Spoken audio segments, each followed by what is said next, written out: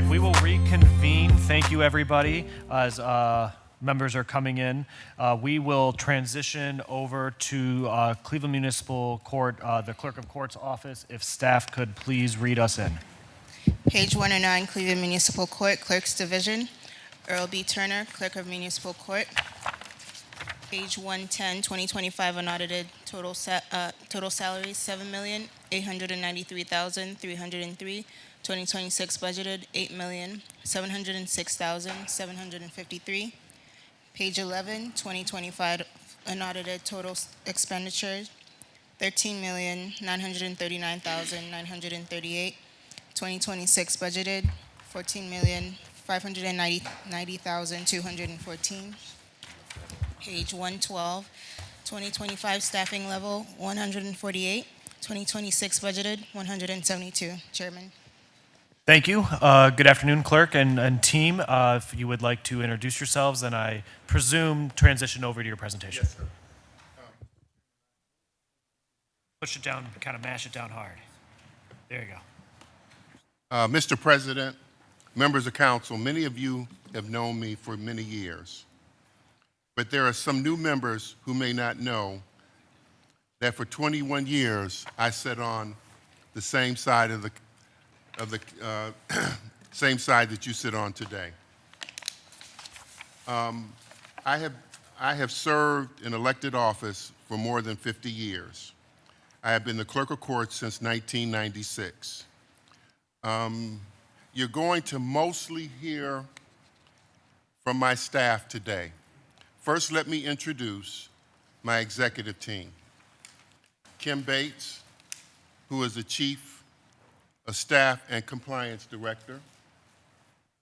Dawn Harris, who is the Chief of Operation. The administrative staff, Ron Tabor is the Director of Criminal. Darren Dorsey is the Director of Civil. John Galick is the Director of Parking. Franzetta Turner, Staff Attorney. That's a good one. Mariceli Rivera, Director of Human Resources. Saida William, Human Resources Coordinator. Obi Shelton, Special Projects Communication. Holly Murphy, Purchasing. Mike Fields, Chief of Security. Irene DeGrandis, Special Projects Coordinator. Ernest Price, Special Projects Coordinator. Angie Martin, IT. Mark Aqua, IT Project Coordinator, and Rich Woodland, who is our IT Director.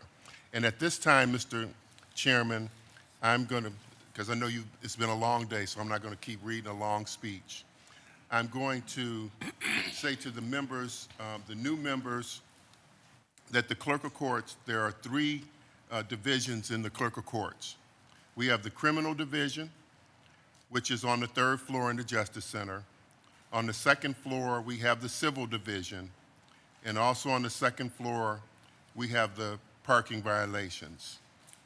And I'm going to, at this point, because I know you've been here till 10 o'clock last night, and I know I've been on that side of the table, I'm going to turn it over to my director so we can continue to move. Okay. To the chair and the councilmen and women, again, my name is Kim Bates, and I serve as Chief of Staff for the Cleveland Municipal Clerk of Court's office. Mark, you can click. Thank you. And incidentally, she was my administrative aide when I was in council. Welcome back. Yeah, thank you.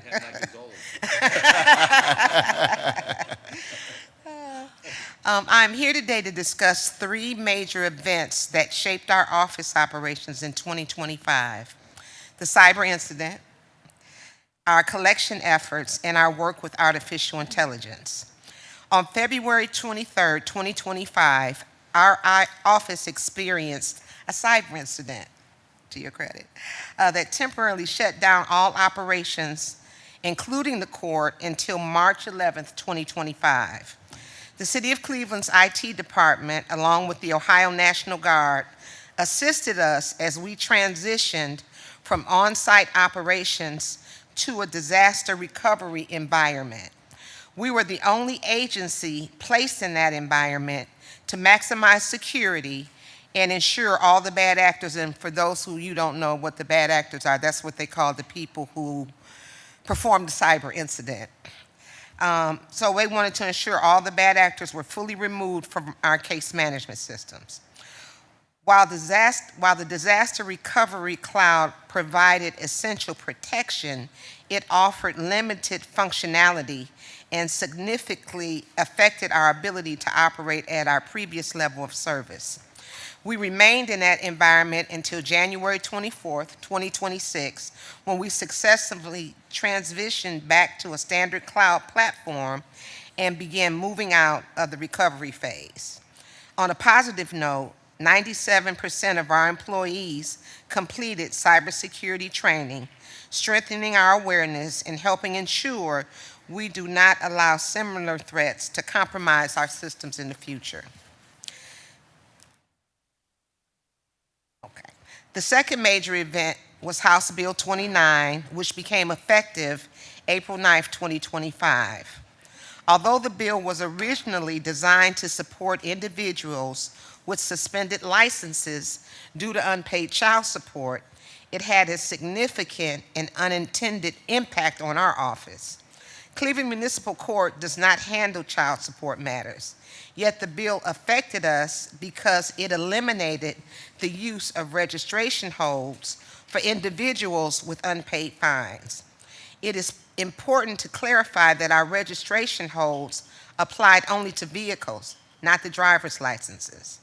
The holds restricted actions such as obtaining tags or stickers, transferring a title, or completing any transaction related to the vehicle. House Bill 29 only applies to traffic and misdemeanor cases, not parking tickets. House Bill 29 removed this tool for all clerk's offices across Ohio, leaving us with far fewer options to enforce payment of fines. The bill now allows registration holds, but only for individuals who failed to appear in court, and even then, the hold restriction still applies solely to vehicle-related activities. At this time, we work with two collection agencies, Alliance One and the Ohio Attorney General's Office. The Attorney General's Office will serve as our primary collection partner because, as an example, they have the ability to apply state income tax returns toward outstanding balances, which will help us recover more of what is owed. Finally, in 2025, our administrative staff and management team began exploring the role of artificial intelligence, or AI, within the clerk's office. We are approaching AI cautiously and responsibly. We are working with the National Center for State Courts to help us develop governance rules and ensure we implement AI in a safe, ethical, and effective manner. We have made a clear decision. AI will not be used to replace employees, but rather to enhance their efficiency and support their work. Our first AI initiative will be focused on the first part of the electronic filing process, which will streamline the intake and filing process. We will closely analyze and measure the results to evaluate its effectiveness and determine how much AI can support different processes in our operations moving forward. In closing, we adapted, we learned, we sharpened our focus as we continue serving the public. As we move forward, we remain committed to improving our operations, embracing innovation responsibly, and supporting the work of the court and residents of Ohio. Thank you. Thank you, Mr. Chairman. As the next person comes up, let me just be clear. I'm a big believer in artificial intelligence. I'm just going to be honest about it. But it's how it's used and how we cautiously approach it. And here's the reality. It's been coming for years. A lot of people believe that AI just came in the last 2 years. No, it's been a gradual work to this point. Our goal is how does it make us more efficient? Not eliminate people, but take away a lot of the manual processes that, where we could do other tasks, we have to perform those tasks. And I'll say this, the challenge is if you don't get on board now, you're going to get left behind because it's moving extremely fast, but you have to do it in a very cautious manner. That it is so important that you cautiously move in that direction. I mean, for those who know about all the large language models that exist out there, some of them are having problems today. But you just can't use that as an excuse not to move forward. How we use it in the court is going to be the challenge because we can't use it every place inside of the court. And so as over the next few years, we'll be coming back talking to you about it and where we're using it and how we use it. When we talk about e-filing, you know, we've been working with the new housing court judge and talking to the judges that we may go to everybody being required to electronically file, which is important to us. And many of the tasks that our people have to perform, which was an extra burden, will no longer be a burden because AI will provide the solutions internally. Now, let me just say this. I heard somebody this morning talk about finances. The world of AI is extremely expensive. And so it's not going to be $30,000, $20,000. It's extremely expensive, you know, where we're moving. And so I don't know if the administration has said this to you, but the cost of just jumping from when we were on premise and jumping to the cloud is expensive. It's all expensive today. And so just be prepared that in the future, you know, we may be coming back saying, hey, we need money for this or we need money for that. So I'm just kind of trying to plant the seed that we're in a different world today, and it's not cheap. Next, Mr. Dorsey. Good morning. Through the chair to the council, my name is Darren Dorsey. I'm the current director of the Civil Division of the Cleveland Municipal Clerk of Courts. I have the unenviable job of succeeding a legend, Irene DeGrandis, who's with us today. My operations manager, who spoke in my stead last year, is Shayla Hurst. And we're under the guidance of our Chief of Operations, Dawn Harris. We all manage a hard-working staff of employees who actually care. With that said, I'm here to give you a brief story about 2025, give you some key statistics, and some 2026 expectations. If you don't know the Civil Division, we serve as the official keeper of all civil court records. We ensure accuracy and accessibility by processing cases efficiently and maintaining those records. We uphold trust in the legal system and support the city by promoting order and access to justice. We are open from 8 to 4, Monday through Friday. A little bit about 2025. As we all know, we spoke of the cyber incident, and it gave us an opportunity to just look at ourselves and, you know, it was a dedication to performance and resilience. We overcame the cyber incident and processed over 2,000 more cases than the previous year. That cyber incident caused a severe backup. We invoked our COOP plan, which is, if you don't know, it's a plan that we enact if we're not afforded the luxuries of technology. So we've switched to manual processes, and that gives us the ability to keep providing service to the public. We turn these challenges into opportunity to improve staff. And you're a little fast, Mark, but that's all right. Turn challenges into opportunity to improve efficient and invest in our staff. We cross-trained, we streamlined workflows so we have faster customer service. And our summer intern projects provided critical support during the recovery.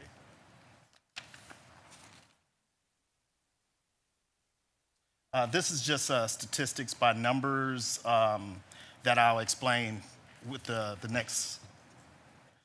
All right, so these are the statistics from 2025. We had a total of 7,236 contract cases, which is 550 more than the previous year. Contract cases that were e-filed, which is electronically filed, were 4,249, which is a 58 almost 59% increase. Our evictions increased from 2024 with a total of 5,977. We had an actual decrease in rent deposits from 112.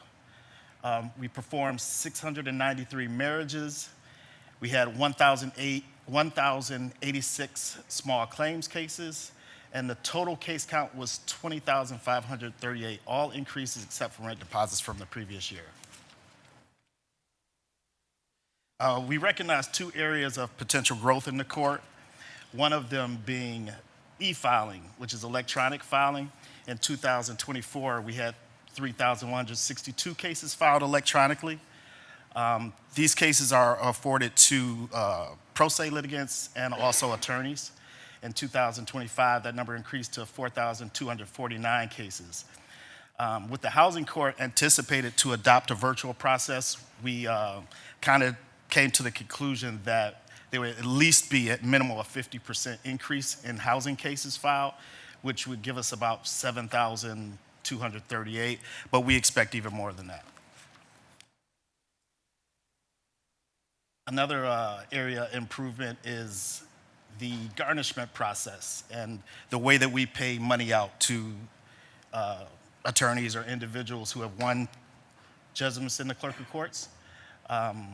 What we do now is we electronically send these cases to the judges for signature. It just streamlines the process. They sign it electronically, send it back to us. Our finance department issues checks daily, which allows people to get their money a lot faster than we previously did. So it results in faster payments and reduced wait times. We have a commitment to innovation. We continuously challenge our staff to find better, faster ways to serve. And the Civil Division core service goals to streamline processes and ensure prompt receipt of funds. Thank you. Next.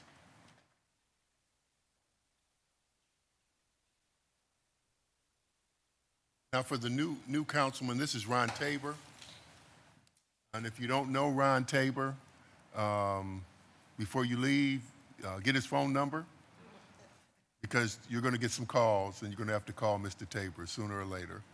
I think just about everybody around here knows Mr. Ron Tabor, and he will handle any issues that you have. Good afternoon to the council. My name's Ron Tabor. I've had the privilege of being the criminal division director for the Cleveland Municipal Court. I work alongside Shonda Jenkins, who is our operations manager. By both of us working together, we ensure that a smooth and efficient functioning of our criminal division.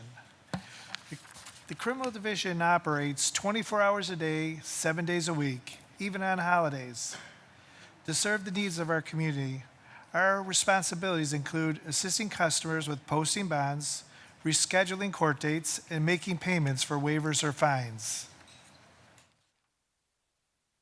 For the convenience of customers, we also have available for them to make payments online at cmcoh.org, which again is available 24 hours a day, 7 days a week. The website also offers additional features, which individuals are able to receive citations can plead not guilty online, so they avoid to have to come down to the Justice Center to put in a plea on their court date.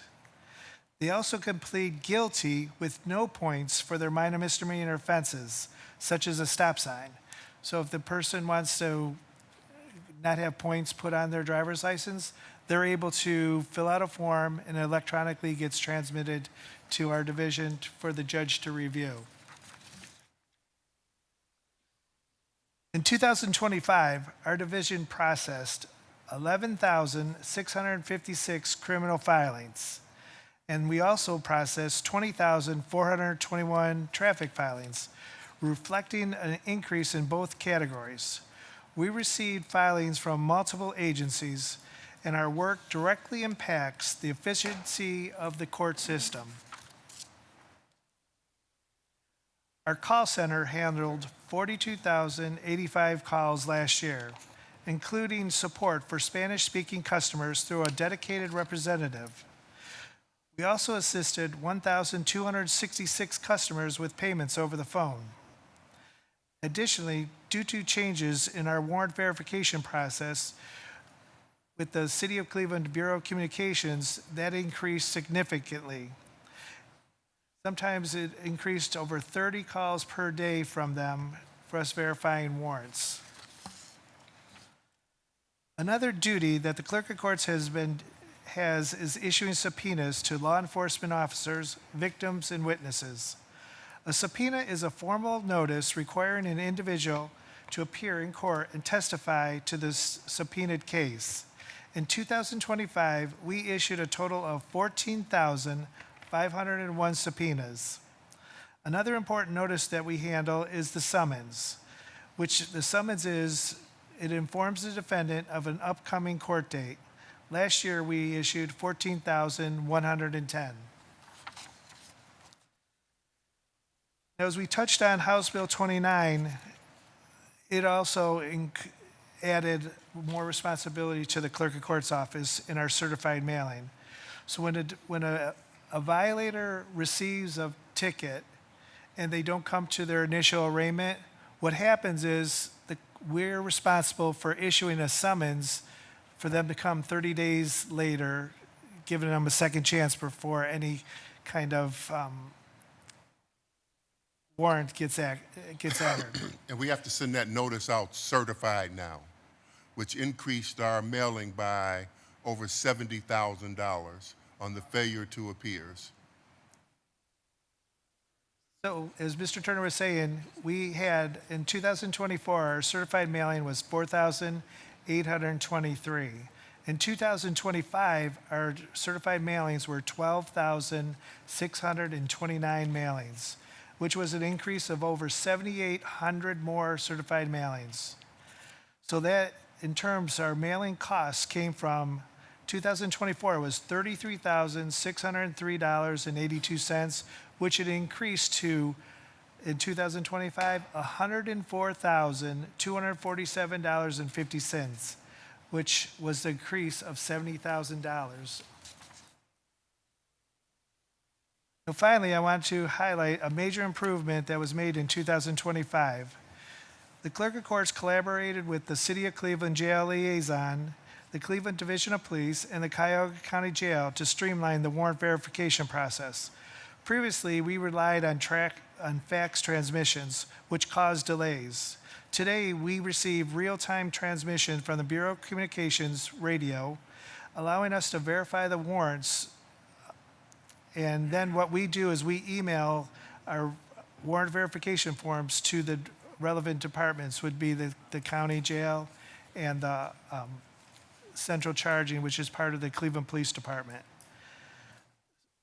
When we email that immediately, before the arrestee even comes into the jail, they receive all the information. So if Ron Tabor came into the jail, all my information is going to be in there for the booking process to begin. And also the Cleveland Police Department is able to start their processing of putting the information into their system and getting them through. So that was a great improvement. And again, it's interagency collaboration that made it work. This has been a great example of teamwork between the Cleveland Division of Police, the City of Cleveland Bureau of Communications, and the Cuyahoga County Jail. Again, thank you for your time and attention. Our team remains committed to serving the public and supporting the justice system with integrity and efficiency. Thank you. And the last one is the Parking Violations Bureau. Do you have a mic that we could potentially?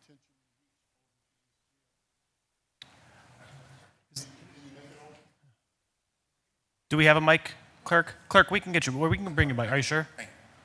I'll point out as you're coming up that Mr. Tabor is the only male member of your staff that still has hair. It's always like, you're not working him hard enough. All right.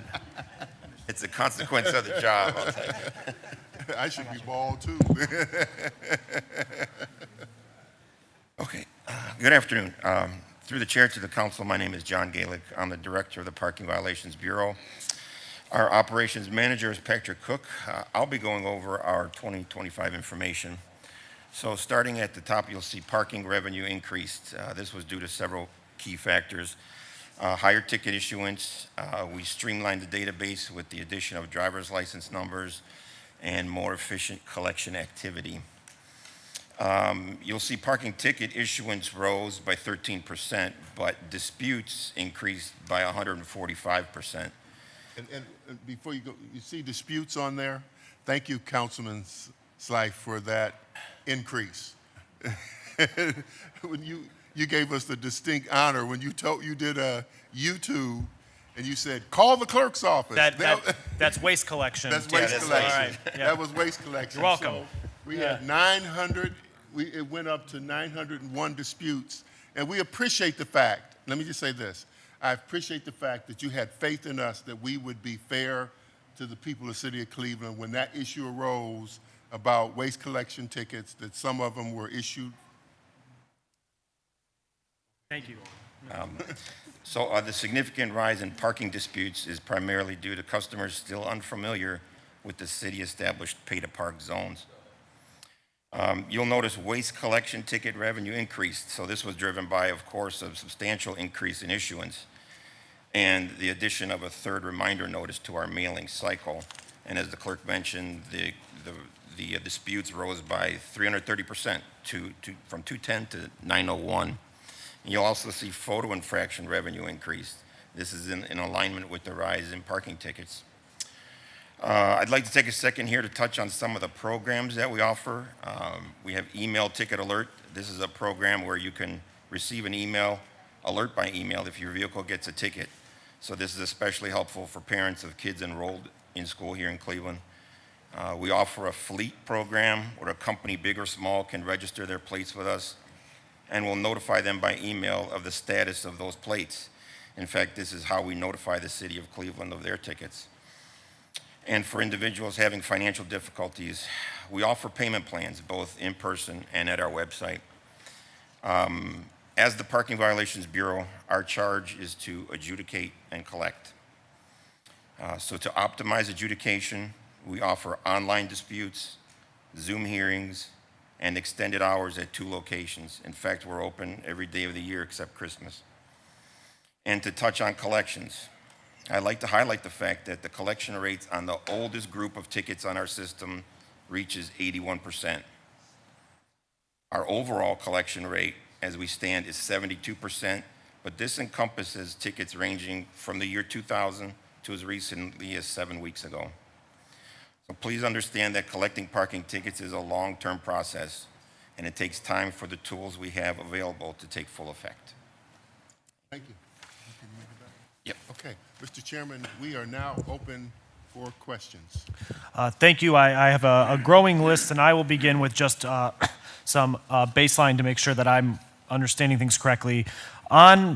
During when the judicial division was up, within their revenue section, they had their fines, forfeitures, and settlements.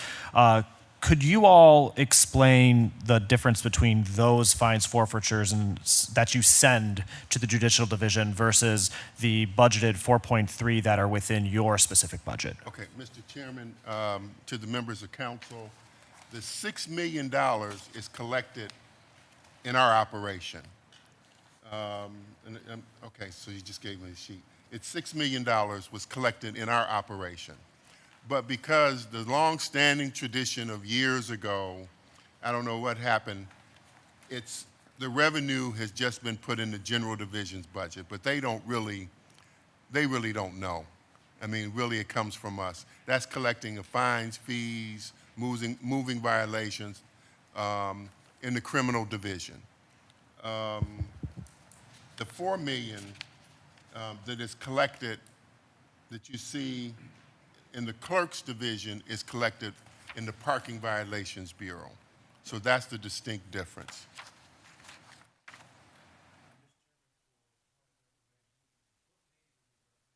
I was referring to on page 111, $4.3 million in fine, forfeitures, and settlements.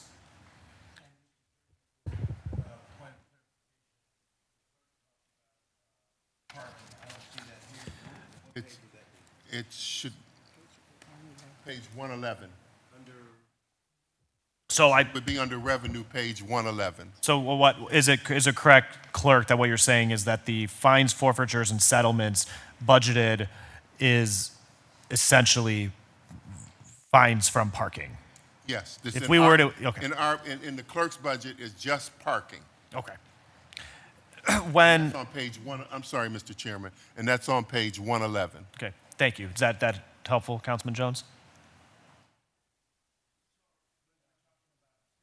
A clarification, and maybe I'm just confused. Thank you, Mr. Chairman. So we're talking about that 4.3 million as being that, correct? When you're talking about page Yeah, yes. 111. Okay, so I didn't know if it was under another line item. Thank you. Thank you. Just at risk of asking a dumb question. Chairman, Go ahead. Mr. Chairman, to the council, you're looking at our projections. The 4.3 are projections for next year. What we collected in 2025 was 4.4 million. Which for the listening audience was 1.2 higher than the projected, give or take, math. So obviously our courts do not exist as they are not a revenue generating intent, but I think that the average person, including myself, when you go to court and there are court costs, the assumption would be that the court costs pay for the operations of the court, so that even though we pull this money into and out of the general fund, it's almost the general fund I would have thought would be a pass-through, and theoretically the courts could operate similar to the enterprise funds, whereas they're self-sustaining off of their budget. To that end, could you just explain to us the difference between your $4.5 million projected revenues versus the 14.6 projected expenditures? And for lack of better terms, and just to clarify the question, I'm curious, is it typical for municipal courts and a clerk's office to de facto be subsidized from the general fund? And then the question then would become, are we charging the correct amounts for things like charges for service and court costs, where we could be making that revenue up without having to pull it out of other parts of the general fund?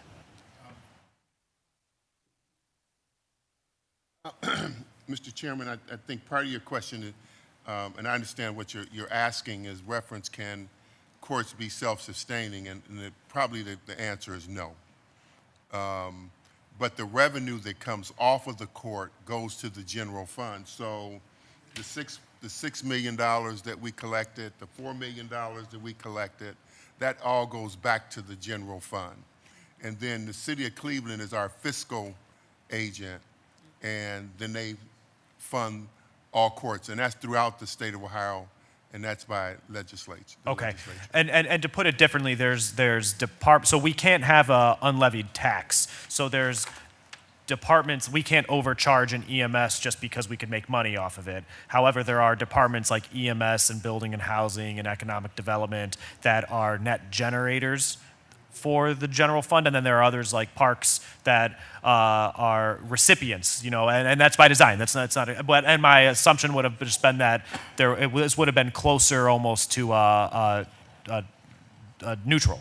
And if the final question off of it being, have we analyzed what we are charging for our charges for services and other things? Is there any scenario where we need to bring costs and charges up because they haven't been updated over a duration of time? Mr. Chairman,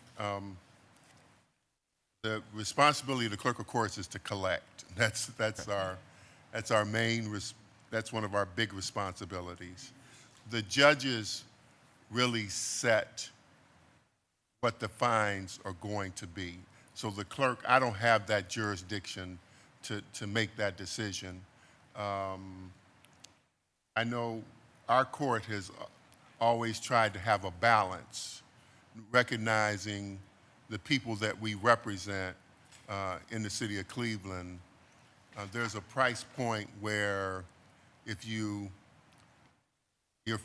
fines and fees are too high, then your collection is going to drop. If it's too low, then it's not sufficient enough. So I think the court has always tried to have a balance. of what it was charging, what the fines and fees are. And then I don't know all of the laws on all those fines and fees. You know, you heard the housing court judge say this morning that she's got some restrictions of, you know, what she can actually charge. And I don't know all of them. Sure. I know, but there are a lot of charges inside of our fines and fees too. So that we pay the state of Ohio. We pay all kind of defense funds that come out of these fines and fees. Grace, can you remember?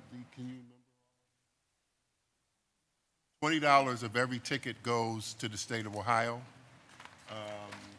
Then it's a fund we have to pay $5. Then there's the defense fund for the state of Ohio that comes out of our fines and fees. So there's a lot that comes out of it that goes to not just the city of Cleveland, but to the state of Ohio. Thank you for that clarification. I'm going to turn it over to our list. We're going to continue with 10 minutes. So far, I have Casey, Conwell, Polensik, Jones. Are there others who'd like to be added? Harsh.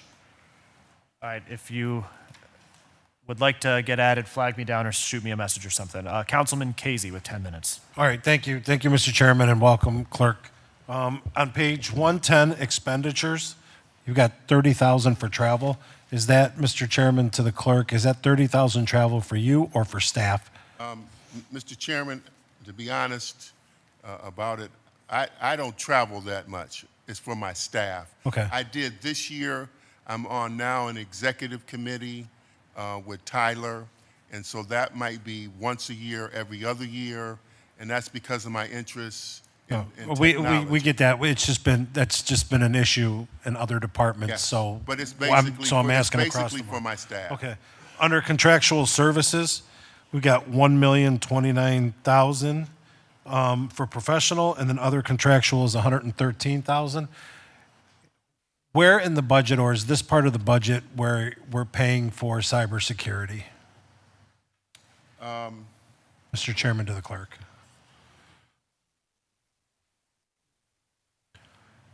Mr. Chairman, the court has what is called, you are familiar, technology department. And all of us have to pay into that fund. And so based on the number of employees that we have, and so we pay 38% of the IT budget. The court pays 50-some, and I think the housing court pays the remaining. So that is all tied into what we have to pay to the general division. Okay, is that, Mr. Chairman, to the clerk, is that in the professional services, or is that the other contractual? And Mr. Chairman, the bulk of that is not in the general fund. It's in another fund that it's in the clerk computerization that we pay for out of that fund. How does the clerk computerization fund get plenished? I say it again. How does that fund become plenished? Okay, so under state statute, we're able to collect up to $10 per case, and then that money goes into the computerization fund to cover our costs. For the IT? Right, for the IT, which Okay. is not going to be enough. Okay. And then, Mr. Chairman, to the clerk, if we can just get a list of all your professional services and the contract amounts, same with other contractual, then we don't have to give it to us now, but you can provide it.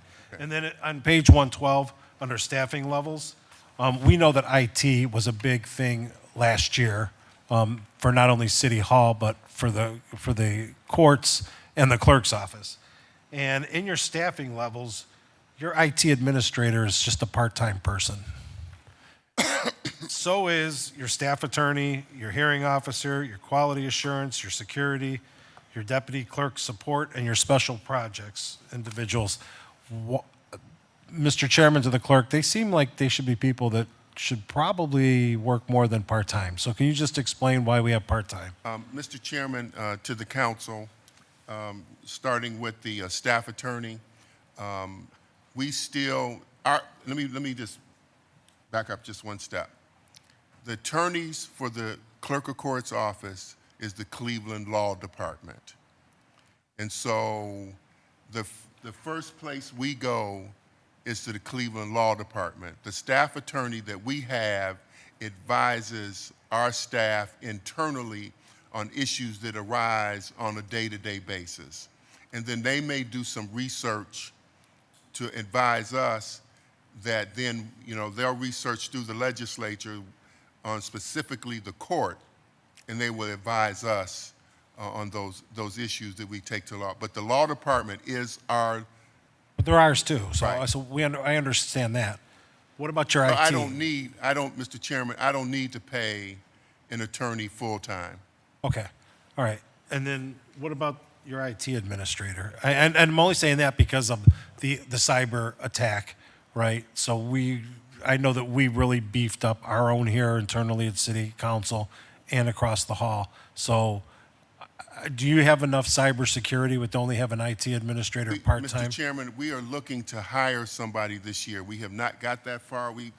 At this point, we just got so many projects on the board at this point. But the IT person that you see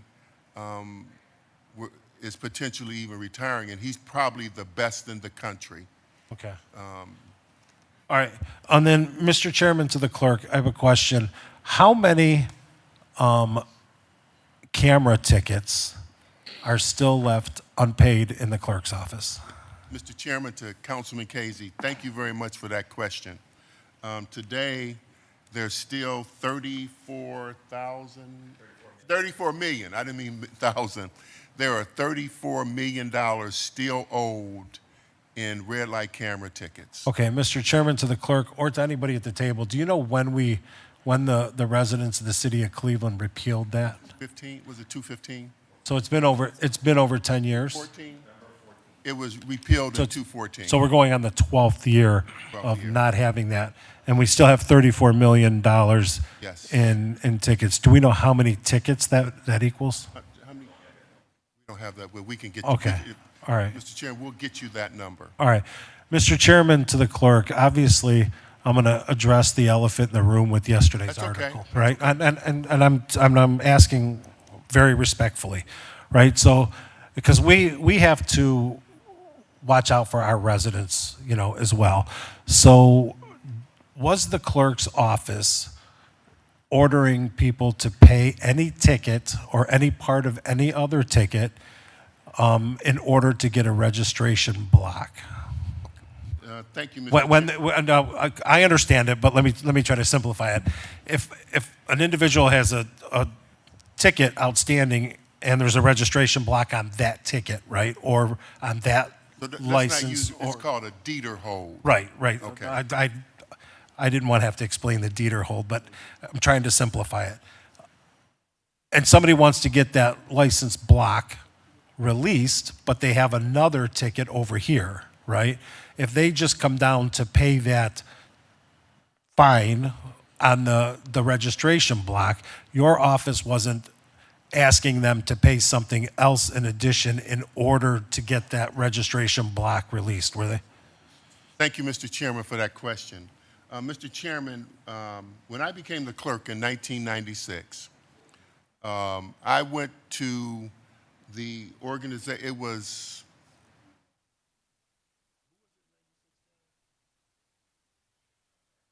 company in 96? It was Lockheed Martin. I went to Lockheed Martin and I asked them to do online payments. And they said, well, we don't think online payments will work. And I said, but I want it because that is the future of payments in any industry. They said, well, people aren't going to pay parking tickets online. I said, I don't care, but I want it if you want to stay working with me, okay? And in those days, Mr. Chairman, it was early. It was an early system. And so the system would only pick up, like if you had I'll use your terminology, but I'll say deed or registration hold. Okay. Okay? So if you had 5 tickets and they were all on registration hold or deeder block, and you paid the one ticket, it would release all 5. All you had to do was pay one of the tickets. Because the technology, you got to remember, we're talking about 1996, and the technology didn't consolidate those tickets into one. The Ohio Revised Code says once you get 3 or more tickets, then we put the deed or registration hold on those tickets, okay? And that's used as leverage. Then over the years, we've gone from Lockheed Martin to IBM to ACS. But, Clerk, and I'm just I saying, understand, so but the I only have 10 technology minutes, right? is So improved. it's either just a yes And or a so no. I just want to say, you know, an article which you're referring to Right. came out and said we pressure people. And I'm just asking. And so I want to answer it. And the question is absolutely not. Okay, We don't- good. we don't That's pressure people. that's what we want to hear. We don't pressure people Okay. to pay tickets. Okay. But, Mr. Chairman, we have a system that when a person comes to the counter, okay, our clerks are instructed to tell them everything that they owe the city of Cleveland. And that amount for just parking tickets is $40 million. Okay. And then, Mr. Chairman, to the clerk, and again, and I'm giving you the opportunity to tell us what we want to hear, but you're also not instructing any of your clerks to tell people that they have to pay camera Mr. tickets as well, correct? So when we started in 96, we got to remember from 96 to whenever the red light cameras went in effect, they were all parking tickets. Right. Okay? And so, as I said, it's $40 million. Right. It's $40 million that's owed the city in parking tickets. So we tell the people what they owe. Okay. What they owe the city of Cleveland, Okay. the total amount. And Right. most people, Mr. Chairman, a lot of people cannot afford, you know, they might have $2,000 in tickets, they may have $1,000 in tickets, and then we will advise them what they owe. Now, they can pay just the parking tickets, or they can pay the red light parking tickets and the red light camera. Remember, we are charged with collecting for the city of Cleveland. Right, I get that. All right, and then, Mr. Chairman, to the clerk, but we're not keeping anybody's registration blocked because they owe red light Okay, cameras, so correct? the article. I'm that not. you- I'm just asking. I wanna I'm just refer to it. asking. I'm not So- referring to it anymore. So I'm just Okay. asking a question. So If we could run everything through the right, chair. through the chair, to the clerk. We're not keeping people's registration blocks because they have red light cameras tickets. No, sir. Right, okay, correct, Red light good. camera tickets Right. do not block people Okay, good, from good. I'm getting just their asking. registration hold. That is not a true statement. Okay. And then, Mr. Chairman, to the CFO, we have been talking about this for many years about the courts not being revenue, and really all of that revenue should just reflect how much the clerk's office collects, right? So if next year's budget book, if we can address that issue with the courts being revenue, having revenue when they really don't, when it should be the clerk's revenue, right? And I think that would make the book look a little bit more balanced. Because right now, if we just look at the book, it looks like you're expending 10 million more than you're bringing in, right? And we know that's not true, right? So I think we just need to clean that up. And Mr. Chairman, I just want one more thing, because I know there's conversation about it. They said we were blocking people because we were using a method that stopped people from getting the registration hold. Our people in the parking violations years ago found a potential workaround to stop that one ticket releasing everything. So they went to Very a good. workaround. And then we found, Mr. Chairman, that it didn't work. And even the intent of the workaround, we found that it did not work. So even those releases just were automatically processed through the system. Once a person paid, even though, Mr. Chairman, let me say this, I want to be clear. So a person could have 3 tickets on registration hold, because remember, we over the years, we've consolidated with different companies into one screen, okay? But you might just have showing just 3 because of the consolidation. So with those 3, even though people only paid, they still owed us $1,000, and the system processed the 3, it still processed their release. Okay. So nobody, from our research, okay, the system, the workaround just did not work. Okay. And then last thing, Mr. Chairman, I know I'm done. Mr. Chairman, one thing that I'm going to work with the law department on is we've got these red light camera tickets that were issued in the city of Cleveland. Every ticket is at least 12 years old, right? So just like we did with the marijuana, I think we as a body need to look at 12 years old. It's a lot of money, but what's the chances that we're ever going to collect it again? So we need to look at the law department to see if we can do some sort of expungement or something like that on that. Thank you very much, clerk, Could I answer that, though? Mr. thank you very Chairman, much, clerk, we for. are potentially going to come back to the law department and say, okay, these tickets, this percentage of tickets, not all of them. I agree, or just Cleveland ones, okay? whatever. I get So it. we do take a look at that. Okay. We've done it before where with parking tickets, they were just so old back to Right. 1985. All right. Thank you for your service. I But appreciate it. thank you for the questions today. Thank you. I have Polensik, Jones, Harsh, and Starr. Thank you, Mr. Chairman, my honorable colleagues. Glad to see my old colleague here at the table. Question. With regard to the traffic tickets, you just indicated there was $40 million that's outstanding. No, that's, Mr. Chairman, the $40 million in parking tickets. Right, is outstanding. Is outstanding. And that Yes, goes sir. back to when? 2000. 2000. So prior to 2000, that just we just erased, or what? Yes.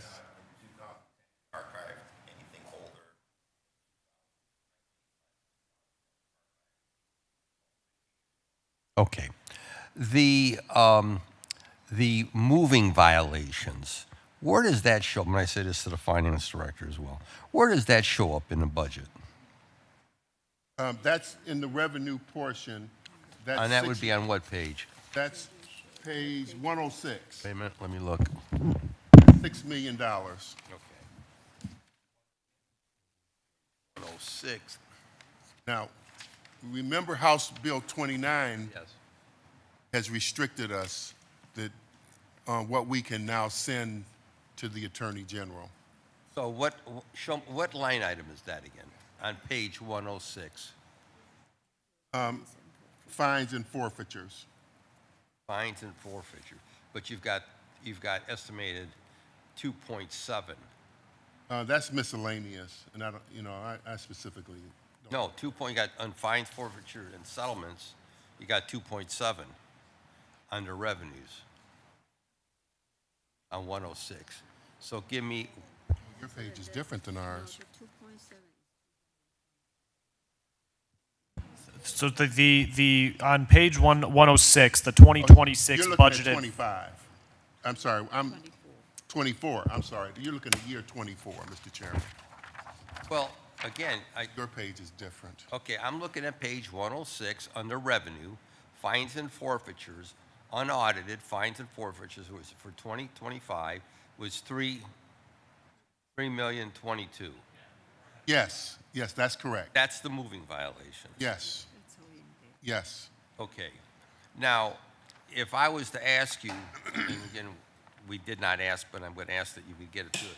If you were to go back, let's say, 10 years on moving violations, go back 10 years on moving violations, what would we be looking at?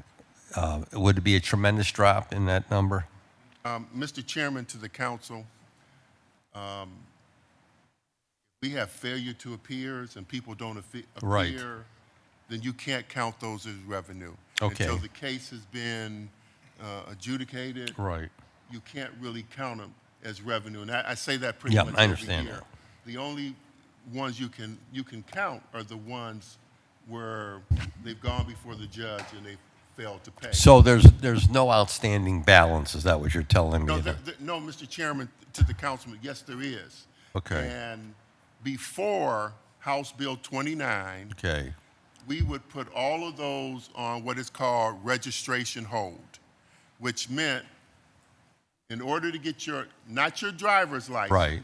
Okay, not your driver's license, but in order to get your plate, plates. okay, you had to come to the city, you would go to the BMV, and then you'd have to pay, and then you would come back and you would Okay. be able to get your, Mr. Chairman, to the clerk, do we know what that dollar amount is? We just heard 40 million for parking tickets. What would be that outstanding amount? we could probably take a look, but right now we're handicapped to, because of the cyber attack. Okay, We are people who can do research. We were, as I told you, we were sitting in a disaster recovery cloud, which meant people could not get in. Okay. Because the firewall was so okay. tight. So whatever you, through the chair, whatever you could provide to us would be very helpful. Because one of the major concerns of the council is the lack of traffic enforcement in the city. We hear it at every one of our neighborhood meetings. How come there's no traffic enforcement? They're going through the red lights, they're going through the stop signs, speeding through the school zones, going around school buses, da-da-da-da. We're hearing it at every neighborhood meeting. So I'd like to really get, because we're going to, from a safety committee standpoint, we're going to really try to impress upon the administration the need to do traffic enforcement in this city. Look at the number of hit and runs we've had in this city within the last year. That speaks for itself. So again, we want traffic enforcement. And the other thing I need to say is this. In your handout or your presentation, you mentioned that there are 12,000 people, individuals, motorists, disputing their parking tickets. And that's up threefold. And I got to tell you, and I want to say this to my colleagues, we're going to have to revisit the parking situation in this city because the administration has made parking downtown miserable, absolutely miserable, with this thing where you got to, go on your phone. There's a whole segment of our population that doesn't use smartphones. They don't. I mean, come on now, really? And they're giving out tickets like jackrabbits in heat downtown, okay? And at the end of the day, we're trying to get businesses downtown, and these guys don't get it. And I can tell you right now, they might have wanted this crap in the trendy neighborhoods. In Tremont, Ohio City, in front of the latte shop or whatever the hell they want, okay? But on St. Clair, they didn't, okay? I can assure you of that. Because I got everyone on St. Clair calling me, okay? And Danny's Deli, I don't even walk in the door anymore because I got to have a place for my customers who want to just pick up a sandwich that are blue-collar workers that are running. They get a half an hour for lunch. They want to grab their lunch and pick it up, and they get frickin' tickets out there on St. Clair Avenue. We have got to, Mr. Chairman, we got to revisit that whole parking crap, man. They have made it miserable. You used to be able to come downtown and park on the weekends. Now they're hosing you. You're getting the upper and the lower radiator hose downtown when you go on the weekends here. So I'm just saying that. And so I expect that dispute category to increase substantially because people are fed up with this crap, with their little, whatever, what do they call that damn thing you got to put on your phone? What is that thing? Because I don't use it, okay? I don't use it, that's for sure. But I'm saying our folks, I can tell you, man, people on the east side aren't happy with that crap. Businesses aren't happy with that crap. Maybe in Tremont, Ohio City, they love that stuff, but I can assure they don't on the east side. So I'm urging my colleagues, we're going to have to revisit that whole parking disaster that they've created downtown. And outside of that, if you could provide us the information that I've requested, I thank you. And I wish you well, my colleague, former colleague. Thank you. Thank you, Councilman Polensek. Councilman Jones. Thank you, Mr. Chairman. A lot of the questions initially that I had as it relates to the budget has already been answered, but there were some parts and pieces in here that need a little bit more clarification on. If we left off with talking about the Attorney General restrictions. Can you explain that? Okay, Mr. Chairman, thank you very much for the question. One of the problems with a parking ticket, you get a parking ticket, it starts, I think, at $25, it escalates $15. Then it goes through another round and may escalate up to 50. With the Attorney General's office, you cannot send anything to the Attorney General's office if it's under $100. So we can send our moving violations to the Attorney General's office, but they will not allow us to send, like if you got, we have, how many parking tickets that are just, people got 1 or 2 tickets, how many? $19 million where people just have 1 or 2 tickets. And we send out the collection agencies, we do everything. We got the scofflaw cars out there to ride around for everybody. We've even had cars that we sent out and put notices on cars. You got a ticket, please pay your ticket. We've done all of that. But if it's not $100, we can't send it to the Attorney General. If it's over $100, we can send it to the Attorney General. And that's why we said the Attorney General will become more of our collection process, because we have now been restricted by the legislature. So now there's going to be, you're probably going to get more complaints because we have to send them to the Attorney General. And then there's an increased cost when you send them to the Attorney General.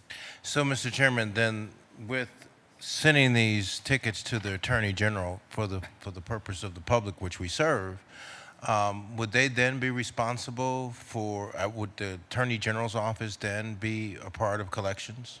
Yes, they are the collectors. They will send you a notice from the Attorney General's office, and then when income tax time comes, they will take those tickets out of your income tax.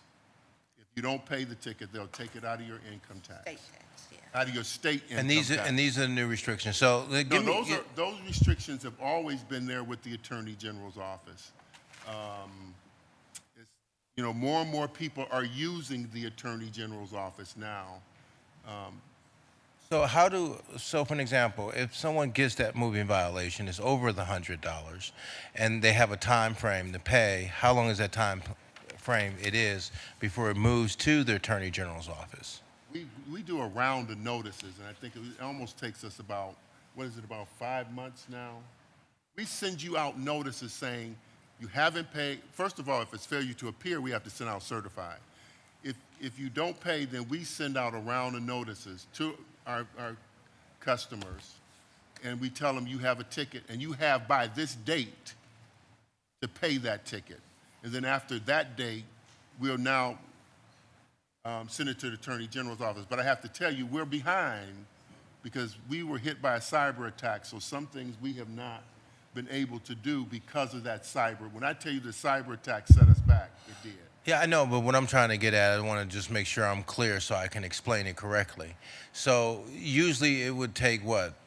You notify the person that they owe the fine. Is it 6 months after it's turned over to the Attorney General, or is it a year when it's turned over to Attorney General? No, 3 letters. 3 letters. So usually what's the time frame? So, failure to appear or failure to pay, usually within 48 hours. And then after that, we give them 30 days. And we send out another letter, and then another 30 days. And the reason for that is because while parking tickets are $25, the moving violations, that's a choice between whether or not I'm going to pay a bill, get food. That's around $200. So we try to give them time to come in. So you're roughly looking at 60 to 90 days, I'm just Yes. trying to get to, Yes. right? All right, so we're roughly looking at about 60 to 90 days. Then it goes to Attorney General's office, right? So the Attorney General's office then is now going to collect. And so the way they collect it is through the income tax. How does that trickle back down to the city of Cleveland? So we sent once before, we sent some parking tickets to the Attorney General's office, and we collected in a month $230,000 in just a month. So it will come back to your It comes back office. to the city. But Does it the come back? difference, Mr. Chairman, is once we send those tickets to the Attorney General's office, we lose total control of them. Okay. So, But Mr. if your constituent calls you, and Mr. Chairman, to Councilman Jones, if your constituent calls you and says, I got a ticket from the Attorney General's office because the ticket I got in Cleveland, okay, can you help me? Then you say, yes, I can. Let me call the clerk of courts. I can't help you because we lose control of that ticket completely. And the only person that you can talk to once we send it to the Attorney General's office is the Attorney General. So, Mr. Chairman, to our CFO, where does those tickets come in to show us where there's income coming into the city of Cleveland from the Attorney General's office as relates to It movie would just be violations? in the total revenue.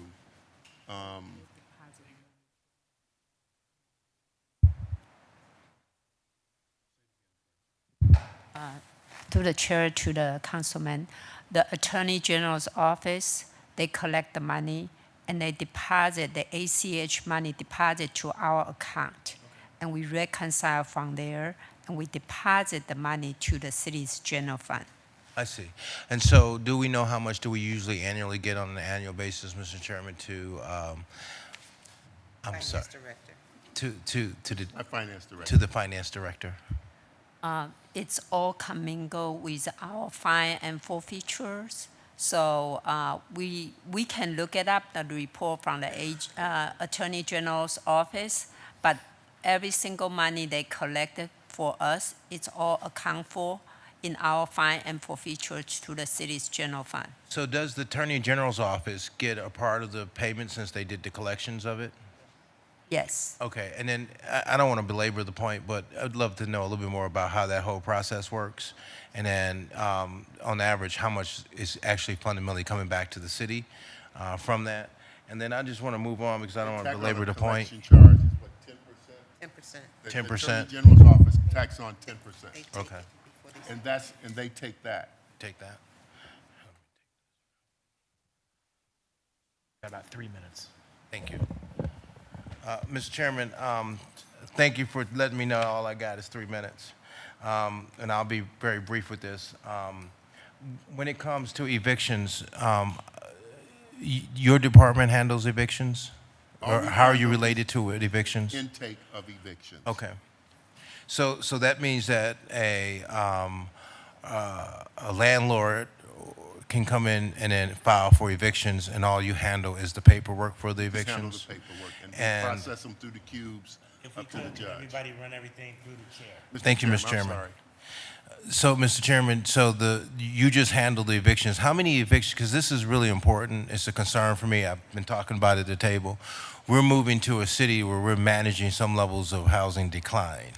And so we've turned into a city, unfortunately, that's now starting to do a lot of rental.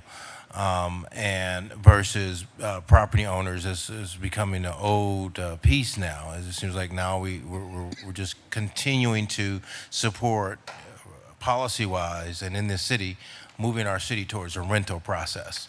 So with that being said, when it comes to evictions, it's always scary.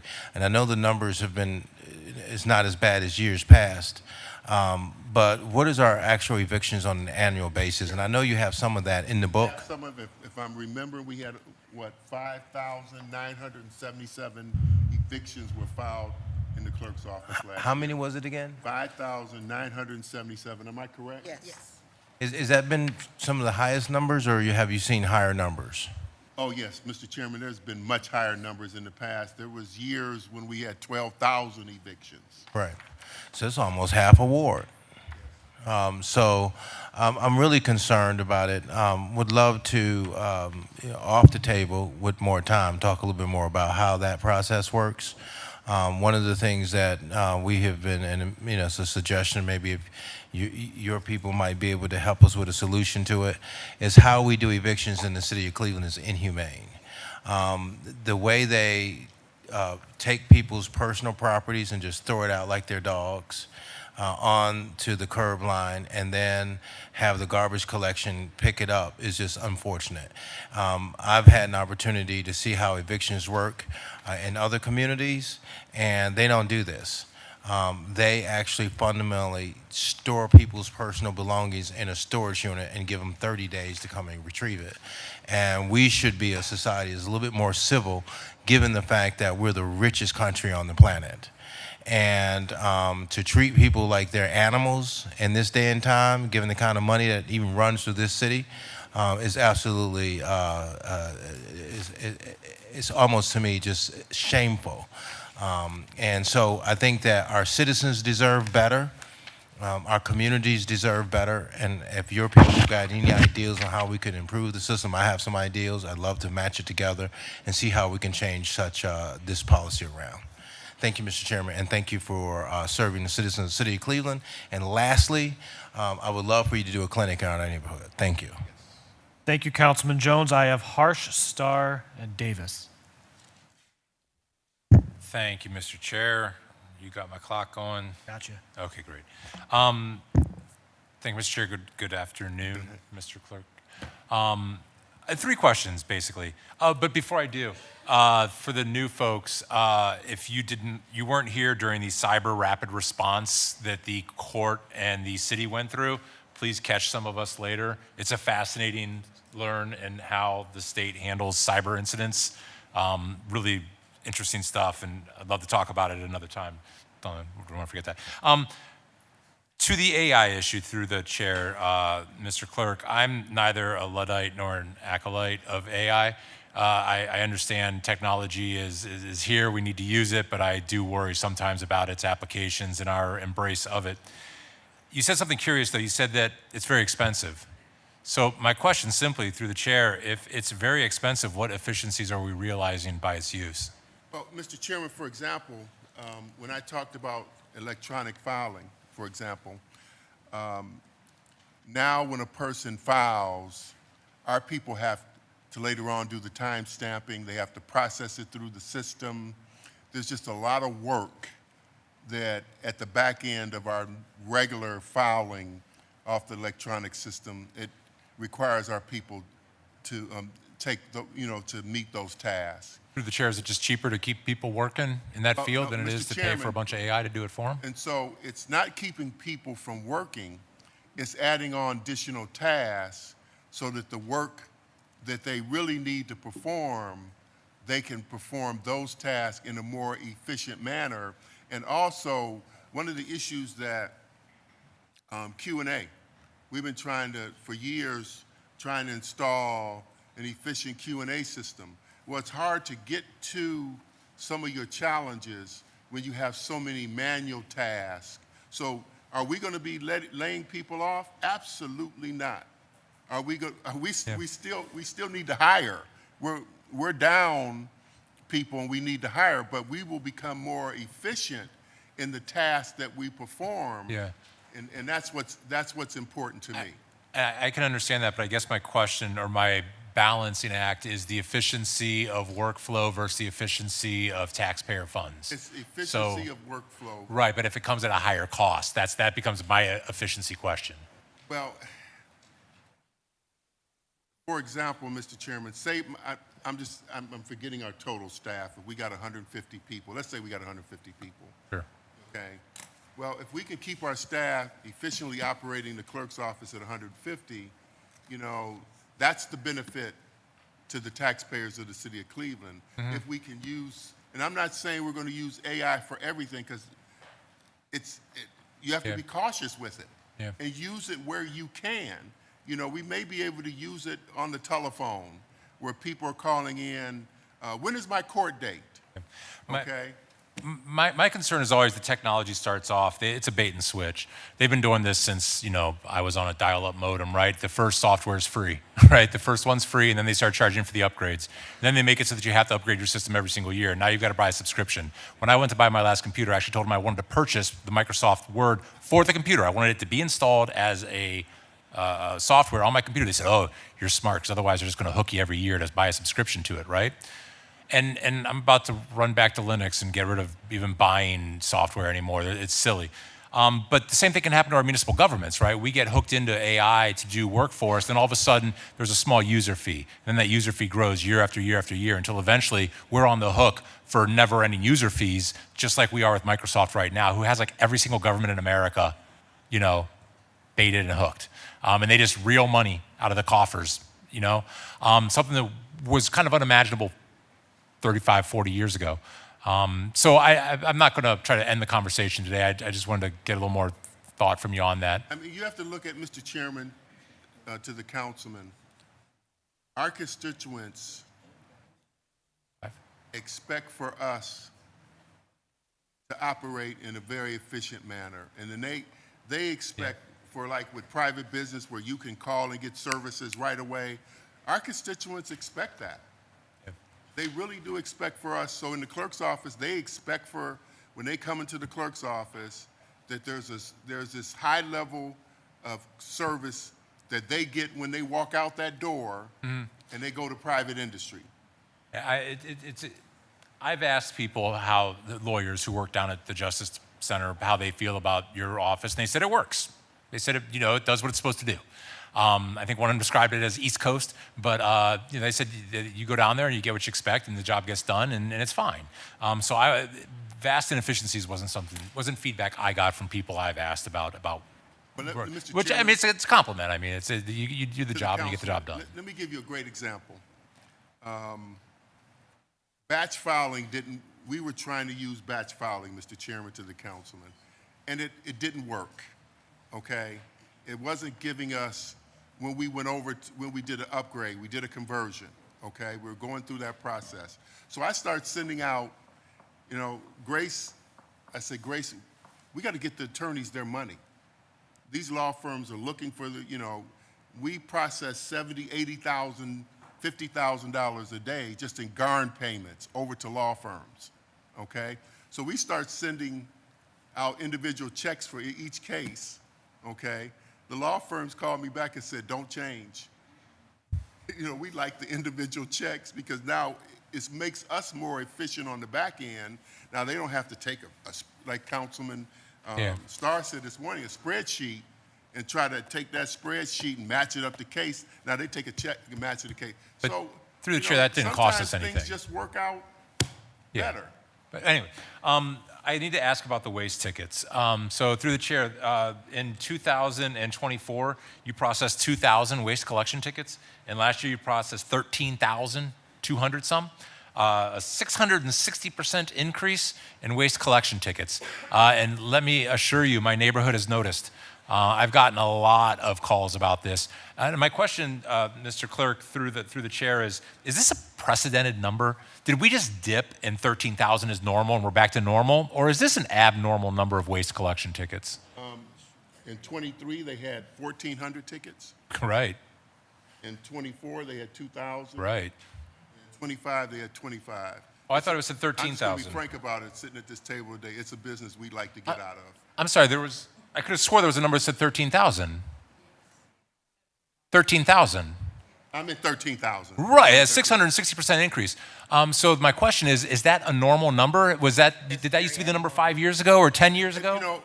I agree with you. It's abnormal because 1,400, 2,000, 13. But I'm saying this today at this table. It's a business that the clerk's office would like to get out of. I appreciate that. I'm just trying to you have a great historical perspective. Have we ever issued over 10,000 waste collection tickets in a year? No, not that I know of. Never, okay. That's all I'm trying to get at. My last question through the chair. Are you able to give us geographical distribution of those tickets? No, not. I don't know. Wait a minute.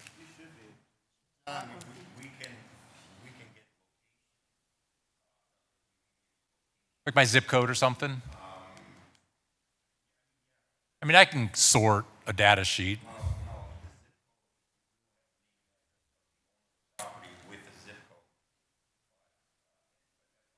But that's okay. That'd be very fascinating too. I would absolutely really love that.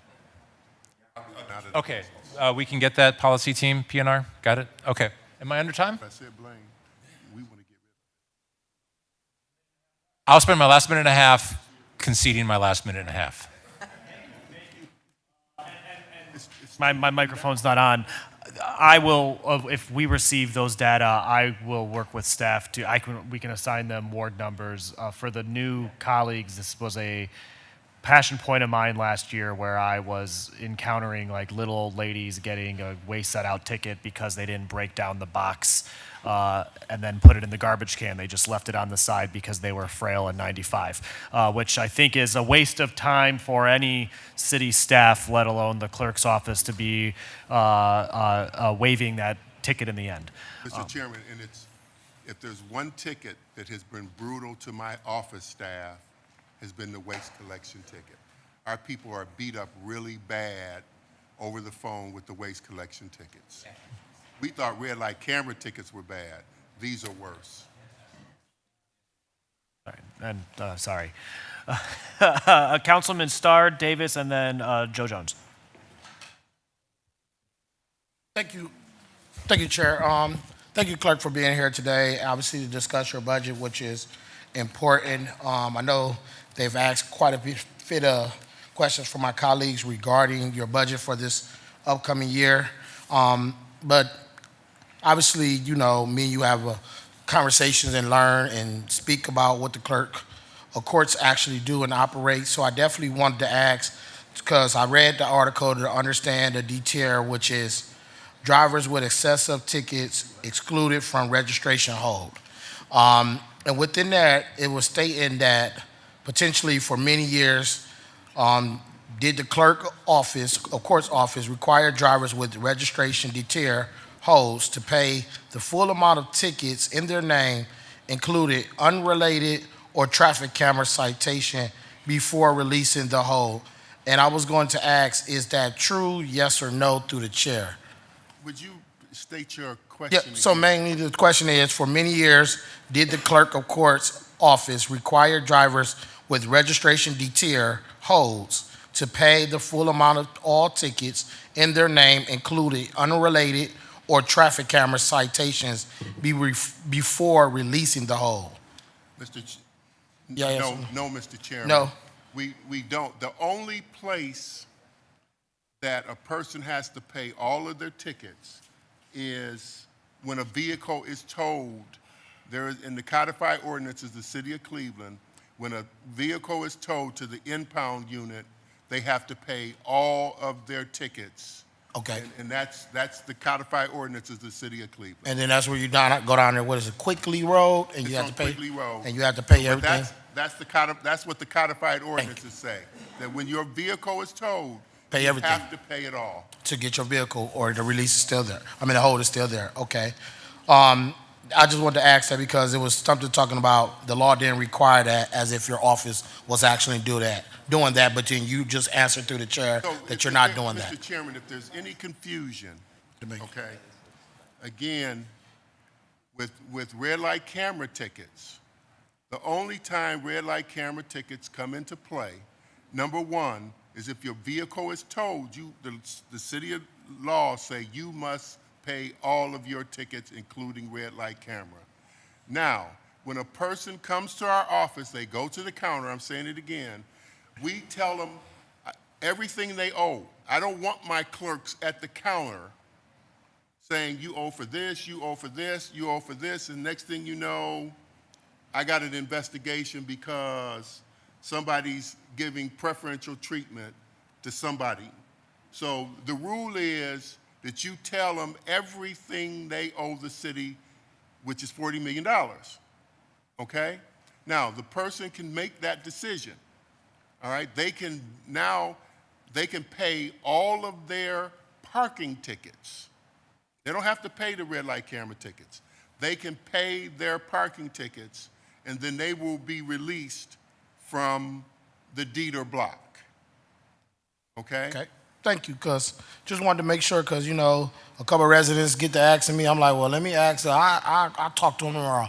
And I like to make sure, I like your transparency to make sure you speak on the facts, not just what an article saying like, hey, no, there may be some more investigative work that need to be done, as opposed to saying that your office was doing something that you say you were not doing, which is good, and I thank you for your transparency. So when it comes to the fact that you said from an understanding and eternal knowledge for me to learn, because you said that you are not doing that. So when it comes to these traffic camera tickets, you are not legally required for deter block release at all.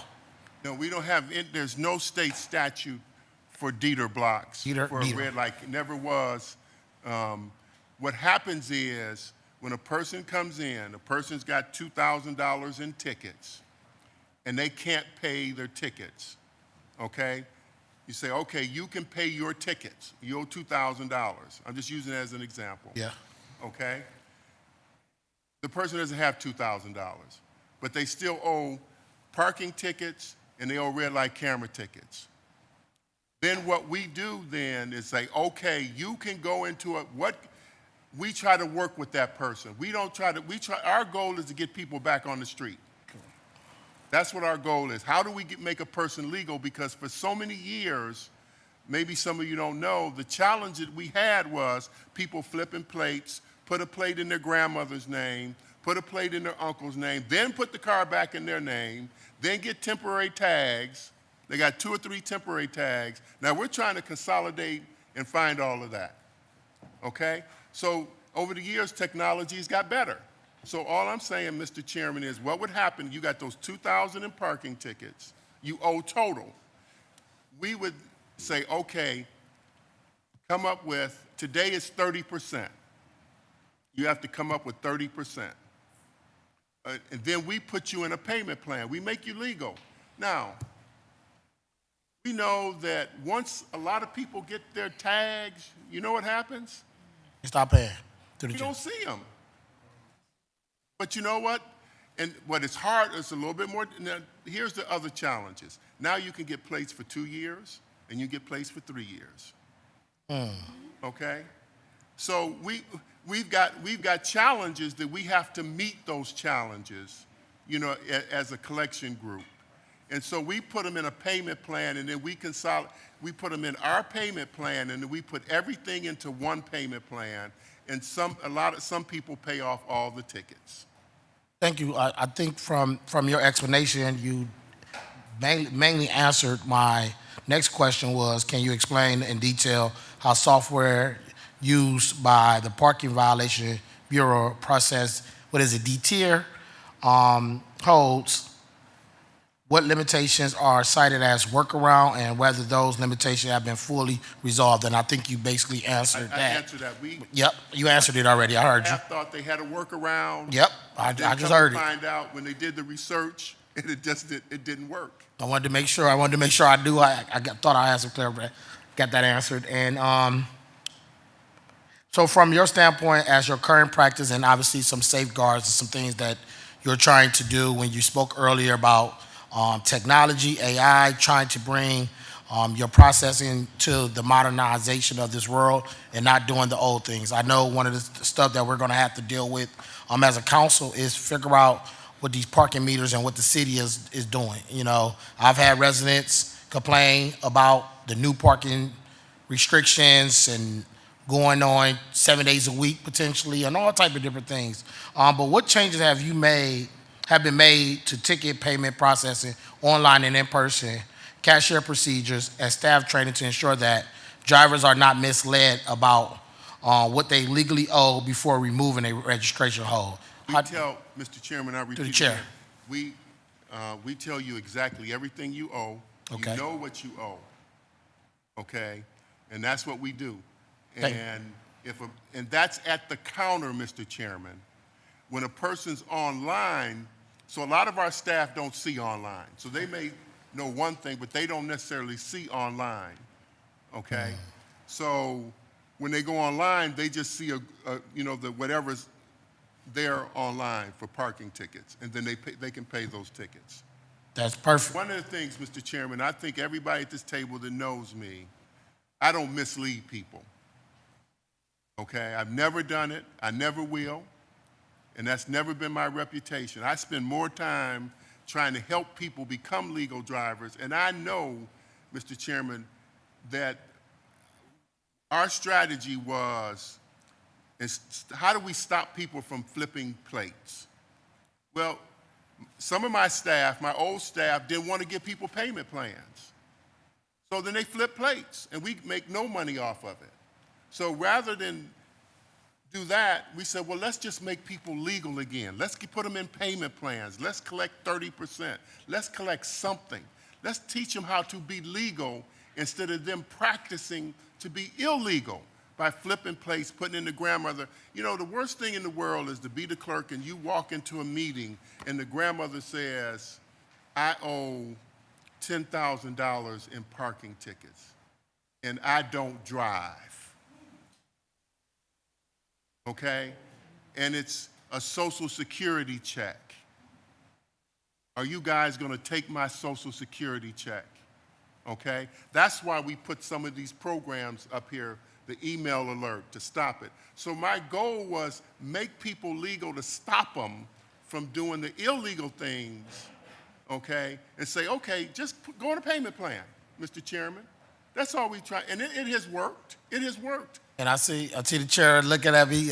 That was the clerk that time. Hold on, give me one second. Okay, chair. Give him back 5 He's minutes. claiming his time. Yeah, go ahead. Hey, look, you got a sense of your colleagues. When the chair look at you, you say, wait, hold on. But no, just as we wrap up this final point would be, from all the things that you're doing, I think transparency as well as reporting is something that is important for this day and age of individuals. And what I mean by that is, can you as the clerk as well as your office commit to making sure public reporting is done? And what I mean by that is, can you have some type of system within your team to work to make sure how many people are request, DTIR release each year, how many are processed successfully, and how many disputes or appeals are filed related to incorrect or misleading payments, demands, or anything like that, just so we can have something reporting. And I'll send this over to our staff to possibly send it over to your office to see what you can come up to make sure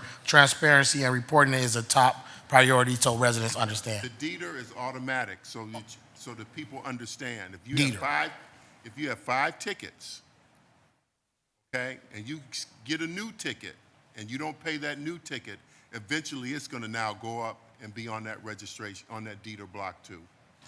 Thank you. And as far as staff, do you have any vacancies currently? And if so, what's the total amount of vacancies do you have in your office through the chair? We're at 134 and we're in the process of hiring. And what happens to us, we're the training ground. Our employees come, they're trained, the next thing you know, they get a job at the feds, because they're trained so well that other people, they go to law firms, and so we go up and down. Now we're trying to catch up again because our staff, if you notice, nobody asked the question about overtime, but our overtime last year, because of the cyber attack and not having enough staff, was $100 and some thousand in overtime. So we got to replace people to cut the overtime. Thank you so much, and making sure I got the word. Is it DTIR or DTIR? DTIR. DTIR. Drivers with excessive tickets excluded from registration. Got it. Thank you, Chair. Thank you. Councilman Davis. Let's see. We're double booked down here, so got to figure out this wire situation. Thank you, Chair. Clerk, thank you so much. Today is the first day we've met, so I appreciate you coming before us and digging into all these issues. I want to follow up just on my colleagues' comments from Councilman Casey, Councilman Starr. Just this article. It came out yesterday. I haven't really digested the whole thing, but I wanted to read part of it, and hopefully you can explain what's been happening. I'd be happy to. Thank you. Through the chair, the employees manipulated drivers' credit card payments, removing $1 from their transactions, leaving them short of the amount required to clear the blocks in the registration. Turner's employee then applied that $1 to tickets not tied to drivers' holds, creating false records of what the drivers actually paid, and then this left them unable to renew their plates at the BMV. So, I mean, the idea of manipulation and false records, this is raising some red flags, and I really do want to hear more about this $1 thing. And I'll just say, later on in the article, there are scans or photos of $1 removed, it looks like, from certain payments and moved to other payments. What's going on? Thank you, Mr. Chairman. Thank you for that question. And I think we answered it early on. in 1996 when we started online payments. So sorry, this is from 2018. The records are from 2018. No, but I want to bring you up real quick. We went up, 96, we started the online, and somewhere between 96, when we went online, again, you could pay one Dieter block, and that would release, even though it was supposed to be 3, but the system didn't pick up the tickets. So they tried a workaround. It was not, the words that were used in that article is not true, okay? It's not true, okay? And so what they did was try to work around so they could stop, because it was with one ticket, it was releasing all of the tickets, okay? Now, we found out in doing our research, as I indicated to you, what they were doing is you paid the 29, you paid the 30, and then they moved to a ticket that that you had not paid, okay? So your money was still accounted for. It was no manipulation. That's not true, okay? And through the chair, I'll just dig in for a second. So did your employees And so manually remove a $1? They manually And moved clerk, could you pull your microphone a little closer? I'm being told that they it's not picking up manually well. moved it. Oh, okay. Okay, and then we found out, Mr. Chairman, to the councilman, we did our research, and we found out, even moving that dollar, that the system still processed the release. Okay, the system didn't pick it up. It didn't work. The workaround that the employees attempted to use did not work. And so the dollar that may have been moved to stop people from getting their registration hold because they had not complied with the law, okay, they still got them. Through the chair. So this is helpful that this was intentional. The idea was to manually move that $1 from one bucket to another to make sure that the driver in question would not be able to get their license renewed so that they would pay the entire amount? Yes, until they complied with the Dieter block. That's okay. So that's But again, I have to say, yes, sir. that when we researched it, and to make it clear, if you know anything about computers, you do workarounds, okay? That's not unusual to do workarounds to make a system work. But we found out that it just did not work, and the system kept processing. Because once the system picked up the $30 on that one ticket and said it was paid, the system just processed everything straight through. And so I'm sorry to keep digging here, The but 30 was accounted for. so when an individual would come to your office through the chair and would try to pay off That was online. I'm sorry. When an individual would, this is only online. Only online. So if someone tried to pay for a ticket in person, this $1 movement wouldn't happen? No, it would not occur. So there's two separate payment mechanisms and ways of treating people who pay in different ways? Okay, so when you go online, when you come to the office, you go to the clerk, and the clerk gives, you give them your driver's license or whatever, okay, identification, and then the clerk looks it up and tells you what you owe, period, okay? And then the clerk gives you the options. You owe X in parking tickets, okay? The person then can pay their parking tickets, but the total amount you owe is parking and red light. We give you the total amount first, okay? So the dollar moving would only occurred online. So through the chair then, so this $1 would move, someone pays online for a specific parking ticket, your office would say this is an online payment, and because this person has other tickets, we're going to, even though the person tried to pay for the one ticket, we're going to take $1 away from that payment and move it as credit to other payments that they were not trying to pay for. Exactly, move it as credit, yes. But I guess the challenge, through the chair, the challenge there is that The system didn't pick it up. The system didn't pick the dollar up and the stop system anything. didn't pick it. It didn't pick it up and it didn't work. Okay. I'm sorry? You're good. Okay. No, I mean, this is clarifying. I guess the concern is someone was trying to pay for one thing and your office said, no, you can only pay for the whole thing at once, I guess, because the goal was to get them to pay for tickets that I guess I can empathize with my residents who might have tried to get their blocks removed, pay for only the tickets required to get the blocks removed, thought they did so. And they got them. They got them. See, I guess that's where this article comes into play. There you go. Now you're catching Okay. it. You're catching it. The article talks. They still got their registrations. They still got their plates. Okay, so folks were not ultimately blocked by the BMV, No, they were not. even though this $1 movement thing. No, Oh, it did not stop anything. okay. Well, that's good to hear then. Now you're catching it. I appreciate you walking through it. I'll yield at this time. Thank you, Chair. Thank you. And then we have Councilman Jones back on, and then Shaw.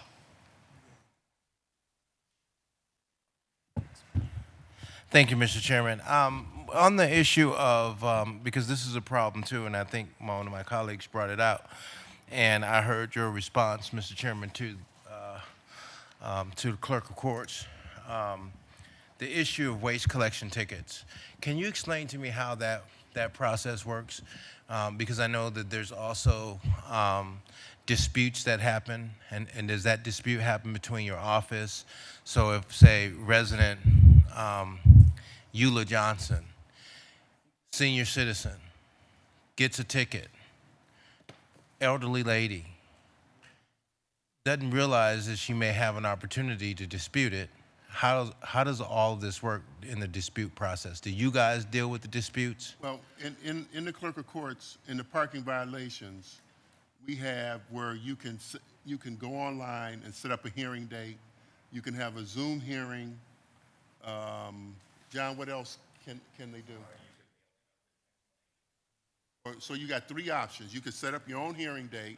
You could do a Zoom, so you don't have to come downtown because, you know, like you said, we don't want people coming. Oh, I'm sorry, Mr. Chairman.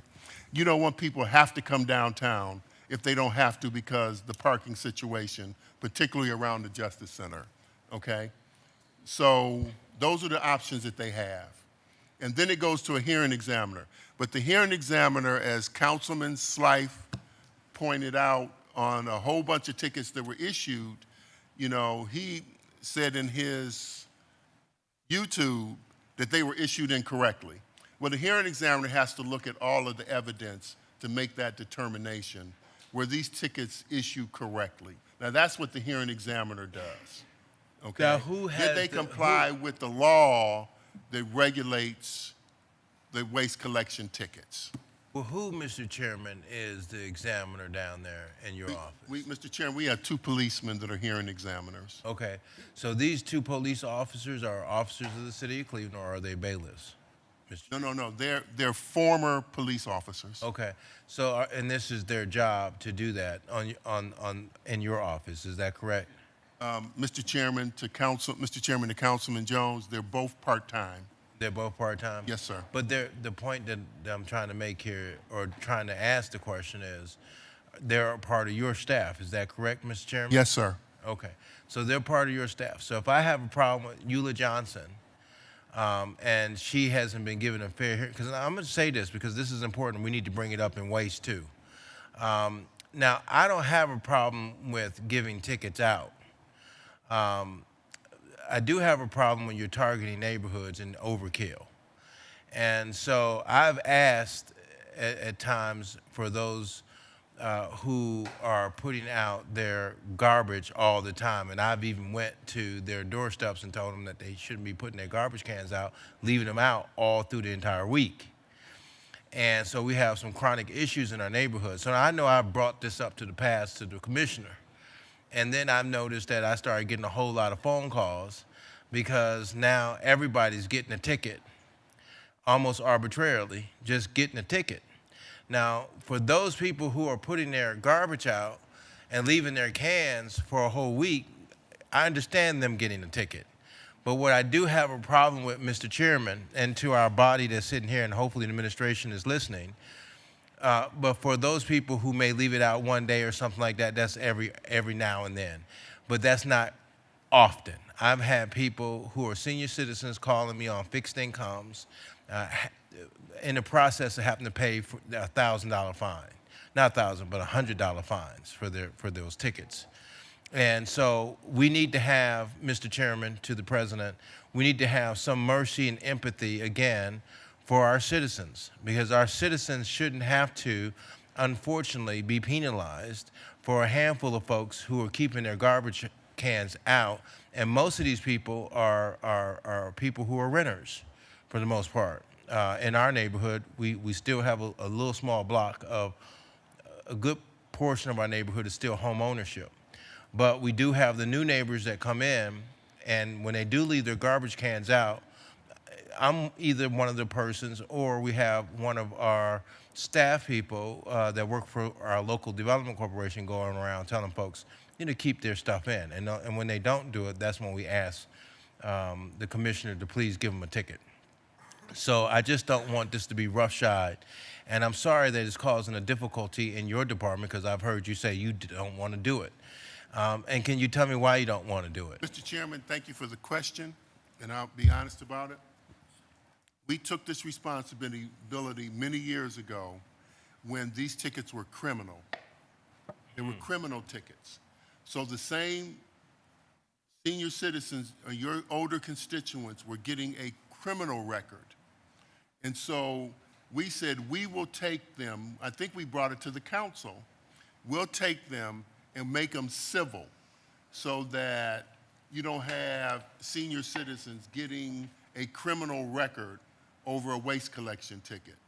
Now, as I told you earlier, my staff, we've reduced the staff in parking. I try to manage my staff to be efficient. But it's brutal when our staff is kind of getting beat up over waste collection tickets. Okay? And because it goes up and down, as somebody here indicated, you go from 1,400 to 2,000 to 13,000.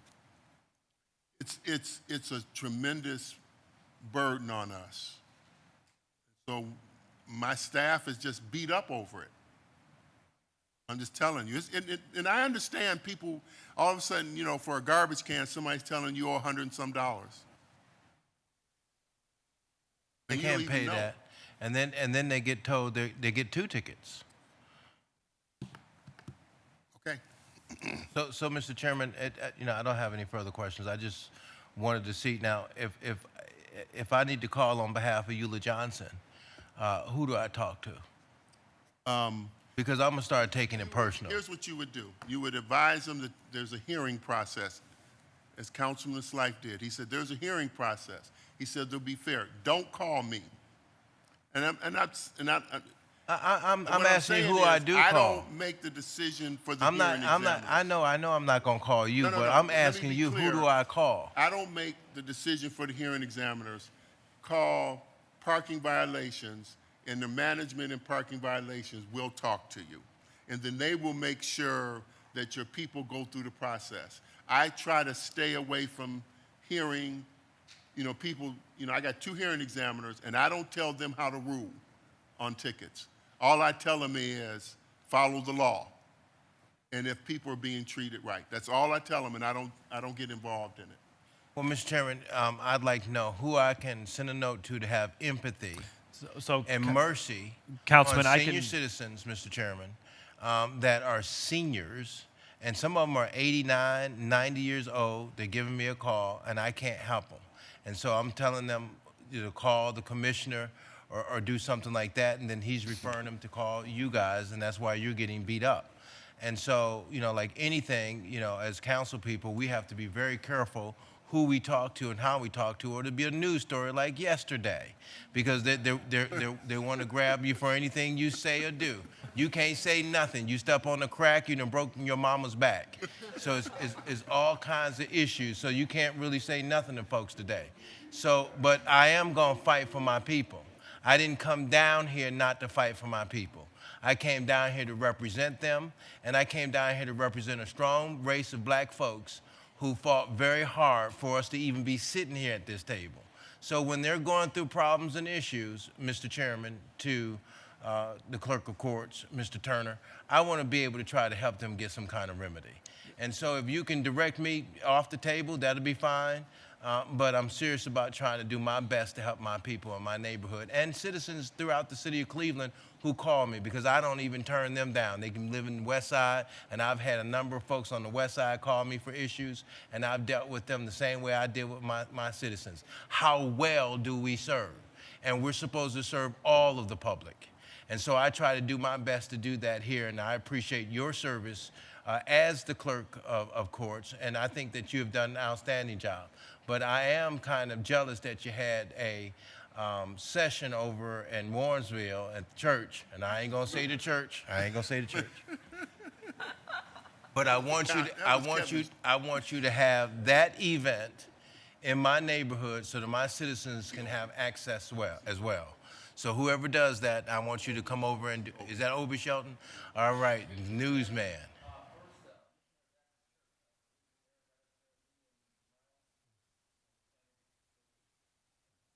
So, Councilman. Well, I want to work with you to put it in my neighborhood. Not so certain it is. All right, Councilman You Jones. mean Affinity Baptist Church? As we pivot over to Councilman Shaw, Councilman Jones, I will pass my phone over to you, and you can write down John Gallick's number, who is with the Parking Violations Bureau. That's the guy that you would reach out to. Thank you, Mr. Chairman. Thank you. Councilman Shaw. Thank you, and thank you to the clerk through the chair. Appreciate your patience. I wanted to just talk about two things real quick about the AI usage. Have we, as of right now, already implemented any usage of AI in the clerk of courts division? Mr. Chairman, no, not at this time. The company has been giving us demonstrations. We have electronic filing. We met with them last week, and they gave us demonstrations to take a look at the product, and everybody was really, really excited about the product. And that's just one product. Through the chair, I appreciate that, clerk, and I have deep hesitations about this technology, and I actually think to my colleagues that we should be considering some citywide freezes on the usage of this technology until we put in some proper guardrails, because the variety of uses it has and the impact it has on not just the environment, but our labor workforce are deep and concerning to me. So I appreciate you walking us through that. And the other portion I wanted to just address real quick was this news story about the Dieter holds, and I appreciate you providing a little more clarity on that. I'm still looking for, trying to understand what exactly happened here.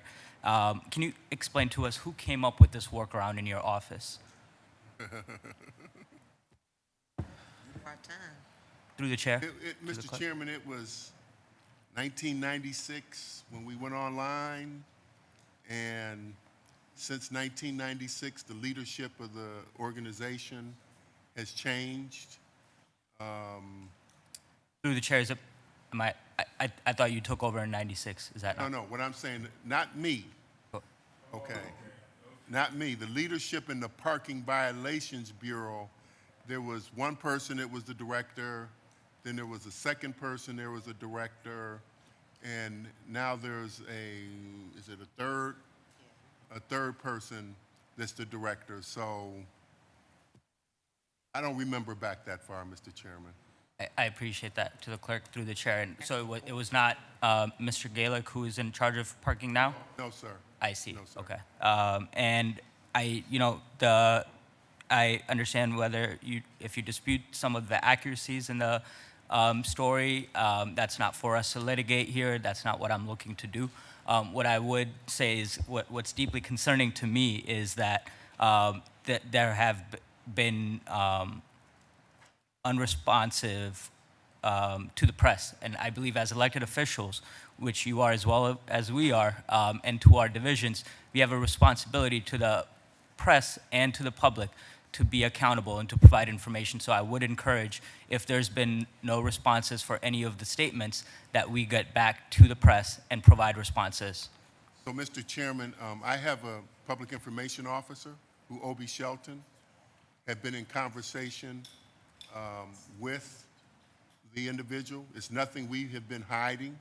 There's been conversation. He's had conversation with what's going on.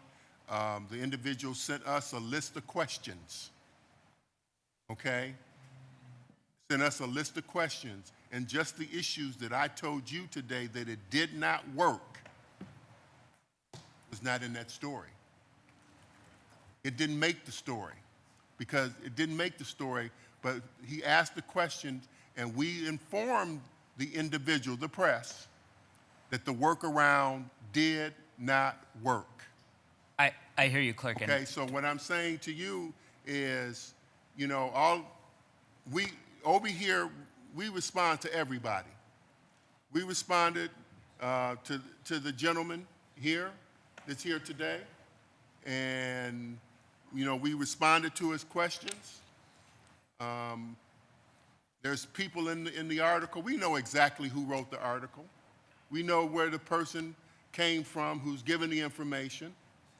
Okay, I mean, it's you know, there's information in there that was given to us that if I took it someplace else, there could be some legal problems that I still have to go back to the law department and say, did this person do X, Y, and Z? So all I'm saying is, we know who it is, but you know, it's not, you know what, we're not worried about it because the people of the city of Cleveland know what we do.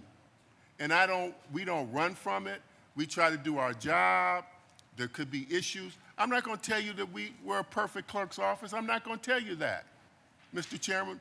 There's going to be issues in our office. There's going to be issues on this. It's going to be in the council. You're a councilman. You're going to have issues. But all we ask you to do is just be fair in your reporting to us. And to the clerk, through the chair, I hear you. As you can imagine, the concerns of, it seems like this was an issue that was flagged in 2013, and the practice didn't stop until this past fall. So you can understand why these concerns were raised and why this is a story now. No, Can you not? And see, I don't want to get into personalities. You're asking me to take it one step further. I don't want to get into personalities of the. Through the chair to the person- clerk, I'm not asking you to take any steps further. All I'm asking I don't for want to get is into clarity. personalities of the person who gave the information, and I don't want to get into any of that. Okay, I don't want to get into something from 2013. You know, our responsibility as the clerk of court's office, and I come here every single year, is we have to collect money, and we try to do it in the most respectful way that you can do it. We try to do that, and I think the people of this city know we do it in a respectful way. I don't embarrass anybody. It used to be years ago, and I don't know if you all remember, they would take everybody that owed tickets and they would put their names on in the newspaper. I do it respectfully, dealing with each individual, okay? So the people of the city of Cleveland know we go out into the neighborhood, and there's a reason I go into the neighborhood, because people are frightened to go to the court downtown. And so we try to work with them and help them. Yes, you know, we've had to change our policies.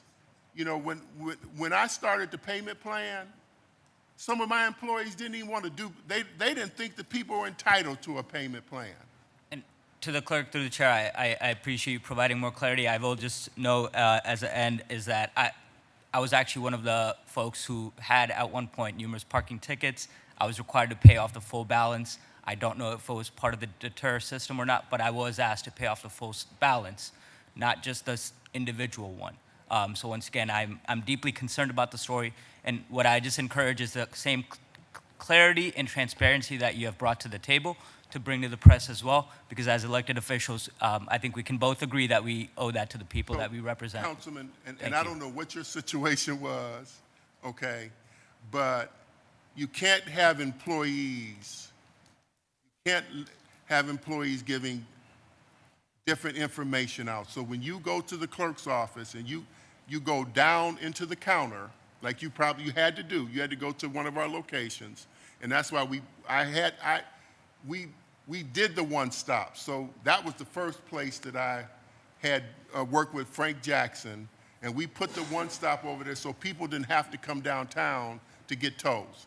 Now, you can't have people standing at a window saying, pay this, no, pay this, pay this, pay this. You cannot have, you don't want to put your employees in that position.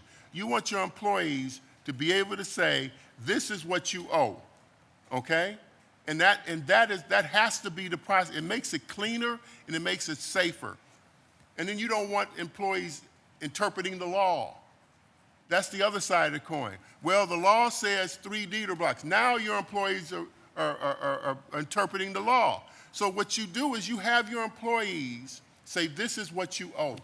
I hear you, Clerk, and just going back to what you said, you don't know who came up with this workaround, but you told us that there was a part-time staff attorney, but generally you go to the law department. I want to ask you, did you consult the law department before this workaround was come up? You know, this has been so long ago, you know, I can't answer that, you know, because since then we've had all kind of attorneys that were with us during that time. All I know is my leadership was very conservative. I appreciate your time, and I know you've had an illustrious career, and you've achieved a lot. Thank you for your time, Clerk. And thank you for asking the question. And any time that you have an issue with the Clerk of Court's office, I welcome you to come over. You should come over and see our operation so that you can truly understand it. And then, Mr. Chairman, I don't know if you got it, but in closing, We do the have one hardest more. thing to do is collect parking. It's the hardest thing in the world to do. But each and every one of you, as a council, expect me every year to collect those tickets. And Councilman Conwell wants a check every year, but you expect me to collect it. I can't come over here and tell you that I collected $500,000 because I let everybody go, and I told them they don't have to pay their tickets. We do it in a respectful manner, and our goal, as I said to you 5 minutes ago, is how do we make people legal so they don't have to act illegal? And we have done that. And that's by putting them in payment plans to make them legal so they're driving legal with a legal plate. Thank you, Clerk. We have one more, Councilman Conwell. You know, Clerk, I want to say some good things about you also. And you don't get those things your way. I know it's like that being a political figure. And you come to the Glenville Recreation Center and you help us to expunge records, and people turn around and get jobs and they're able to take care of their families, and that's a good thing, and they're able to drive legally. And I like that a lot. My residents like that a lot, and they thank me. What I'm going to do is pay you a visit, because I pay you a visit unannounced. You do. You Right. absolutely I do. visit almost everybody I want to visit. I go see you unannounced. That's why I have not asked you any questions here at the table, because some of the things I can ask you about, and I'm going to ask you about this. Just real quick, here's my assumption. You're doing like a bundle. Are you bundling everything together? Am I right or wrong? And so it won't be a long line, or you don't want your employees making interpretations, so you take everything, all the tickets and all the cost, whatever it is, and you bundle it together. Is that what you're saying? No. Because So- I want to go visit you So and first find of all, out. when you come down, we tell you, and that's our responsibility, tell you everything you owe the city of Cleveland. Right. That's number one. You do now, that. if your vehicle is towed, remember the laws, the codified ordinances say that you have to pay everything. So there's no option. You have to pay everything. You have to pay everything. Right. That's what the codified ordinances say. That's my point of And clarity. That includes red light camera tickets. Okay? That's what it says. The codified ordinances say that you have to collect everything. So we If going your back to car red is light towed- cameras also. Now, if your The car car's is towed. not towed, Mr. Chairman, to the councilman, we tell you what you owe, and then we tell you that you owe parking tickets. Okay? Now, you have a choice. I'm saying it again. You have a choice to pay those parking tickets. But if you cannot pay those parking tickets, you have the option to go into a payment plan. That's what I figured. And then everything is put in, what you owe the city of Cleveland is put into that payment plan. Now, that's how we work. Do your clerks tell people that, or do you have a sign to let people know what's going on? I have to Signage. I have to take a look at the one stop. Okay, because that signage. Some of this has come from our younger employees over the years to say, Mr. Turner, a person comes to the counter and he owes $2,000. What am I supposed to do? And I can only collect X amount of dollars. Now that's when it started years ago, their frustration of people walking to the counter and owing the city a lot of money. As I said, you know, we try to be respectful. I just think everybody should be respected. I don't think anybody should be put on Front Street, okay? We just try to do it respectful and give everybody the same opportunity to pay their tickets, what's owed the city of Cleveland. We're talking about almost $70 million. Wow. And if you didn't try to collect that $70 million, then I'll be able to visit you about that as well. Is that correct? You got to get that money, man. Because that's how we pay for services and police officers and firefighters, and that's how we pay down bonds and pay debt down and all those kind of things. I mean, that's important. I'll come pay you a visit. Your door is always open, and I even call you whenever I want to call you. I still have your phone number, and I'll talk with you. All right, thank you. Thank you, Mr. Chair. Thank you, Councilman Conwell. That concludes our questions. Thank you, Clerk. Thank you to the entire staff for sticking around with us today. And we will move on beyond the municipal court and the entire judicial branch. So you can stay for as long as you'd like, but be careful what you wish for. We were here until 10:15 last night. All right. So to quote Councilman Polensek, listen up. All right. Here's what we're going to do. We are going to transition over to the Office of Equal Opportunity. I'm going to cede the gavel to Councilman Starr. After that, we will go to Community Development and Development chaired by Chris Harsh. After that, we are going to go home. We are going to move. Jim Gentile said, no, I want to be here till 10:15 again, but sorry, Jim. We are going to start at 9 a.m. tomorrow with Parks and Recreation and take the day from there, and we will see how far we get in, hopefully concluding, and we're back on the regular schedule on Monday if we're optimistic. So Parks and Recreation will not be this afternoon. It will be tomorrow morning at 9 a.m. With that, I'm going to turn it over to Councilman Harsh, who will chair the Office of Equal, Starr, who will chair Office of Equal Opportunity. Page 95, Office of Equal Opportunity, Director Tyson Mitchell.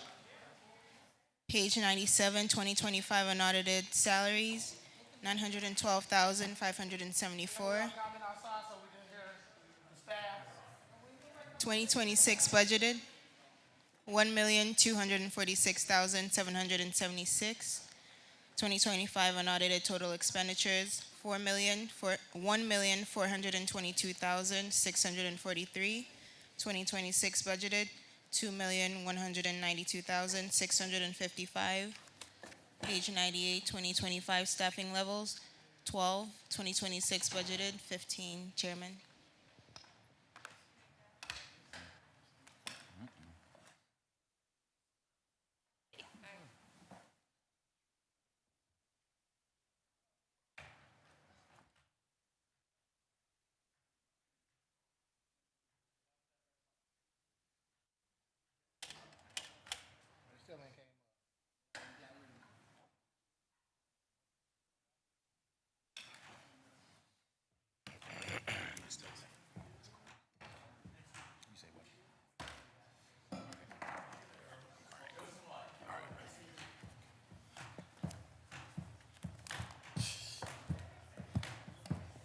Last time, y'all know.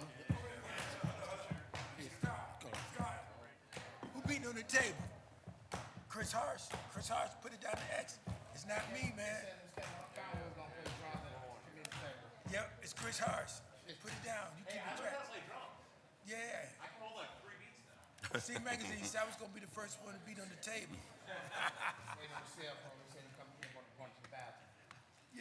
right back.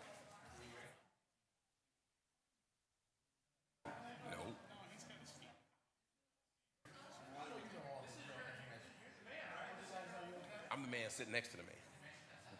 Sitting next to the man. Sitting next to the man. Sitting next to the man.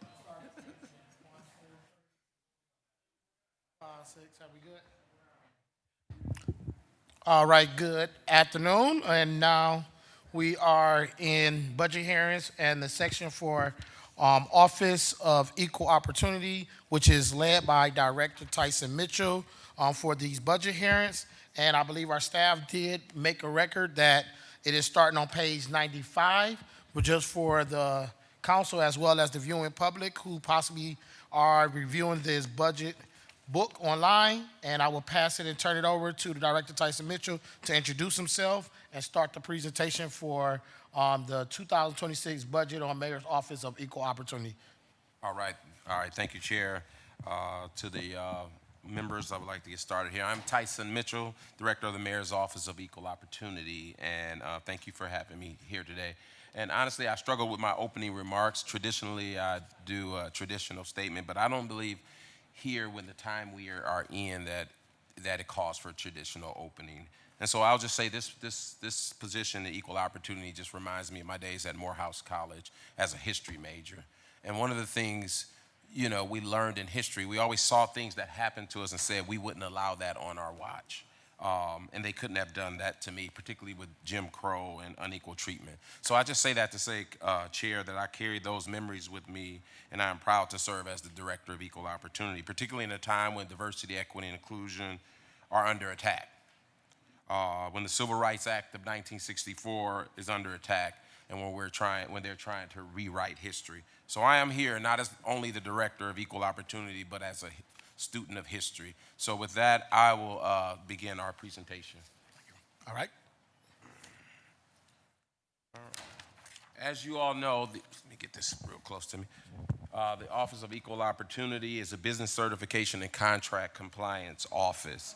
One of the things we do, amongst many, is we certify minority businesses, female businesses, and Cleveland small businesses, and we encourage the use of these businesses on projects. Not only encourage, we advocate for our historically underutilized businesses to be on these projects. We look at bid contracts and proposals, and we review subcontractor utilization plans, and we allow for good faith. On the local development projects that receive city financial incentives, we negotiate community benefits agreements. Our core initiatives in 2025 progress.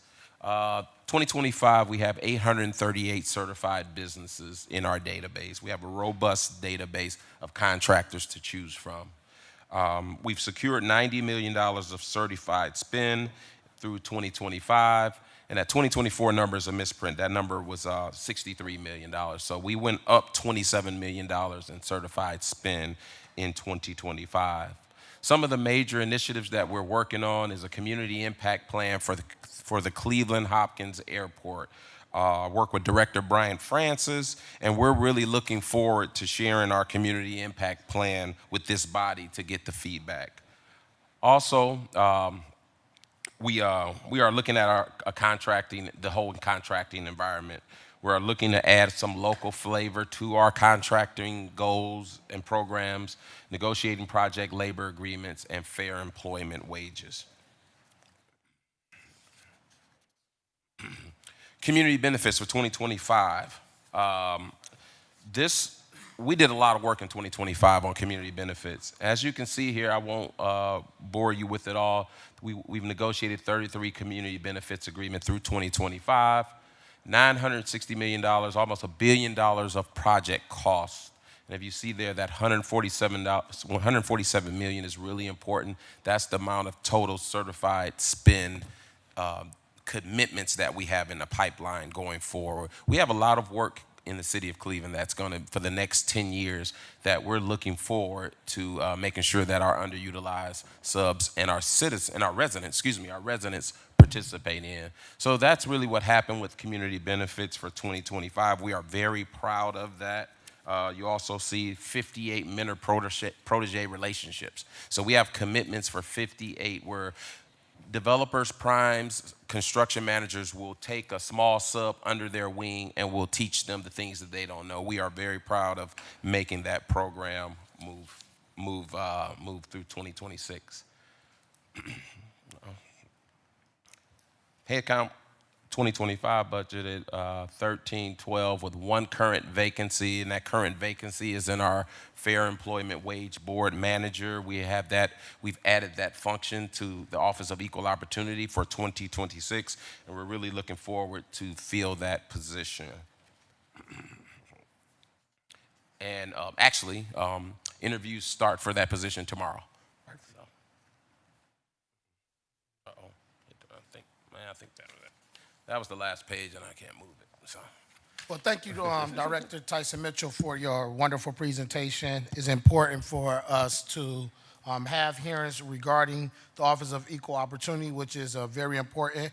And from your opening statement, one of the things that you talked about is the fact that different departments and different issues are under attack right now within the federal government, and it's up to us on a local level to make sure we have policies and rules in place. And one of the things that I definitely urge my colleagues to all understand the importance is it just because someone from a federal level or someone else get elected does not mean we do not have to do what is right. So we have to be strategic, intentional on our focus and our approach to deal with some of the things. The reason why I'm chairing OEO is because for some of those who may not know or the viewers at home, under the Workforce Education Training Youth Development Committee, we are now making sure community benefits agreement is coming to an actual committee to do the actual vetting so we can do investigative development and promoting public access and the support under our committee. So one of the things I do urge my colleagues,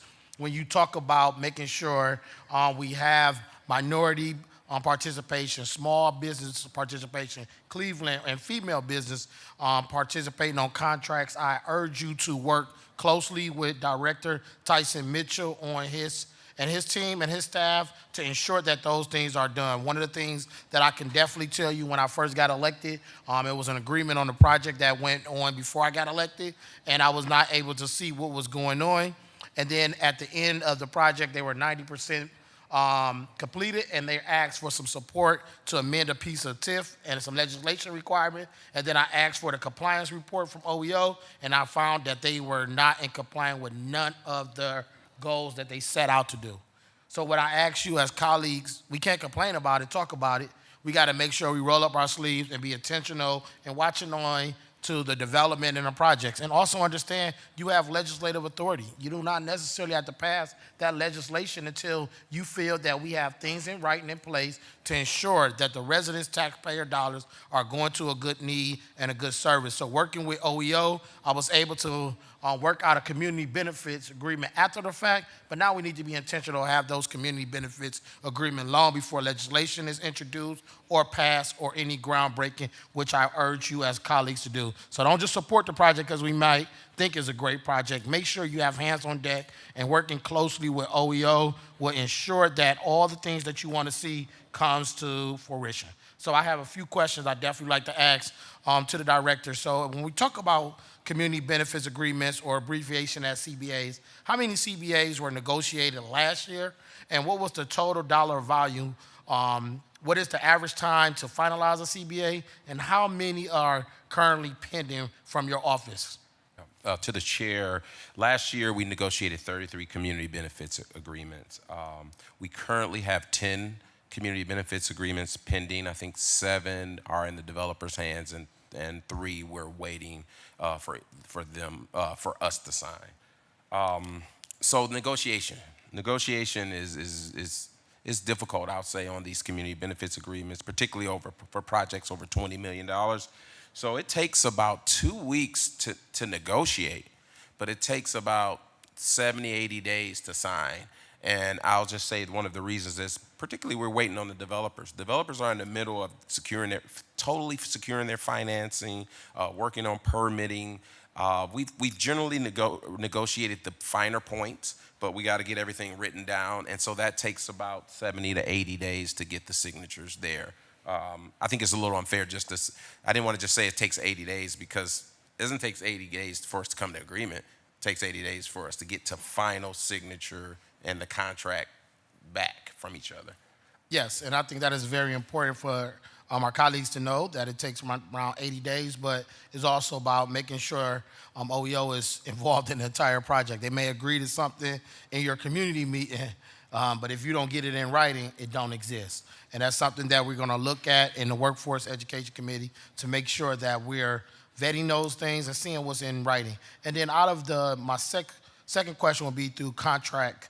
What percentage of city contracts under your leadership, under your department, have met the MBE, FBE participation goals last year? Through the chair, I would estimate that about 80% of the contracts. Particularly, the reason I can say that is because we've been able to work with contractors early on.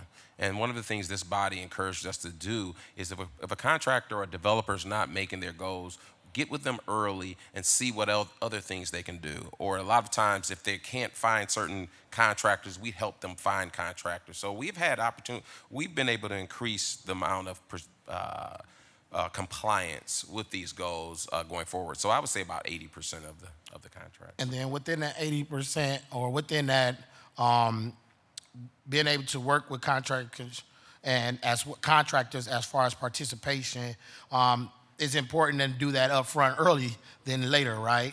Because if you wait till they're 90% done with the project, there's no way to complete those goals. So we have to be intentional, like I continuously repeat, so people won't be having a problem, feeling some type of way.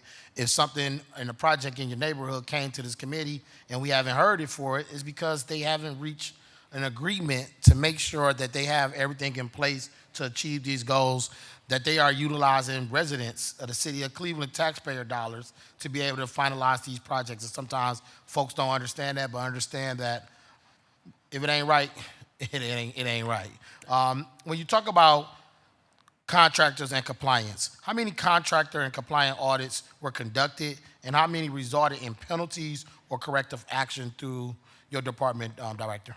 Through the chair, I wouldn't even really use the term audit. We monitor all our projects. So every project that comes through Board of Control is monitored by OEO. So we can call that an audit, but so we monitor every project.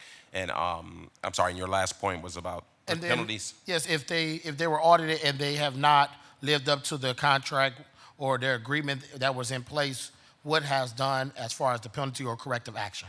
Well, we haven't collected penalties in 2025, and not to be cute, but I would say it's particularly because we have worked with the contractors throughout. We have collected penalties on our CBAs, but this is due primarily to the fact that some of those contractors or projects you talked about were 90% done with their project when we finally found out about the project. So of course they might have a $4 million MBE spend, and they have a $100,000 MBE spend by the time we get to them. So of course they will have a penalty, and so those are where we've had penalties on projects that were historically, I'll just say, didn't intend to go through the OEO process. And I think you just brought up a very, very important part. You know, they set out to say we're going to have good faith in us to do the right thing, and you gave support as a council member, and it was a $4 million project. And then with the revamp of OEO office, when they finally got the project and they looked at the goals, and they say out of $4 million, they only gave $100,000 to MBE or some of the OEO participation goals. So I want you as colleagues to understand, like, that is a red flag, that is a problem, and therefore it's important to work with OEO and understand what can we do up front than someone trying to stretch us out for 30 years to give the goals or the dollars that they need to be in place. And also being intentional, the earlier that you work on these goals, the more you could be strategic and clever on making sure you reach those goals. Yes, we do have certain contract issues. No, we don't have everybody that can do elevators. No, we don't got people that can do all type of development. But when you think about the entirety of the project, there's ways to reach those performances during the durations prior to starting the groundbreaking, during the duration of the development of the project, and then also with the completion. So those are how you get jobs in place, as well as other things to make sure your residents are receiving some benefits from this actual project going on in there. And when you talk about what is the average time to resolve discrimination or compliance or complaints? If someone said it's a major issue or this was not done right, what is the average time to resolve those issues? What do your office do to make sure those are taken care of or addressed in a timely manner? To the chair, one of the things, I have a wonderful employee that named Zach Reed that he handles a lot of those complaints. And so if many of you know Zach Reed, once he gets on a project, he will see it to the end. So because of his goodwill that comes with him, I'll just say what it is, he's able to resolve a lot of disputes that happens in the community. So, I mean, we usually get things done within, I'll say 2-3 weeks. If a subcontractor complains to us about some treatment on a project, Zach Reed will get right on it that day, and we'll usually have it resolved within 2 weeks. Thank you, and thank you, Director. And my last question before I open it up to the committee for different questions. One of the things that is important is transparency and measurable impact. Now, I know your department from projects, and obviously when colleagues reach out or council members reach out to ask a question, your staff usually turn around in a quickly timed manner.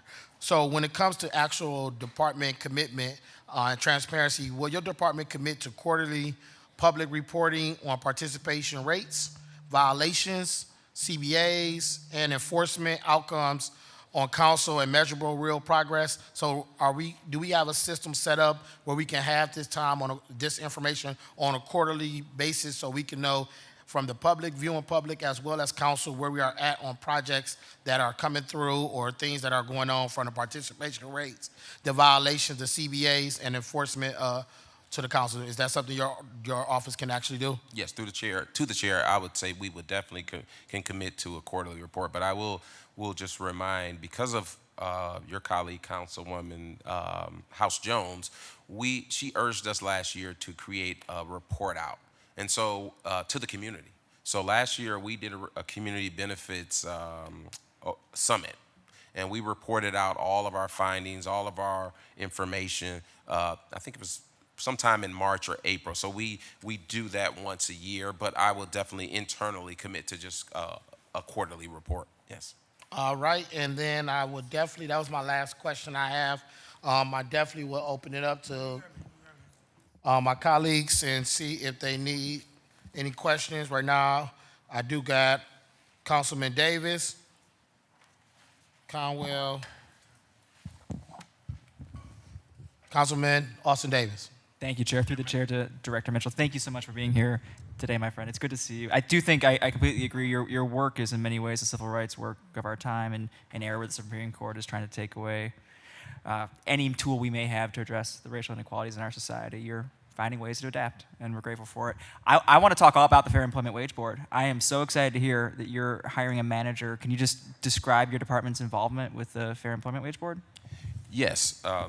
Through the chair to the council person, one of the things we looked at, we participated in a Bloomberg Harvard study about our living wage requirement, probably about a year. We're actually a year ago. We're finishing up on it now, and just so happened the Fair Employment Wage Board got reenacted. So one of the things we're excited about with the Fair Employment Wage Board is to truly look at our living wage, our wage theft, and our wage transparency. But the living wage, one of the things we're going to add to that Fair Employment Wage Board, and it's already in the statute, when the city of Cleveland gives out contracts or awards contracts, there's a provision on the contract that says you will pay living wages to the employees that work on that contract.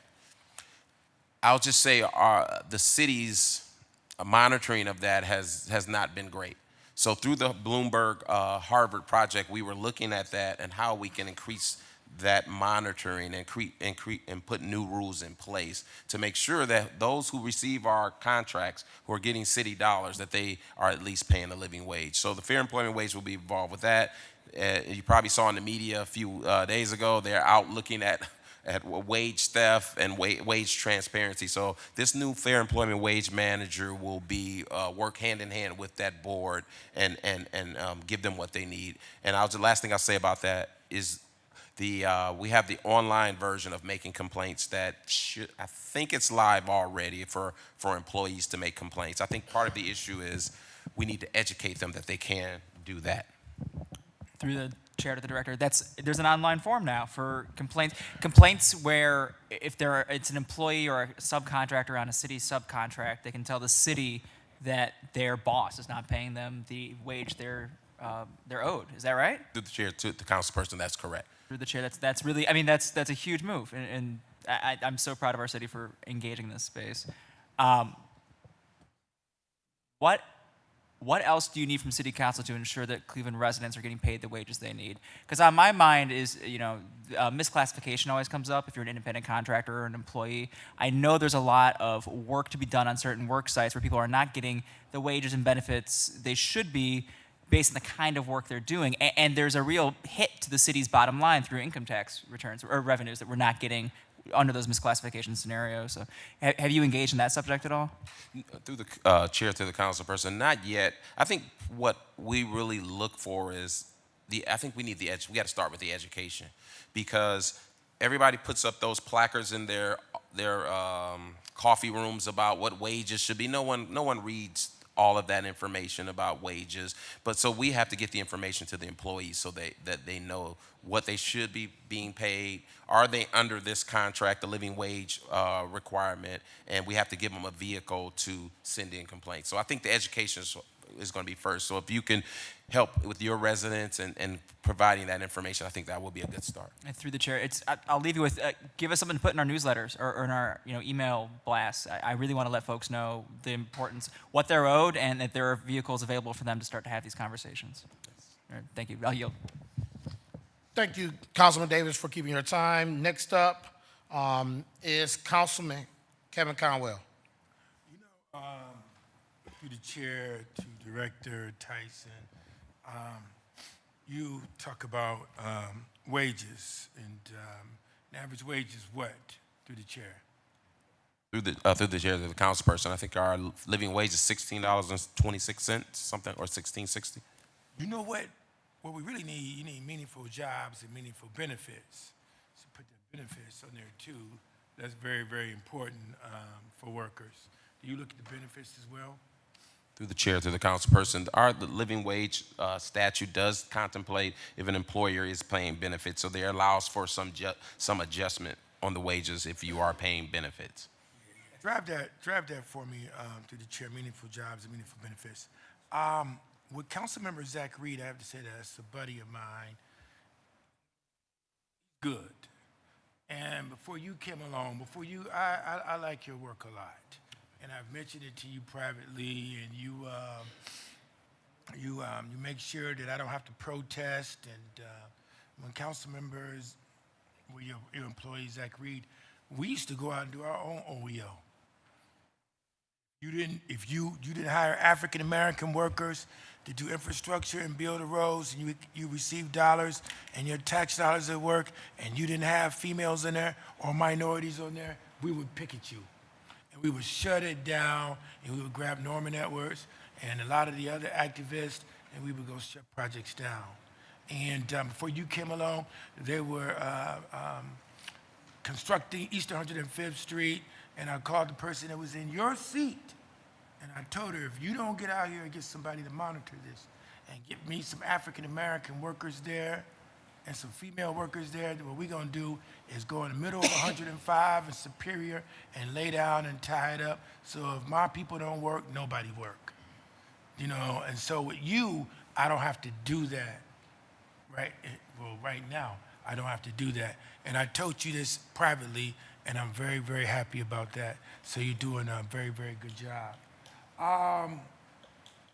Because here's the thing, I listened to Austin Davis. With your job, keep crime down as well. You put people to work, you cut down on idle hands, you keep families working, work is therapeutic, and that's very important to believe in, the power of work. So what you're doing the civil rights, but you're putting people to work. And it's important children, when they wake up, children have to see success every single day, and when they wake up and they see dad and mom going off to work, that's a good thing right there. So that makes me very, very proud of the work that you guys are doing there with OEO. Saying that purchasing and procurement, holds the purse string of everything, the purchasing power. Because a lot of time projects close down. Okay, you have someone out there, we give them tax dollars, whatever the case may be, you close the project out. But purchasing is ongoing. So do we have systems in place to monitor purchasing so we can keep people working through the chair to the director? Through the chair to the councilperson, the purchase contract, a lot of the contracts over $50,000 do come through OEO. And so we will place goals on those contracts as necessary or as appropriate. So the answer is yes. That's a good thing. I like that. Now, here's the other question going through the, are you working with health, racism as a public health crisis? You working with her? Through the chair. Yes, that's correct, councilperson. Okay, good. That's a good thing right there, too. We can keep that moving forward. That's why I like you, Director. I told you, I said it's hard for me to ask you questions. You're doing a good thing. You're hitting it. On page 97, let's move right along. Professional services, you went up $140,000. And the reason and why? More people? Through the chair to the councilman, so that's consulting costs for the OEO rebrand, and I'll let the director kind of expand on that. But I know there's been some changes with DEI requirements and allowances with the federal administration. So this consulting group, my understanding is to address those. Okay. Through the chair to the director. Through the chair to the councilperson, we added that amount with the on the administration side because we are looking at our program. And so we want to rebrand some things, and so it's going to require some education. It's going to require some outreach and letting people know where we're going with our program. So we are just that's in there. I would call it almost like a reserve for where we're going with our program. You could reach out to the like as Chairman Starr was mentioning, council member on a quarterly basis also. You know, then we can put it in the council member Austin was mentioning also in our newsletters, and that would help out because we want to know. I want to know the projects in my ward, are they hiring African Americans? I mean, if I don't see your numbers, this is what I actually do. When we were building Hiscox Center for Women and Children, I actually went out there looking and peeping. Do I see black folks working? And I did the same thing on 112th Street. Start counting, do I see black folks working? And I know I called Laura up and said, Laura, I don't see no black folks out there. What the blank going on, man? And then I look around, you guys were getting things done. So those numbers mean a lot to me. I've done a lot of development and building, and I have some more building to it. Look at 112th Street in Superior also. We gave them ARPA dollars. I'm gonna look at that building, and I want to look at where, right behind the University Hospital building, that's in Glenville on Orville and Churchill. Take a look at that. I want to see what they're doing as well. I ain't seen no black folks working there last month, but I go back. And it's shameful. I'm going to say this. When you build in a neighborhood and you see people out there doing other things and they're getting arrested and they have idle hands, and we look and we don't see African Americans or females working on projects, that's not good. Some people want to call it progress, but it's not progress when we're not working or taking home dollars to our, it's not therapeutic, as I mentioned earlier. And that means a lot, and they look at that, and that's important. Then you look around, if we're not working and we have idle hands, then guess what happened? We're on TV, going to jail, because majority of our problems in the African American community is economics.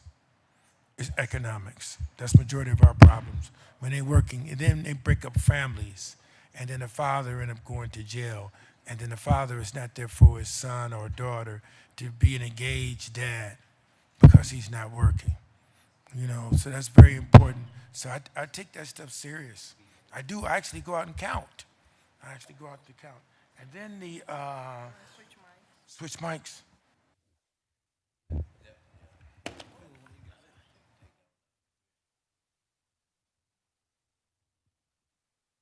So, through the chair to Director, I'm looking at the employment of youth employment.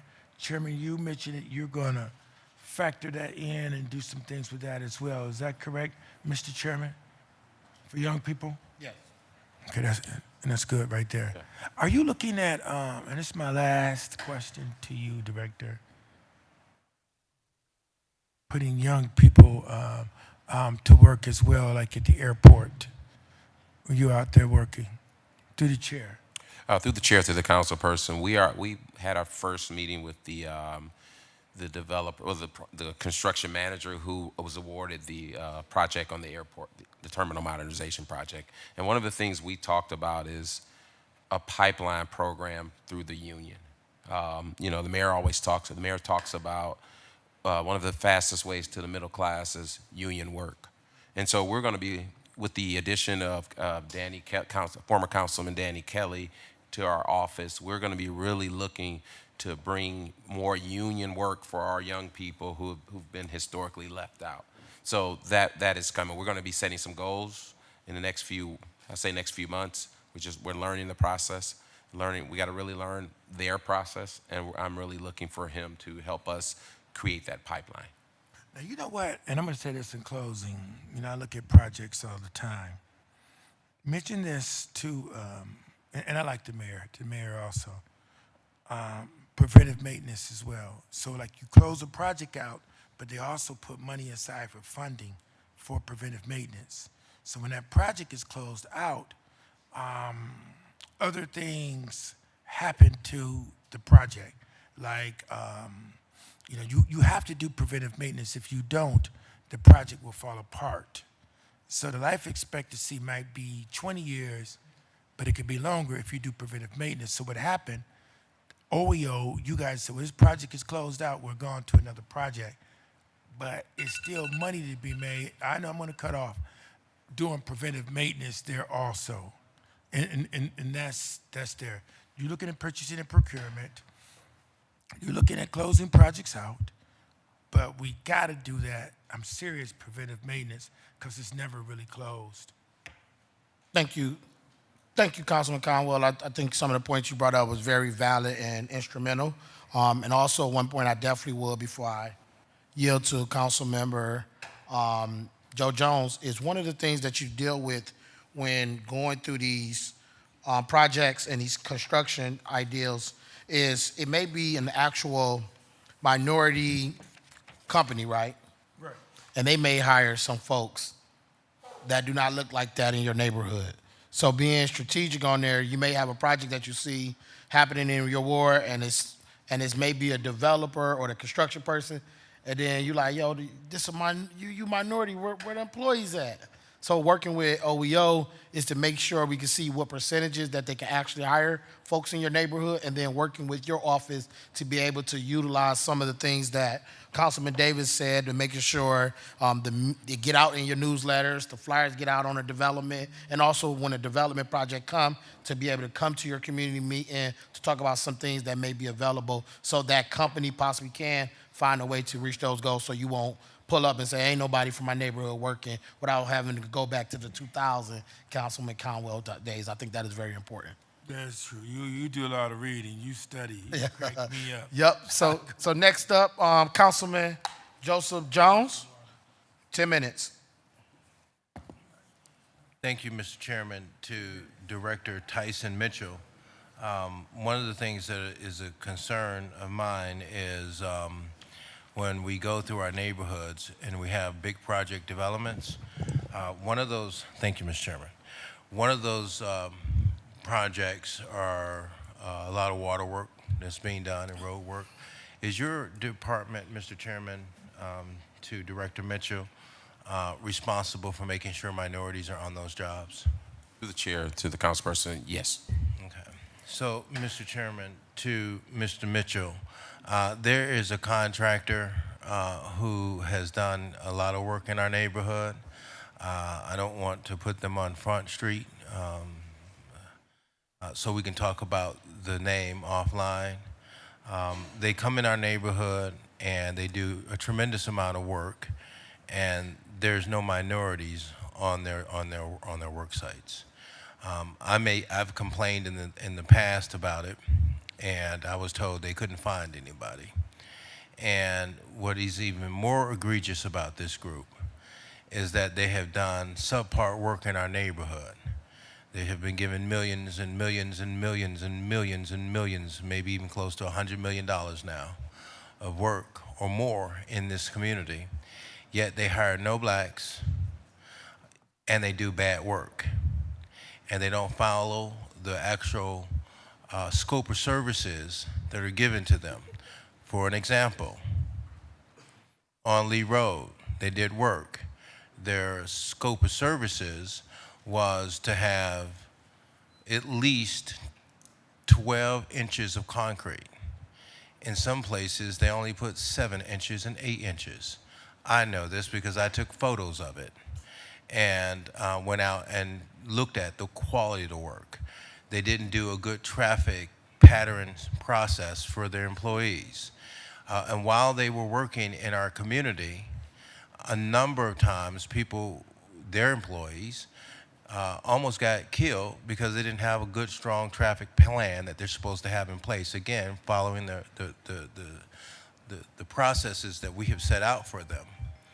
And what's even further egregious is that this group will not ask for permission to put their heavy equipment, and they have put it in the right-of-way. They have collected debris and garbage to make our neighborhood look bad. And what's really bad about it is that in some areas it became a dump site, and we've had to complain to the water department about it. They don't care about our people. They don't care about our city. Their workmanship has showed it. And there's one street I brought in Kevin Bishop's in our ward is East 131st Street. Councilman, on one question, I don't want you to run out of time.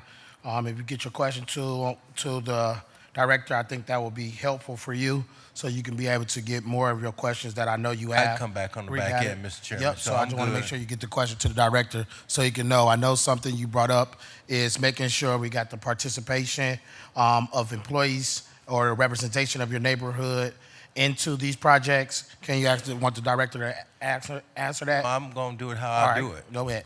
And that's just the way it's going to be. Yep. And so, Mr. Chairman, this is serious to me, and I take this job serious. So if we're going to talk about accountability, that's what his department does. And one of them is we don't have black folks at all working on these projects. It is heartbreaking to be an African American in an African American city with an African American president of Cleveland City Council and an African American chairman here and the president and the mayor, not to see any differences in my neighborhood. There's a lot of black folks who are 115 years old all the way to 140 who lived in this city who fought for us to have opportunity.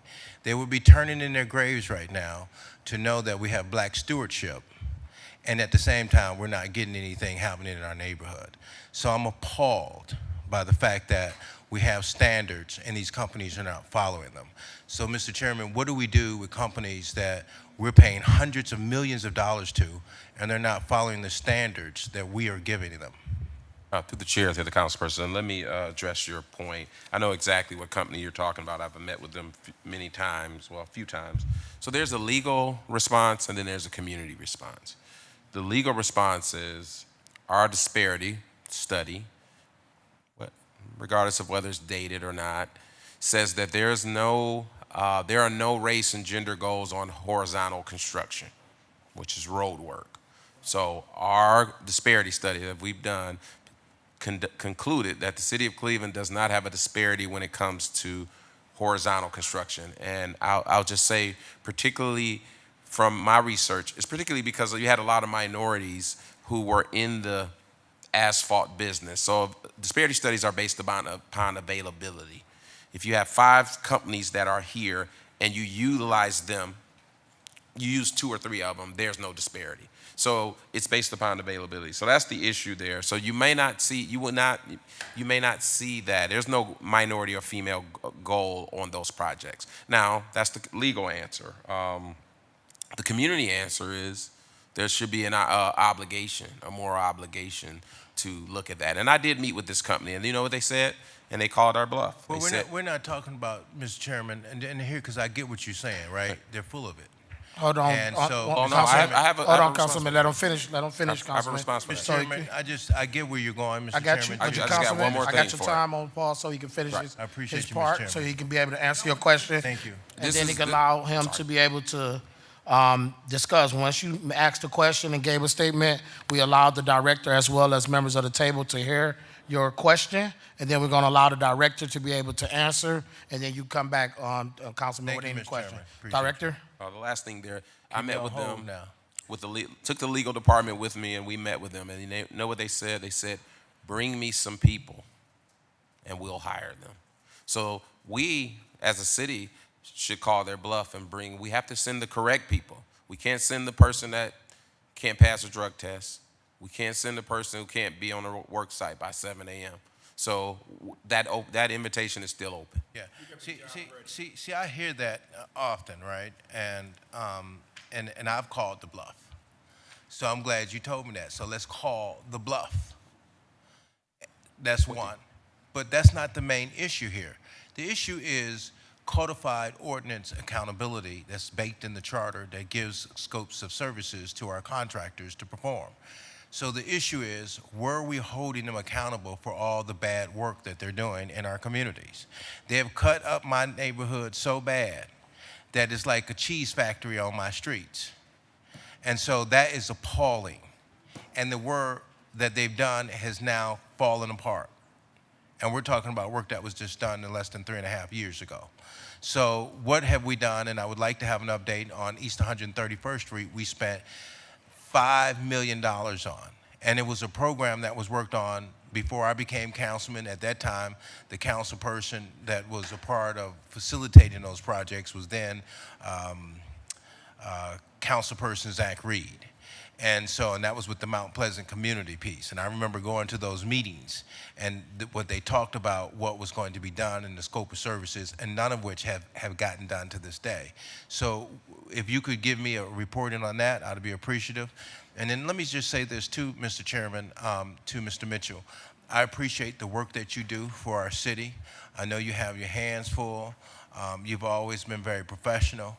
If you can take care of this issue here, that's one of my main issues, because there has been no resolution. It just seems like people are afraid of this company. It's like they're the big bad wolf. And it's like we have people who are afraid, and I don't know why people are afraid of them. We're the city. We're administering the programs, and we should open it up so that minorities can have some of that work. And we should reward contractors that do good work, and we should take work away from contractors who don't follow our scope of services. And so, Mr. Chairman, and I know you have me on the back end, now I want to talk about some other points. These companies, and this has been another thing, so maybe you can help me get clarification here.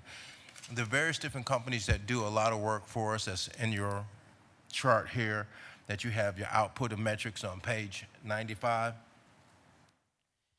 You have here, and then I got to commend you, you've got more than 812 certified. Is that the most certifications we have, Mr. Chairman, in the city? Through the chair. The to last 10 councilman. years? Yes. Okay. And then of those 812 companies that are certified, how many of them actually are doing work with the city of Cleveland on major contracts? Through the chair, I do not. I can get you that information. I see. For the staff, do you have that?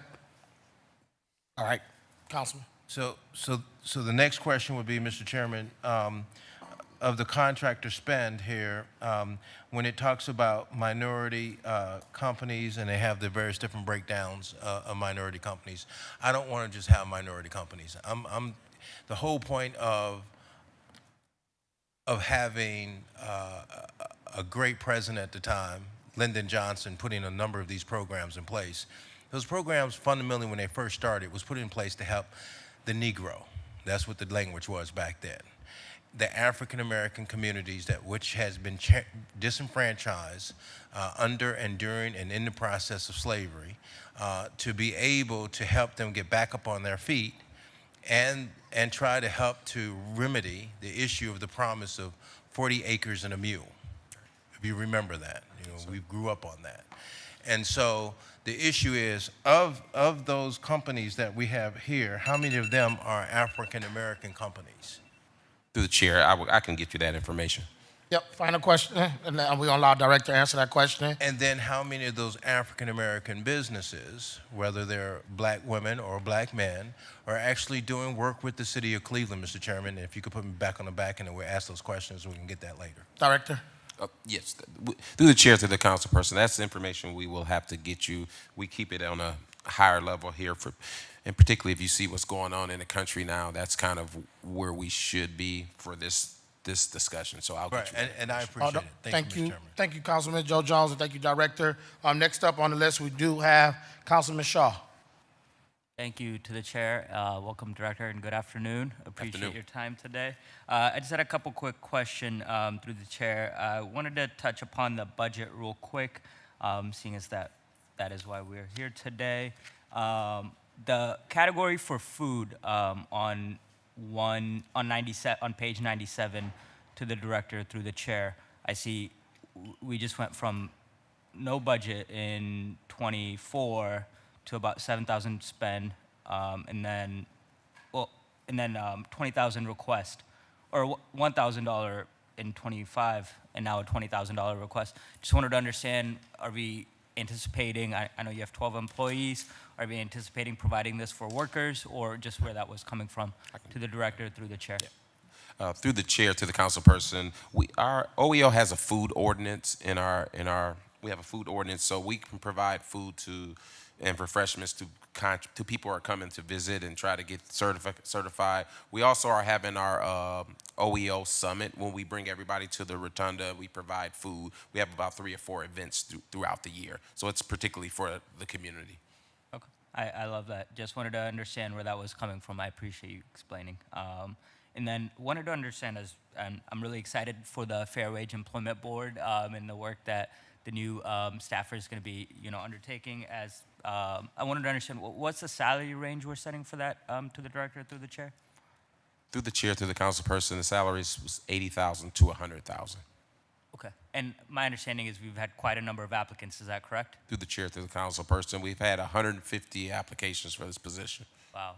And how many interviews are we planning on conducting? Through the chair to the council person, I would estimate, I think 14 or 15 we have scheduled for interviews. And to the Director through the chair, what is the time frame for the actual, what's the start date that you're shooting for that individual? Through the chair to the council person, I don't have a start date, but as soon as we get done with the interviews, and we'll have a second interview that they will come back and specifically meet with me, and then I would anticipate the next day or two after that second interview. Okay. So as we get through these interviews with the next 2 weeks, I think we'll have a better time frame.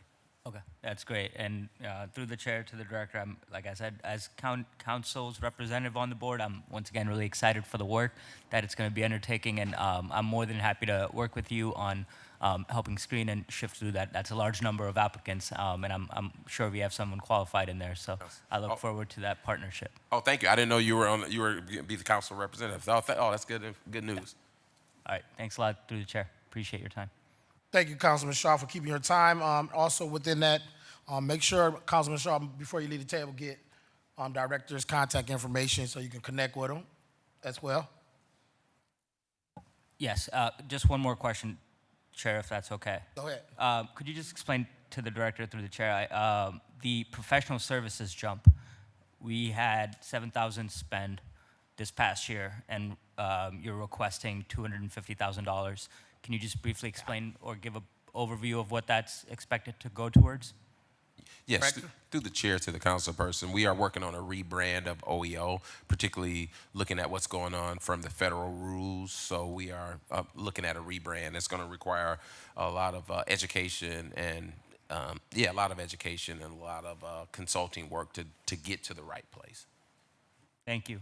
I yield. Thank you. And from that point, Director, when you're talking about rebranding professional service, would that consist of possible training for staff or development for them? How does that work? Through the chair. No, this will be specifically for developing where we're going. This is not for professional development. Most definitely. I know you probably got a proposal or an outlook of what you're trying to plan to do. I would love to sit through, to be able to talk through. I know at the budgeting, we're going to possibly have a hearing with the Office of Equal Opportunity, so that probably be a great opportunity for you to explain that to us so we can understand what your office is doing, so we can make sure we're modernizing what we're doing with OEO. Next up, I do got Councilwoman Hudson. And anyone else? Councilwoman? Thank you, Mr. Chair. To the director, nice to see you. Nice to see you, Councilwoman. And so I have a question regarding community benefits agreements. Could you just briefly describe what is the goal of community benefits agreements?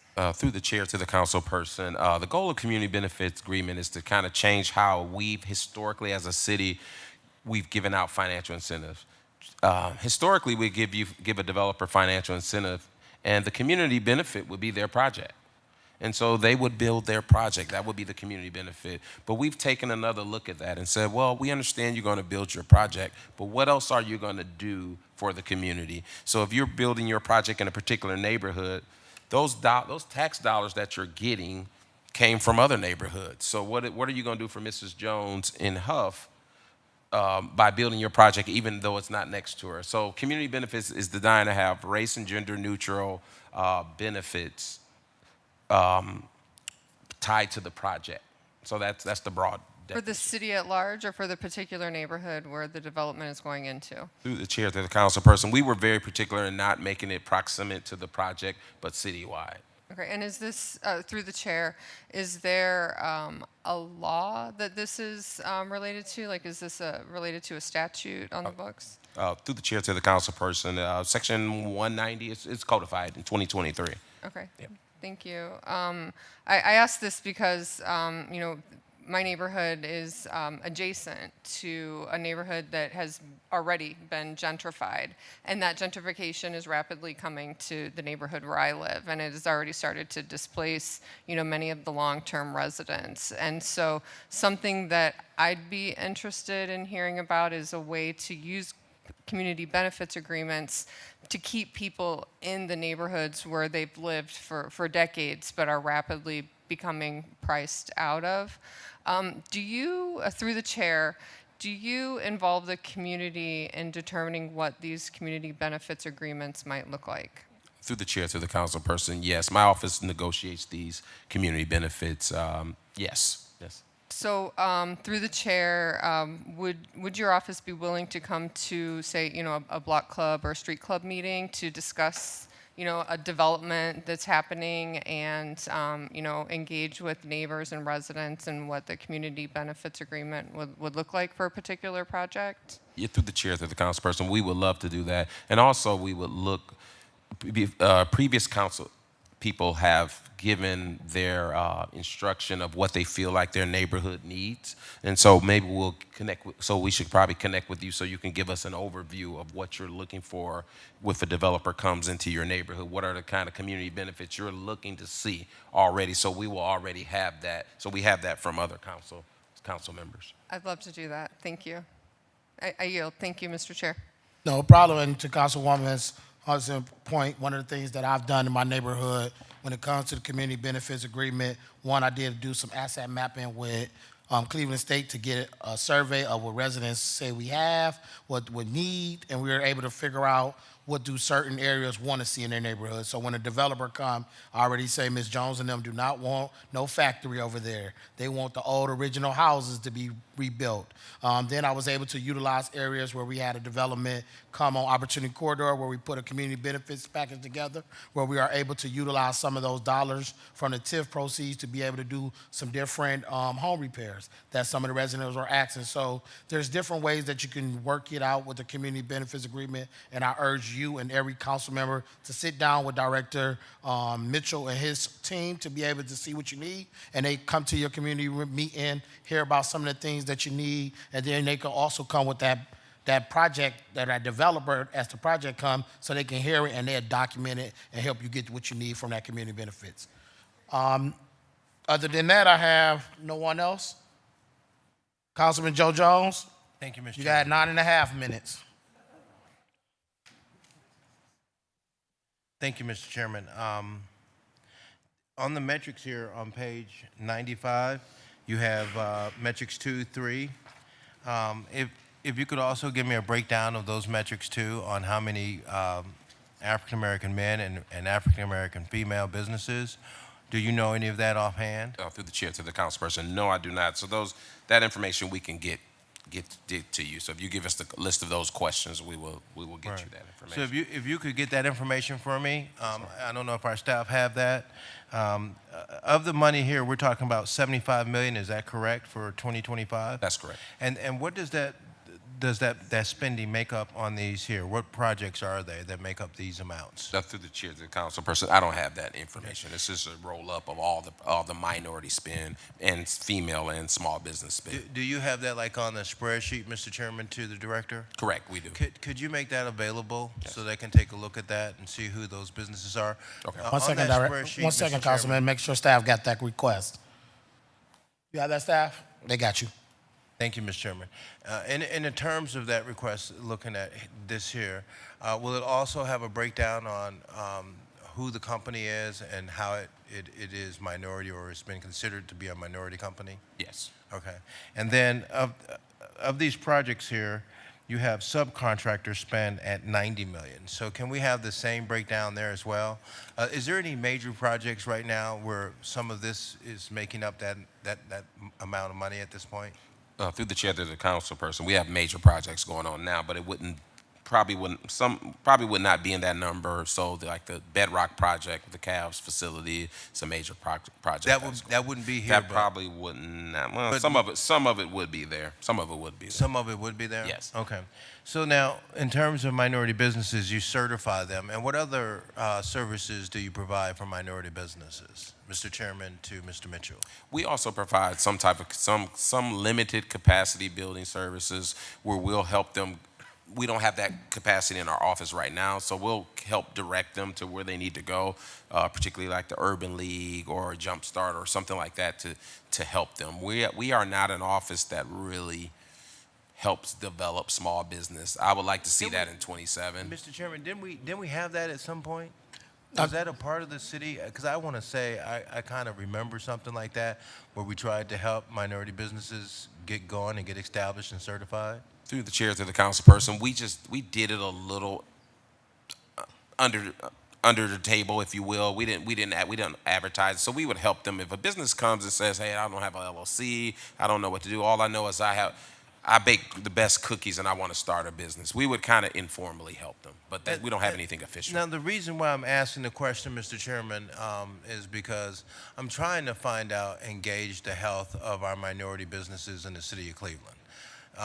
Do we have some kind of system that could measure that? How healthy are we?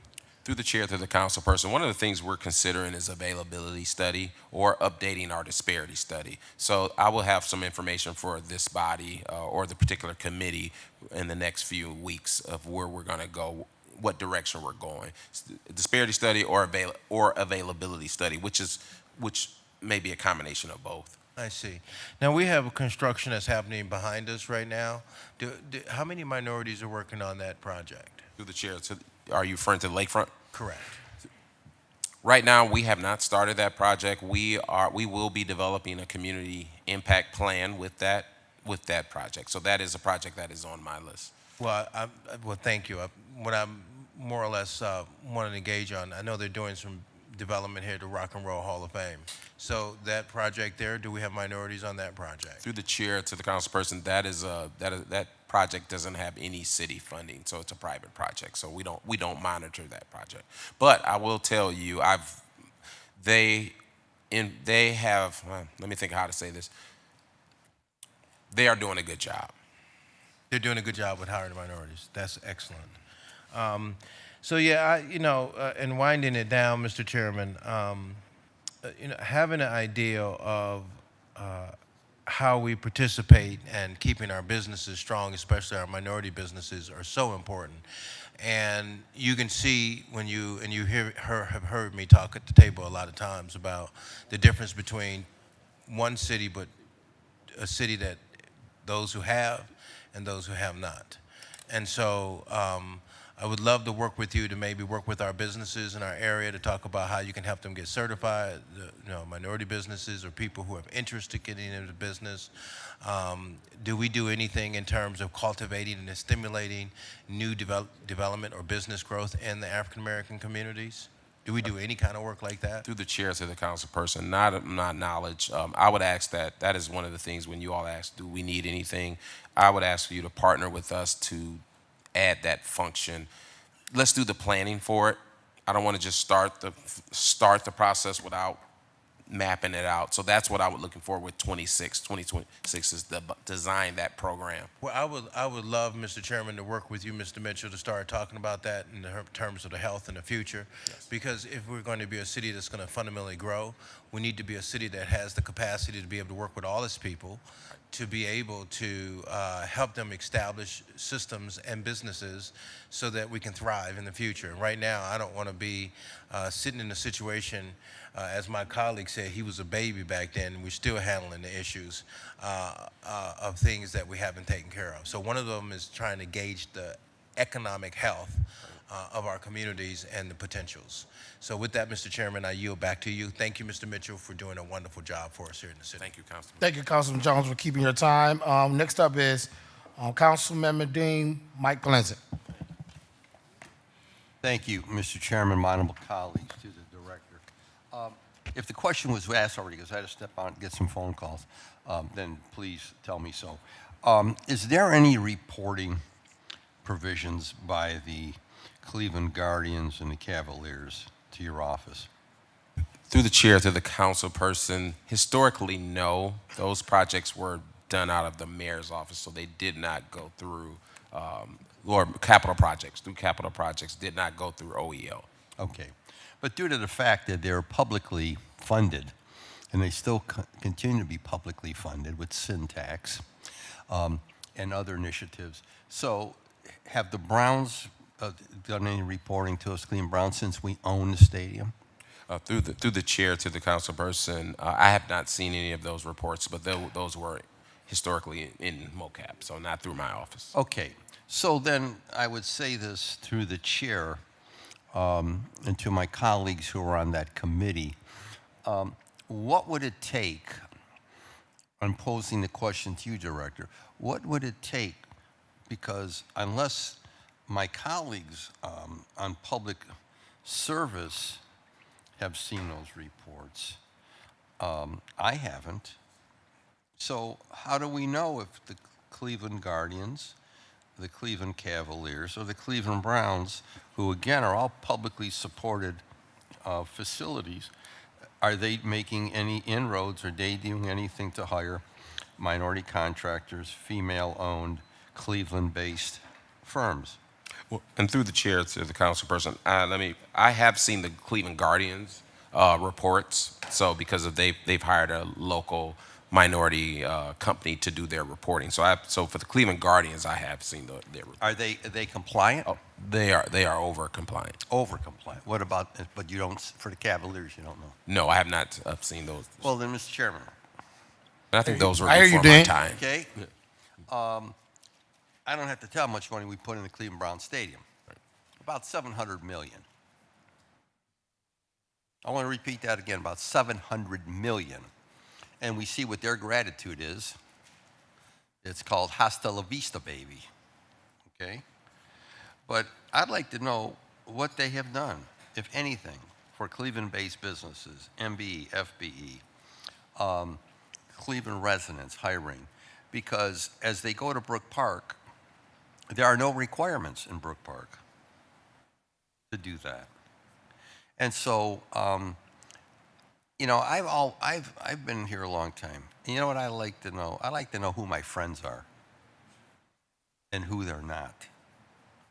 Because that gives me an opportunity to plan what I need to do. Right. And so, because Gateway is going to be coming back to us shortly for money. And what I'm asking right now, I'm going to be asking when they come to the table. Okay. So get ready. I want to see what the Guardians have done, hiring Cleveland-based businesses, minorities, women, Cleveland resident.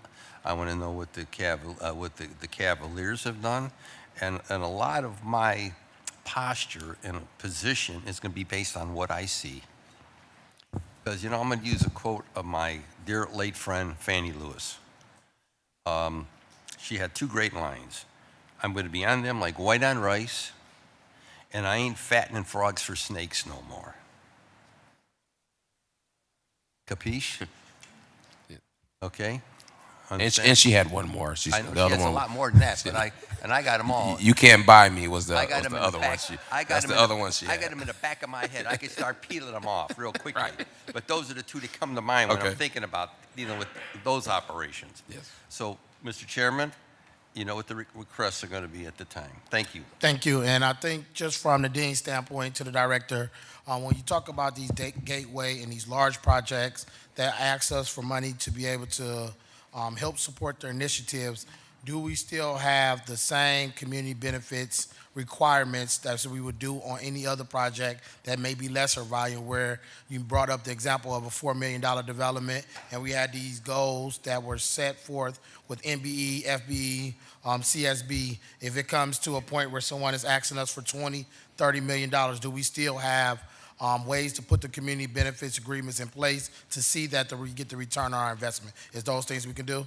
I think we can, through the chair, we can definitely do those going forward. I think we should take this opportunity to bring that in-house and to partner with MOCAP to get that information. If you look at the Cavaliers, they do a wonderful job of their diversity, equity, inclusion in general, but that was before I got here, their renovation. So I think we should just look at bringing that back so we can see going forward. And just for the record and the viewing public, obviously, one of the things we're going to say, we're not going to look to pass no legislation without having that in place in writing attached to the actual ordinance. So if people coming through and they're looking for the support, we're going to want to see that return on investment as well as what the requirements is for that project long before we break any ground, before we get some support, so we can make sure we hold ourselves accountable as well as the projects. And seeing that we have that about it, I only have one last question that I definitely wanted to ask, because on your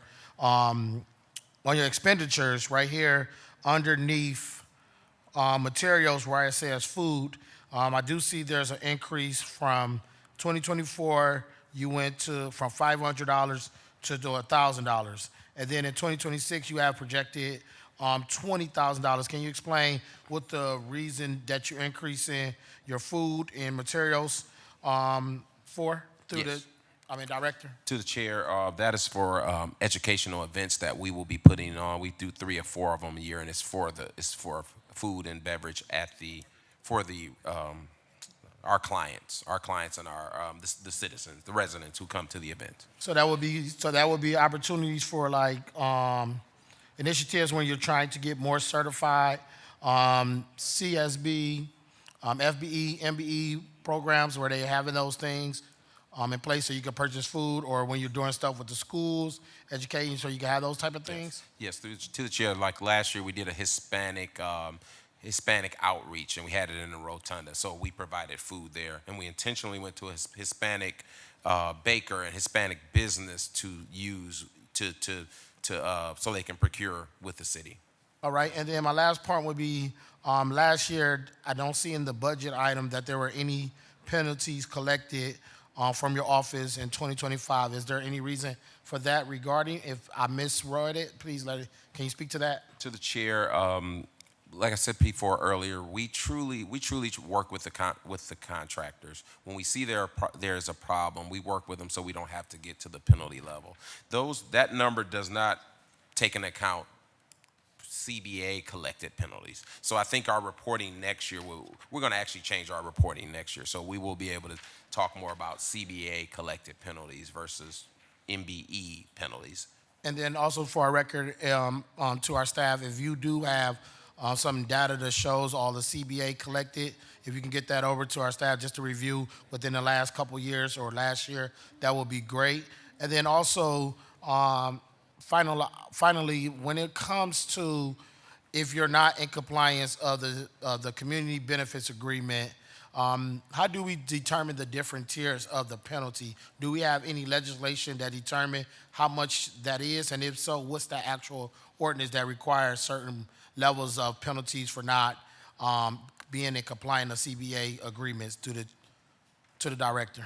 To the chair, in our agreements, in our community benefits agreements, we set the penalty right next to the paragraph. So if you say you're going to build a park in the community, we put a penalty right behind it.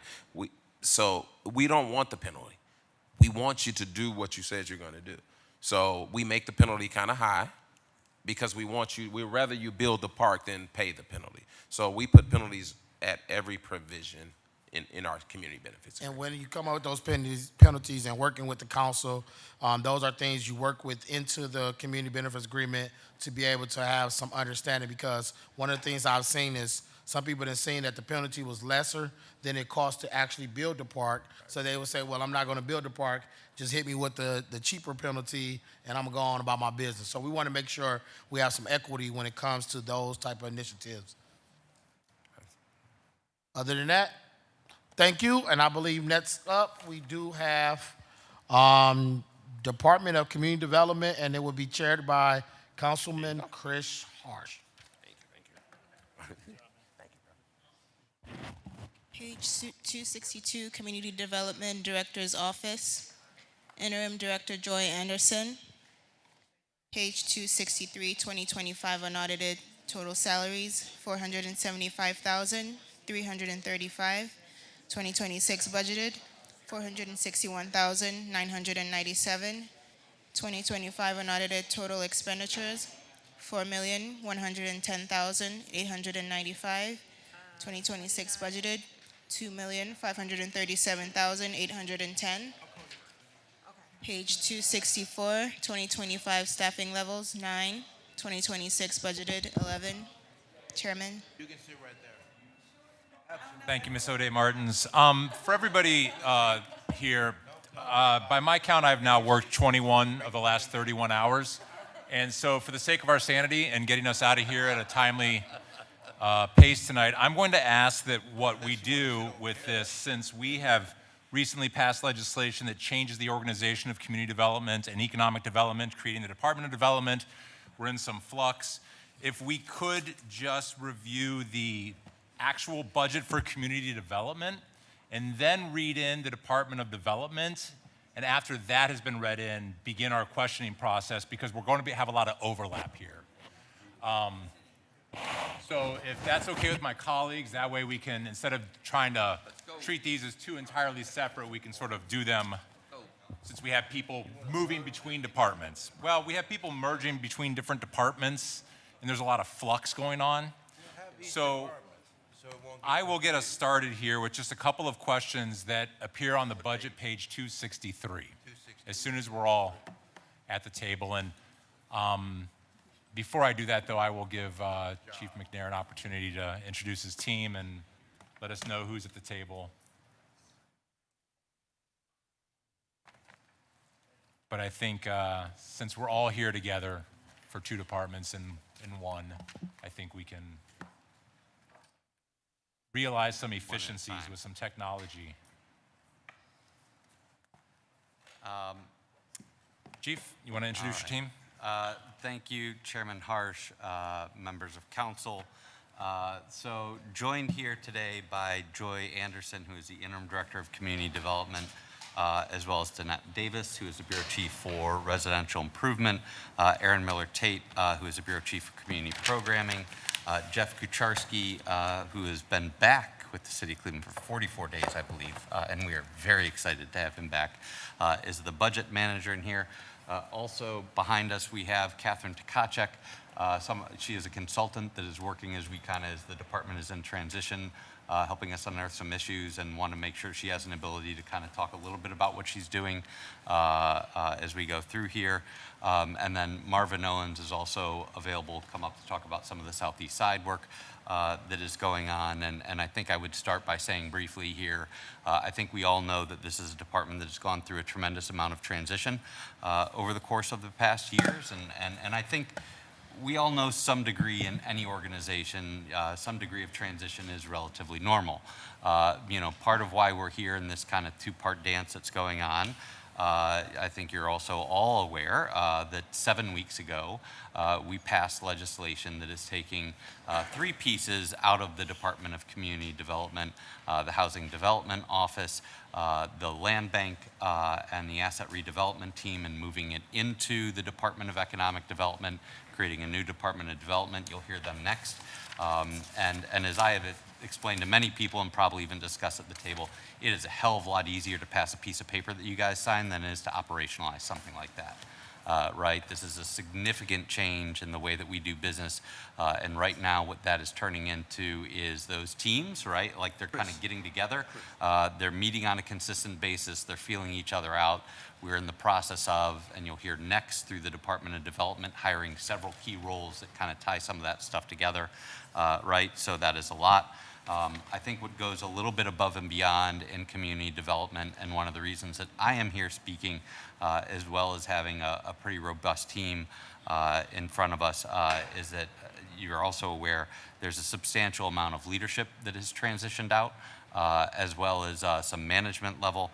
And so, again, there's a lot that is going on here. And then, I will tell you this, that as this department navigates that transition, and we are kind of in the final stages now of kind of that search for the director of this department moving forward.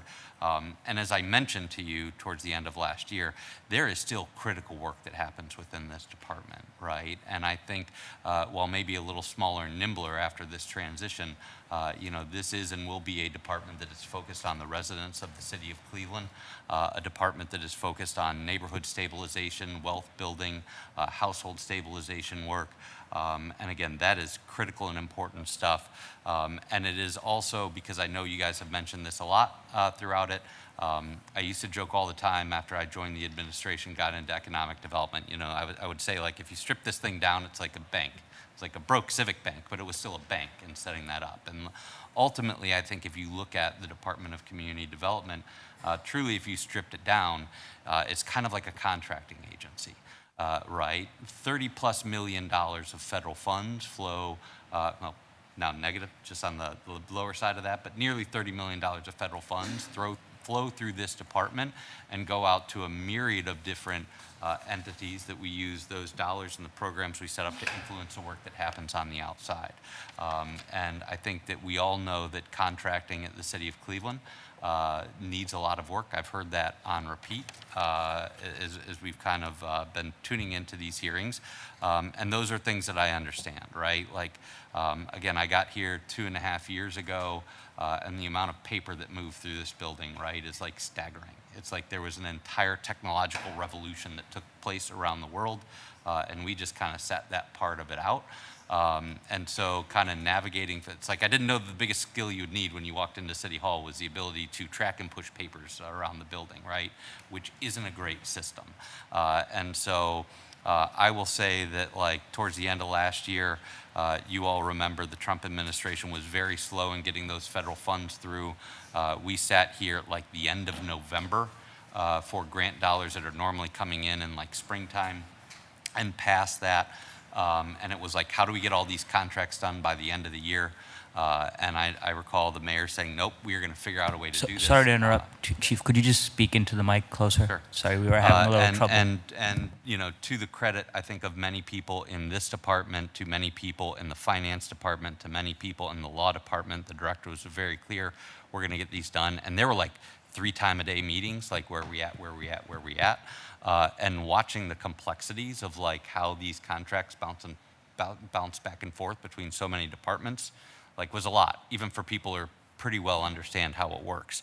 So again, I think we all know that we have work to do there, and I think it's also fair to say that in this department that does so many of those contracts, they're not normal contracts, right? They're relatively complex. Oftentimes they are custom programs that are either coming via council or through some new partnership that is made.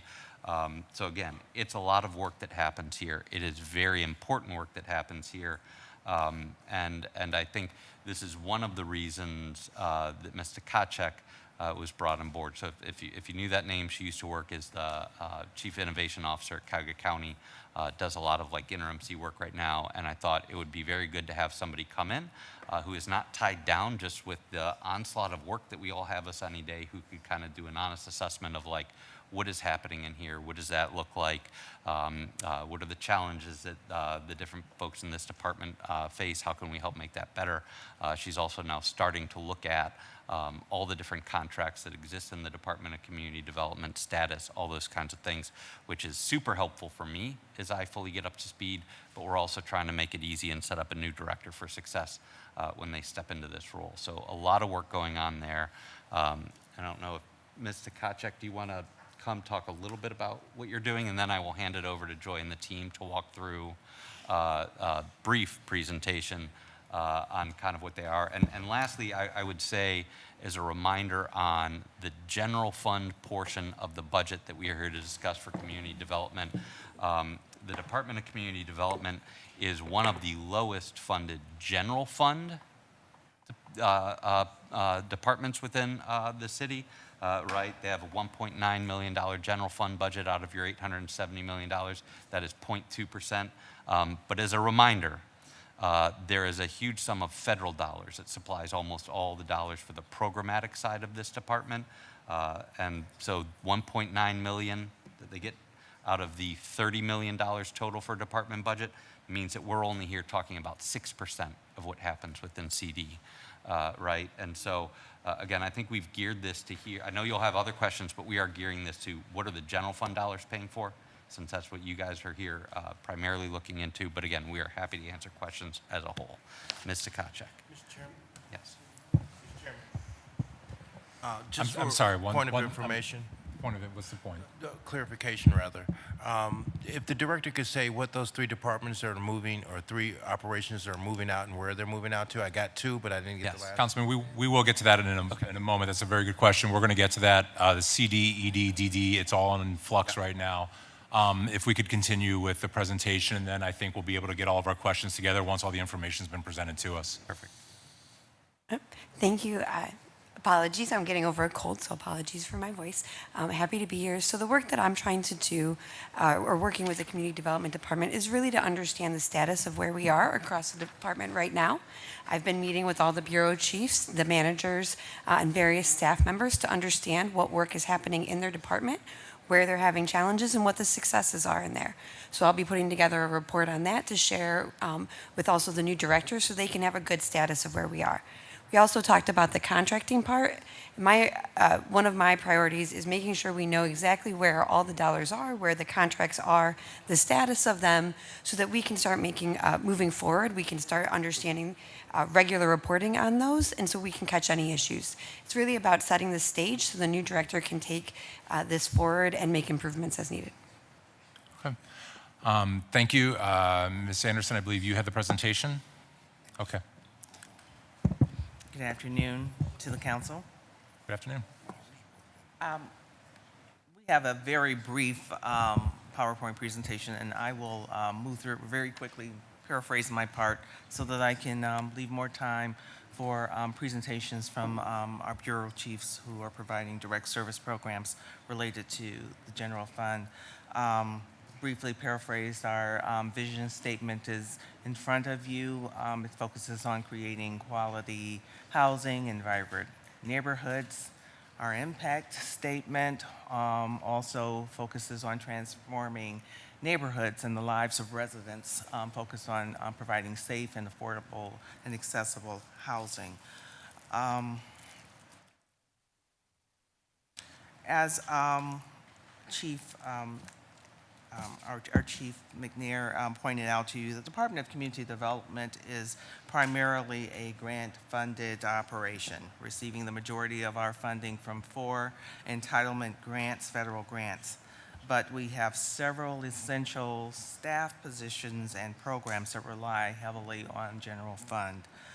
If I could briefly just show, we operate through 4 bureaus of service. The Bureau of Program Operations is where we manage the majority of our third-party contracts.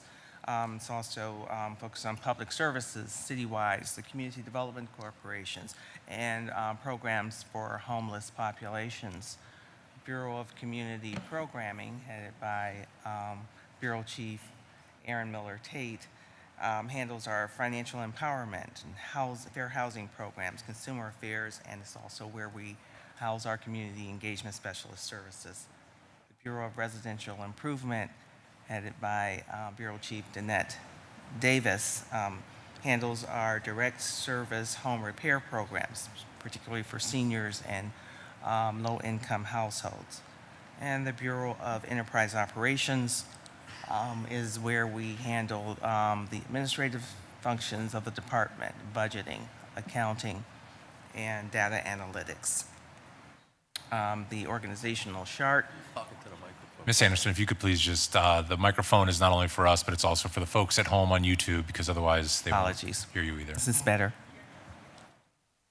The organizational chart gives you a more comprehensive overview of our department, again, operating through 3 bureaus of service, a department of approximately 65 employees. So I can turn it over briefly to our budget manager, Jeff Kaczarski, and he can point to the general fund sections that we are presenting to council for consideration. Thank you, Joy. Through the chair of the committee, pretty flat year over year. We have 6 full-time people and 5 board members.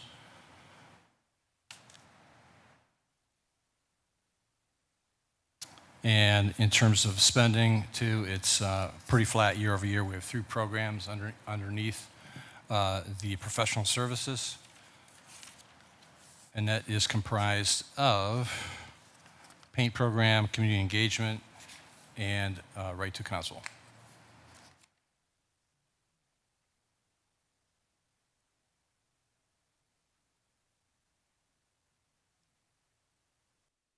Is that it? Turn it over to Aaron Miller Tate. That was fast. Thank you to the chair, to the committee. I will just kind of briefly give you a little bit of an overview of the 2 programs that are part of my bureau that are funded by the general fund. Consumer Affairs and Fair Housing, which includes the Fair Housing Board, continue to advocate for residents' rights and their property by responding to resident complaints. And as a point of clarification, the Fair Housing Administrator is not general fund funded, but the Fair Housing Board members are general fund funded, which is why we kind of group them together in this case. So both teams are able to, and I say teams, there's 2 people, are able to mediate complaints and liaise with the law department as they seek resolution on issues and conduct outreach in the community to help residents awareness of their rights and opportunities for redress under the city's codes. We have both very strong fair housing and strong consumer affairs codes, which we are delighted to be able to enforce. So this year in those areas, our emphasis continues to be on capacity building. Like I said, we're a very small team, but with the support of our strategic data analytics team, we are building a client relationship management system that will help us to increase our capacity for accepting complaints, for investigating complaints, gathering evidence, and sort of compiling that research, and then sharing with the law department so that we're able to pursue those complaints and also to identify patterns of bad practice and places where our residents are at risk. This is also going to increase our transparency around the process. It'll allow us to be a lot more responsive to public records requests. So all of this is kind of just bringing that team up to the present day technology-wise. Additionally, we have our community engagement specialists, which we call them CESs. Many of you know them as HHIs. Those specialists work to meet the needs of our residents for their homes to be code compliant. They do visual inspections of homes in their areas, and they connect residents to needed resources in order to repair violations or potential violations in a way that treats residents with the dignity and respect they deserve. But their work goes way beyond just the inspections themselves and code compliance. A big part of their job is to build trust and work in partnership with residents in ways that lead to improvement both in the housing stock in our city and in residents' quality of life. So we're referring them for help. We're connecting them with other services beyond just those that keep them code compliant in their homes. Those CESs also add capacity to CDCs. They support other cluster departments, like working to support building and housing in rental registration. We help them roll out their new permitting process. We do a lot of residential education through those CESs. And we're also able to support some other things that have been mentioned today, like connections to housing court specialists, and working with actually OEO. We're just starting to kind of develop this line of work where we're helping developers who are entering into community benefits agreements connect with residents and hear input from residents. Finally, both parts of our bureau that are funded by the general fund do a great deal to connect our department to the other departments in our cluster and other clusters and departments throughout City Hall, which I think is really an essential component of this work. Our team basically sits as a connector between community development and lots of other parts of City Hall. And I guess, I don't know who's next. Jeanette, is that you? Are you next? Oh, we cooperate with other departments, as I mentioned. I don't know if, Joy, did you want to talk about Right to Counsel? Yes, I will speak briefly. The Right to Counsel program is administered by the Legal Aid Society. I'm not sure if... Wonderful, wonderful. I was wondering if maybe Colleen Cotter could step up for just a minute and speak briefly about the work that she is doing.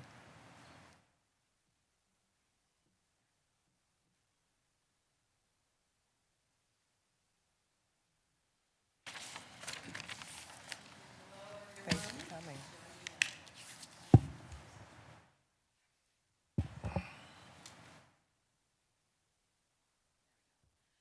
Mr. Chairman, thank you very much. May I have a couple of minutes to talk about the Right to Counsel? Please do. All right. I also, and I'm sorry I don't know all of the parliamentarian rules, I have a handout for each of you, which I will hand around later, if that's okay, Mr. Chairman. Sure, I believe Inez will be able to grab that from you and help Excellent. distribute it. Excellent. So, as you all know, and for newer members of council, perhaps you don't, the Right to Counsel program is actually what it says, a right. In 2019, this body created a right to counsel to tenants facing eviction if their income is less than 100% of the federal poverty guideline and there is a child in the household. So this makes it unlike most of the things in the general fund, most of the things which are very important things for the city to spend money on are not rights of the city of Cleveland. This is a right. Legal Aid has been implementing this right since 2020 when it began. You all received a report from the independent evaluator, Stout, a couple of weeks ago, indicating what we did in 2025 in implementing the right. And I just want to highlight a few of the findings in that pretty long report, 36 pages. Since its inception in 2020, we have handled 5,370 eviction cases under the Right to Counsel, serving 18,900 residents, including 11,800 children. We have avoided disruptive displacement in those evictions in 85% of those cases. So 85% of the cases we have been successful in ensuring that people weren't thrown out and their goods and their belongings on the tree lawn, as has been discussed today. One question that we receive frequently is, do we get a lot of repeat customers, so to speak? And so the evaluator looked into that. And since inception 5 years ago, only 7% of the clients we serve have had more than one case with us. Only 7%. So it is not repeat, and I know you have had this question through the chair. Councilman Conwell. So 93% of the clients we serve have never come to us again, indicating that this is a critical point in a family's life. And if they get representation, they do not have that disruption in their home, and they don't have a future eviction. They're not coming back to us. So it's again, a great indicator of the success. Another key finding is the return on investment. Dollars that are saved and come into our community are $2.47 for every dollar spent. In addition to the things you don't measure and can't measure in dollars, stability in education, for example, for the child. A couple of other things I want to highlight. I know you have a lot more to talk about than Right to Counsel, but in the slides that in your packet, there's one slide that names the fact that we have to cut back on the services we're providing in 2026 as compared to 2025 because we don't have the funds to support the program. The City of Cleveland has never fully funded the program. We have a majority of the budget has come from Legal Aid's general operating and from philanthropy. Most of the philanthropic dollars have now ended. You know, philanthropy tends to be in something for a few years and then get out and get to something else new. And 5 years in, some of those philanthropic funders have moved on to other things. So we are having to cut back. We will serve everyone who has the right because that's what our pledge is to our partner, the City of Cleveland. But not everyone will have a lawyer by their side going into court. We're still figuring out how to best do this in an evidence-based way so that we are using the funds to the highest level possible, and we will get you all details when we have figured that out. We're trying some things, and we'll more details on that. But we will serve fewer people in terms of because we don't have the budget numbers. The other big thing, though, is I'm here to ask for your help. In the mayor's budget, we are very pleased that he's proposing flat funding, and I'm here to ask for more.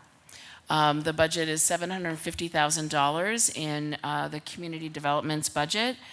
We need another $500,000, which I know is a significant increase, but the budget for the entire program, even reduced, as I just described, is just over $3 million. The city Legal Aid General Operating still would be almost $900,000, which honestly I can't really afford, but I'm so committed to this program, I'm gonna figure it out. And then we also have $500,000 or so still from philanthropy. So it continues to be a public-private partnership. We're in this for the long haul, but we really need your help. The other thing we're asking for is we would really like to have a task force put together of city and county leaders to help to work with us to figure out what is the long-term sustainable strategy for funding. I recognize it probably is never all going to come from the City of Cleveland, but there's other money out there, right? And if we work together, city, county, and legal aid, I think we can figure out a long-term sustainable program. So those are our two asks of you today. And in your packet are slides. I did some of the highlights today. And also in your packet is a report about 2025 evictions in your ward and the representation legal aid provided in your ward last year. And I'm happy to talk to you individually about any of that. Thank you. Thank you. As said earlier, we've been doing a lot of reshuffling and moving. Before some of our colleagues came in here a couple of months ago, we authorized the complete reorganization of economic development and community development into the new Department of Development, which has caused a lot of folks to move from one department to another. The Right to Counsel has always been couched within the Community Development Department, so that's why they're presenting today. Are there any more parts of your presentation? Got a few more sections here. Oh, that's mine. Hello. Good afternoon. And I'm sorry, one more second. We, inadvertently passed some of the folders out to the wrong folks, so check your folder, make sure you've got the right one for your ward. It has specific information for your ward, and just you saw us trading, what are these, folders around to make sure we got the right one. So make sure you got your right folder. I apologize. Go ahead. What we have here is our exterior paint program. In previous years, this program existed as a voucher system to the residents, but historically, our residents found it difficult to find qualified labor. As a result, this program has now been transformed into an exterior paint labor program to service residents in secure labor for the paint services that they would need. The paint program has been very successful in the previous year, where we were able to firsthand see residents' homes transform into, as self-described, as $1 million transformation from receiving paint from this program. We would like to think of this funding that you dedicate with general funds as a way to remove friction and deliver results and restore pride in home ownership through exterior paint projects. And that's our program. Okay. Anything else? Okay. So my request to colleagues was this. I'll reiterate. Again, a lot of flux, a lot of change going on here. If we can very specifically ask questions about the budget of community development on page 262 and 263, then we could potentially read in the Department of Development, get it onto the record, and then open up the table to questions involving all of these departments, because again, they're back and forth. So if I've got Polensek, Jones, and Hudson, can we, would these questions be very specific to the budget on this page, and then we can open the whole thing up? Mr. Chair, just one last point. I do want to set a reminder. There will be, as the application for federal funds go in, there is a separate hearing for the nearly $30 million of federally funds that get spent on these, right? So there is and we're going to get to that too. Just general funds. So let me just start the question just very specifically about the budget for community development, just a couple of things. On page 262, output metric number 3 we did already read it. The number of community engagement survey interactions went down quite a bit last year, from about 15,000 to 4,945. Could anybody, whoever can speak to that, let us know what happened and what the plan is for this year? Of course, thank you, Chairman. This is a challenge that we see every year with general fund hearings, that our data is collected on the year with our program year, our CDBG program year. So every time we give you we're giving you half a year's data right now. So, and the bulk of the program, or the property inspections, will take place in the spring when the weather is better. So the end of the year is when most of the work takes place, but we're only reporting July to January right now, or to December right now. Got it. So this is half the year. Correct. The next question is on the contractual services. The other contractual clearly stands out as 1.5 million. There was none budgeted or allocated for it. I'm sorry, $250 was allocated for it. It came in at 1.5 million. So could you explain the discrepancy there? Because the other contractual services for the department came in at 3.4 million with only 1.9 allocated. This might actually be a question for the CFO. And again, this is to my colleagues, this is part of the pains of reorganizing City Hall, I think, my hunch. So to the chair, I'm just happy to be speaking again. I think this is only the third time today. This was, as you'll remember, back in June, July, we made a one-time payment to the CDCs. There was a lot of concern about federal funding. So that 1.5 million was part of a supplemental that went to the CDCs. Okay. Then through the chair to the CFO, how do we balance this this department then if the adopted budget was 2.8 million overall, but the unaudited is 4.1?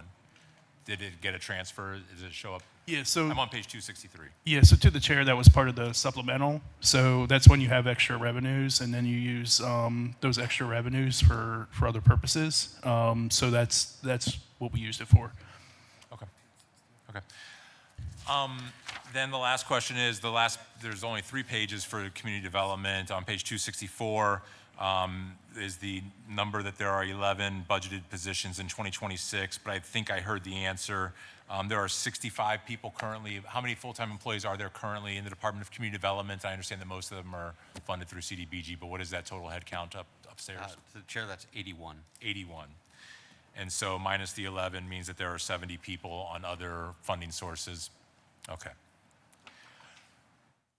If everybody's okay and we have specific questions about these budget numbers, we can ask them now. Otherwise, I'm sorry, And I Chief. think one clarification to what you just stated there, the 11, right, are not all employees. 5 of those are board members, so. Board members. Right, so it's Fair. actually only 6 employees, which, you know. Okay. 75. Okay. If we're okay, then Ms. O'Day Martins, could we read in Department of Development, and then because we're all here, everybody's at the table, we can just do this as one big exercise. Clarification, Mr. Chairman? One moment. Yes. So you're saying that we're finna read in something else, so we're gonna just do a, what are we actually doing here? Yeah. So what we're doing is we're treating I'm these. confused. Sure. We're treating these 2 sections of the budget, which were created in August, as the sort of unified department that's in front of us today. The Department of Development was created 3 months ago, 2 months ago, 7 weeks. 7 weeks ago, as a sort of new way to address economic development and community development. However, these budgets were written 3 months ago when the departments were separate. Today in front of us is the combined new Department of Development, which includes parts of community development and parts of economic development. However, the budget that is in front of you is separate for the Department of Community Development. Correct. And there is a separate budget for the Department of Development. And that's why I'm asking if we can read in the budget for the Department of Development, then we can have a discussion about the 2 of them since the appropriate actors are all here at the same time. That way we don't end up tiptoeing back and forth. We just get it read in, and then we have one big conversation about all of it. Okay. Okay, Ms. O'Day Martins, if you could read in the Department of Development. Page 276, Department of Development, Director Jove Rose Bordeaux Small. Page 277, 2025 unaudited salaries. Yes, stay here. 2,300,121. 2026 budgeted, 3,192,915. Page 278, 2025 unaudited total expenditures, 3,240,455. 2026 budgeted, 4,762,669. Page 279, 2025 staffing levels, 2026 budgeted, 38. Chairman. Okay, thank you. Ms. Boudreaux Small, if you'd like to do your presentation, we can then open it up to colleagues. Thank you. Good afternoon, everyone, members of council. My name is Jove Rose Bordeaux Small, director of the newly formed, Department of Development. I'm really pleased to be joined by Trudy Andruski. I'm used to people butchering my name, and now I'm constantly butchering. Who you all may know very well. Trudy has served the city for many years, most recently leading the asset redevelopment and residential land bank teams, and now serves as assistant director. Her leadership has been instrumental as we transition into this new department. So thank you for the opportunity to share a brief overview of our work, highlight key accomplishments from 2025, and discuss how this proposed budget supports a more coordinated, transparent, and resident-focused development system for the city of Cleveland. As you look at this diagram, this reflects how we intend for the new department to function. 6 core teams working together across a single coordinated development pipeline.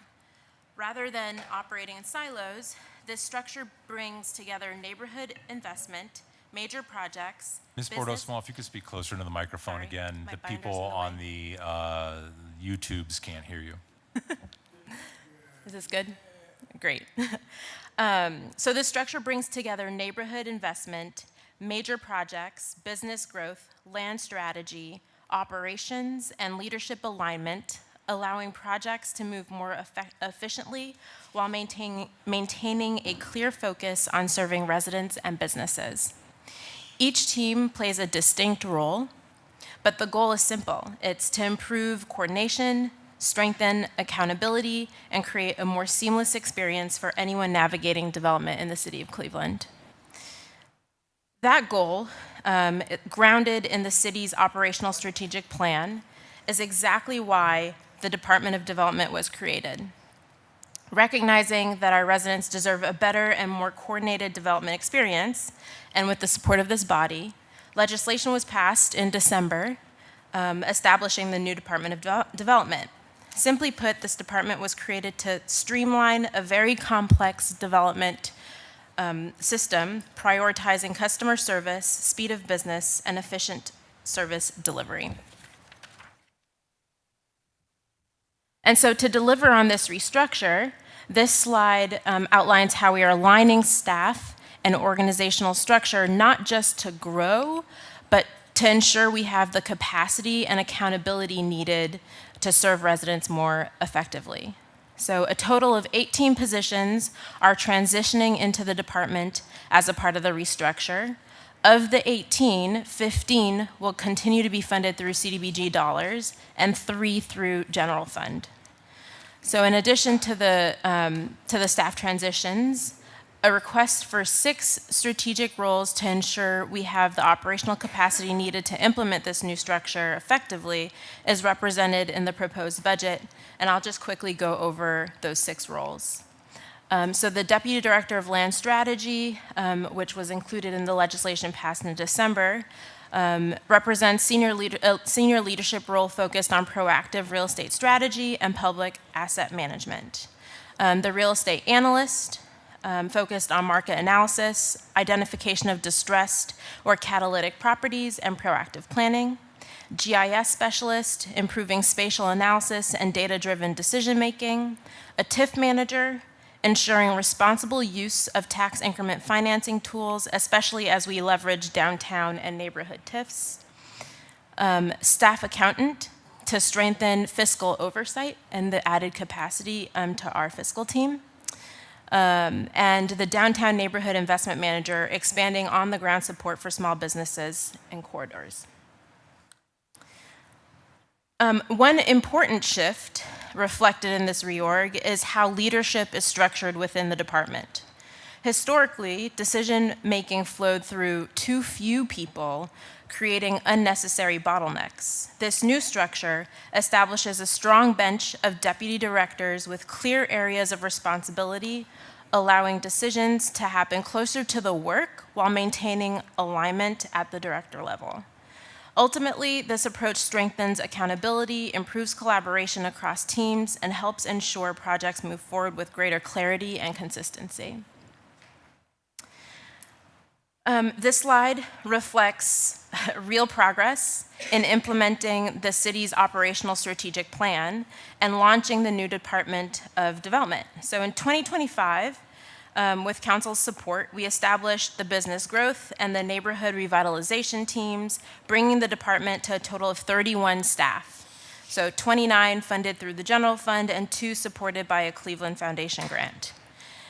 If the proposed 2026 budget is approved, the department will grow to a staff of 55, including 15 funded through CDBG, 38 through the general fund, and 2 grant-funded positions reflecting this integrated approach. In terms of current vacancies and a hiring update, the Deputy Director of Land Strategy role was posted immediately following the passage of legislation in December, and we're currently going through final rounds of interviews for that role.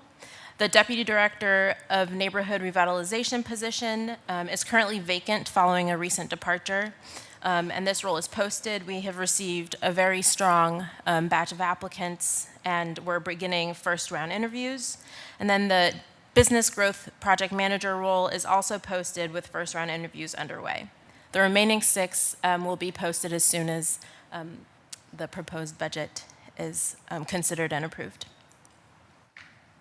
As for highlights, the business development team is one of our newest teams, and over the past year, their focus has been on building the foundation, so setting the strategy, establishing clear processes, and beginning the work of building a strong pipeline.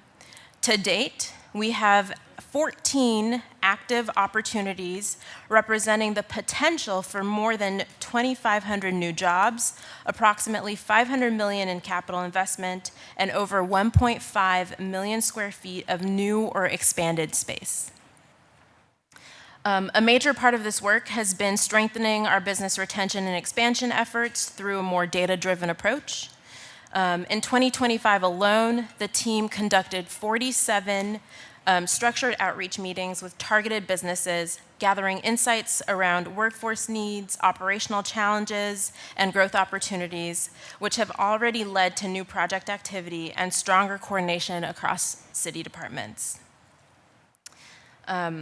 Overall, this past year has been about laying the foundation, building systems, relationships, and data infrastructure that positions us for sustained economic growth aligned with the city's strategic priorities. I want to also take a moment to highlight the awesome work of our neighborhood revitalization team. This team brings together our neighborhood investment managers, which we all call the NIMS, and the storefront renovation program team, creating a more coordinated approach to supporting neighborhood business districts. The NIM role itself was new to the city, and this year the team focused heavily on building the foundation, developing relationships with business owners, mapping commercial corridors, strengthening coordination with council, while still delivering real results. So a strong example of that is the Southeast Side Small Business Grants. With the added capacity of this team, excuse me, they structured the application process, reviewed 58 applications, excuse me, and awarded and closed 21 grants in just 3 months. Need some water.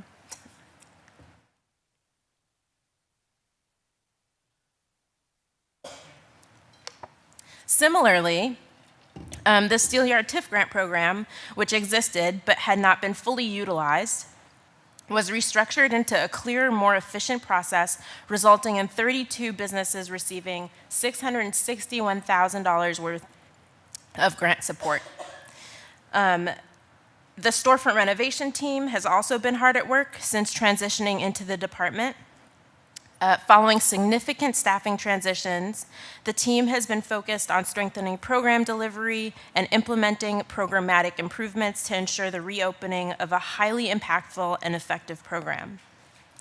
So today, the team is fully staffed and continues to deliver results, closing 17 sign-only projects, representing more than $80,000 in rebates and over $188,000 in total project investment, while also closing out 5 building renovation projects totaling $250,000 in rebates and more than $560,000 in investment. This slide is really just a visual that highlights how the neighborhood investment manager team is structured intentionally in alignment with the neighborhood planning regions, allowing for stronger coordination across departments and more consistent support at the neighborhood level.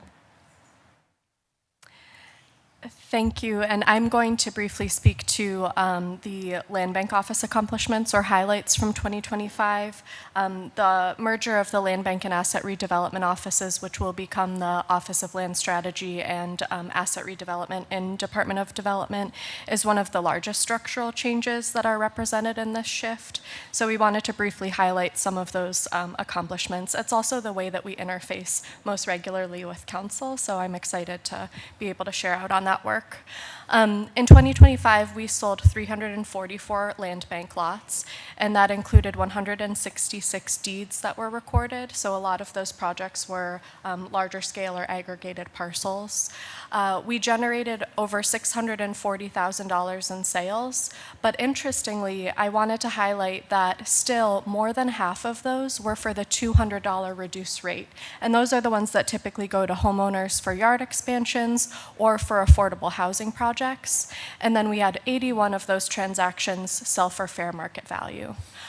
We also activated over 130 additional lots through leases and licenses. Those projects are typically things like community gardens, tree plantings, sometimes community-centered events. So we definitely are not activating as many lots as we want to, so I look forward to improving that, but we've made really good headway in this transition year. We also want to acknowledge that in the fourth quarter of last year, we paused the intake of new applications to get through 3 significant tasks. First, to get through our backlog of applications, and actually updated from the time we submitted this slide, we're now over 85% through that backlog. We also spent time working through cleaning up our inventory of land holdings and reevaluating pricing and programs. So all while working hard on the creation of our new application portal and processing tools. We aligned the timing of this pause specifically with council and ward boundary changes and this department merger to try to ensure as limited an impact as possible. And we appreciate the support around that. And we plan to share out and workshop the new program proposals with council in the month of March, so coming up here soon. So we'll be contacting council members and EAs in the coming weeks to workshop those proposed new programs. In 2025, the department supported 100 grants, loans, and tax incentive actions, representing more than $47 million in incentives and nearly $392 million in total project investment. This reflects both major catalytic projects and expanded neighborhood-level access, ensuring that growth is both strategic and inclusive across Cleveland's communities. As we look ahead to 2026, our focus shifts from building the structure of the department to strengthening how we deliver and measure outcomes. One of our top priorities is the implementation of Salesforce, it's a beast, which will serve as a centralized system for project tracking, reporting, and coordination across teams. Today, much of our work is still tracked through spreadsheets, although newly improved spreadsheets, and disconnected systems. Salesforce will allow us to create a more transparent and accountable development pipeline, improving customer service, reducing duplication of effort, and allowing our staff to spend more time problem solving and less time managing process manually. In addition to Salesforce, we are focused on change management, ensuring staff have the tools, training, and structure needed to operate effectively within the new department. And as we continue to receive real-time feedback from business owners and developers, we will be completing an analysis of our existing incentives with the goal of being as creative and strategic as possible with our tax tools and limited capital resources so that projects can move forward successfully in today's market. Lastly, we will continue with Urban AI to roll out our KPI dashboard and integrate performance metrics and KPIs directly into Salesforce for better tracking and reporting. Thank you. Okay, thank you, Director Bordeaux-Small. If that completes our presentations, I'm going to ask one question of the chief, and then I'm going to hold my questions. And I think this question will then sort of shed light on why we're doing it this way. Chief, could you very plainly explain which programs have moved from CD to the Department of Development? Yes, Mr. Chair. So it is. And please speak into the microphone so the housing, everybody remember to use your outdoor voices. It's normally not a problem for me. The Housing Development Office, the Land Bank, and the Asset Redevelopment Team are the 3 pieces that are going from community development into this new Department of Development. There are also a couple functions that exist in other departments that are kind of being folded in there, but does not involve movement of people. And with that, I did want to take one moment to say how much I appreciate Chief Barrett, Mr. Gentile, and Ms. Gallagher, who are behind here, the intense amount of work that took them to figure out these 18 different employees and all the different funding streams and how these move along going into this budget was like a lot. And greatly appreciate their support as we work through this. So those three were housing development, the land bank, and asset development. Asset redevelopment. Asset redevelopment Yes. have been moved from community development into the new Department of Development. Yes, sir. Which used to be the Department of Economic Development. Okay? Just a couple other questions, and I'll open it up. By the way, right now, I currently have Polensik, Jones, Hudson. Was that Bishop? Okay. Chief, what costs are shifting from CDBG to the general fund in this reorganization?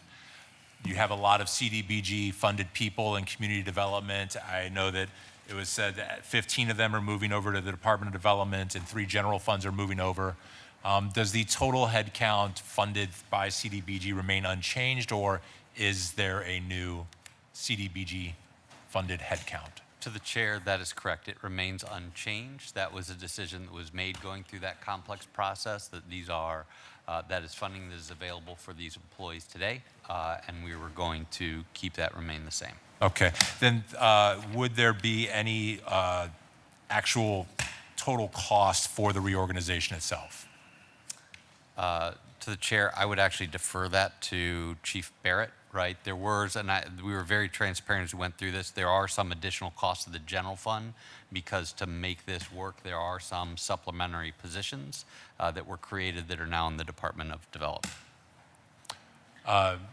Chief Barrett, yeah, whoever wants to.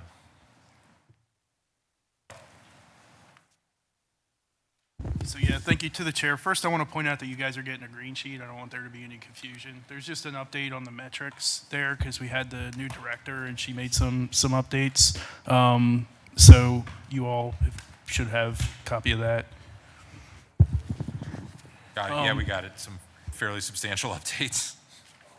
Yeah, sure. So you were talking about the additional costs to the reorg. Most of that's going to be related to headcount.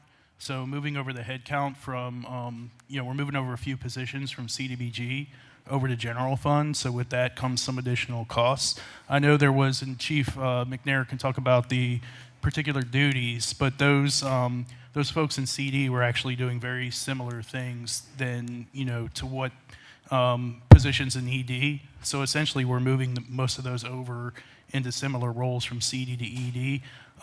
We basically had a situation where we had folks that were doing the same job in different departments getting paid very different things. So we're adjusting for that. So there is additional cost. You'll see that in the Economic Development or Department of Development budget in terms of headcount and in terms of salaries and benefits. Okay, and then the Department of Development's headcount is currently 26 and slated for 38 next year, or this year, on page 279.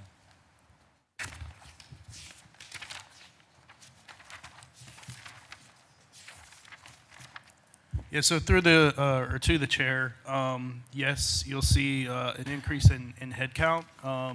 Originally they had in 2025, 29, with 26 positions filled. So pretty substantial gain of, essentially 9 positions up to 38 onto the general fund. Okay, so it looks like the Department of Community Development dips about 300,000, but then the Department of Development climbs about 1 million. So the overall additional cost to the city is about $1 million. I'm rounding. To the chair, that's approximately right. And again, these are higher paying jobs, so the salaries are higher, which also increases the benefits, which is rolled into that.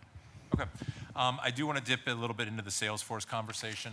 I caught a little bit of the subtext of what was going on when it was brought up. How is the Salesforce implementation coming along?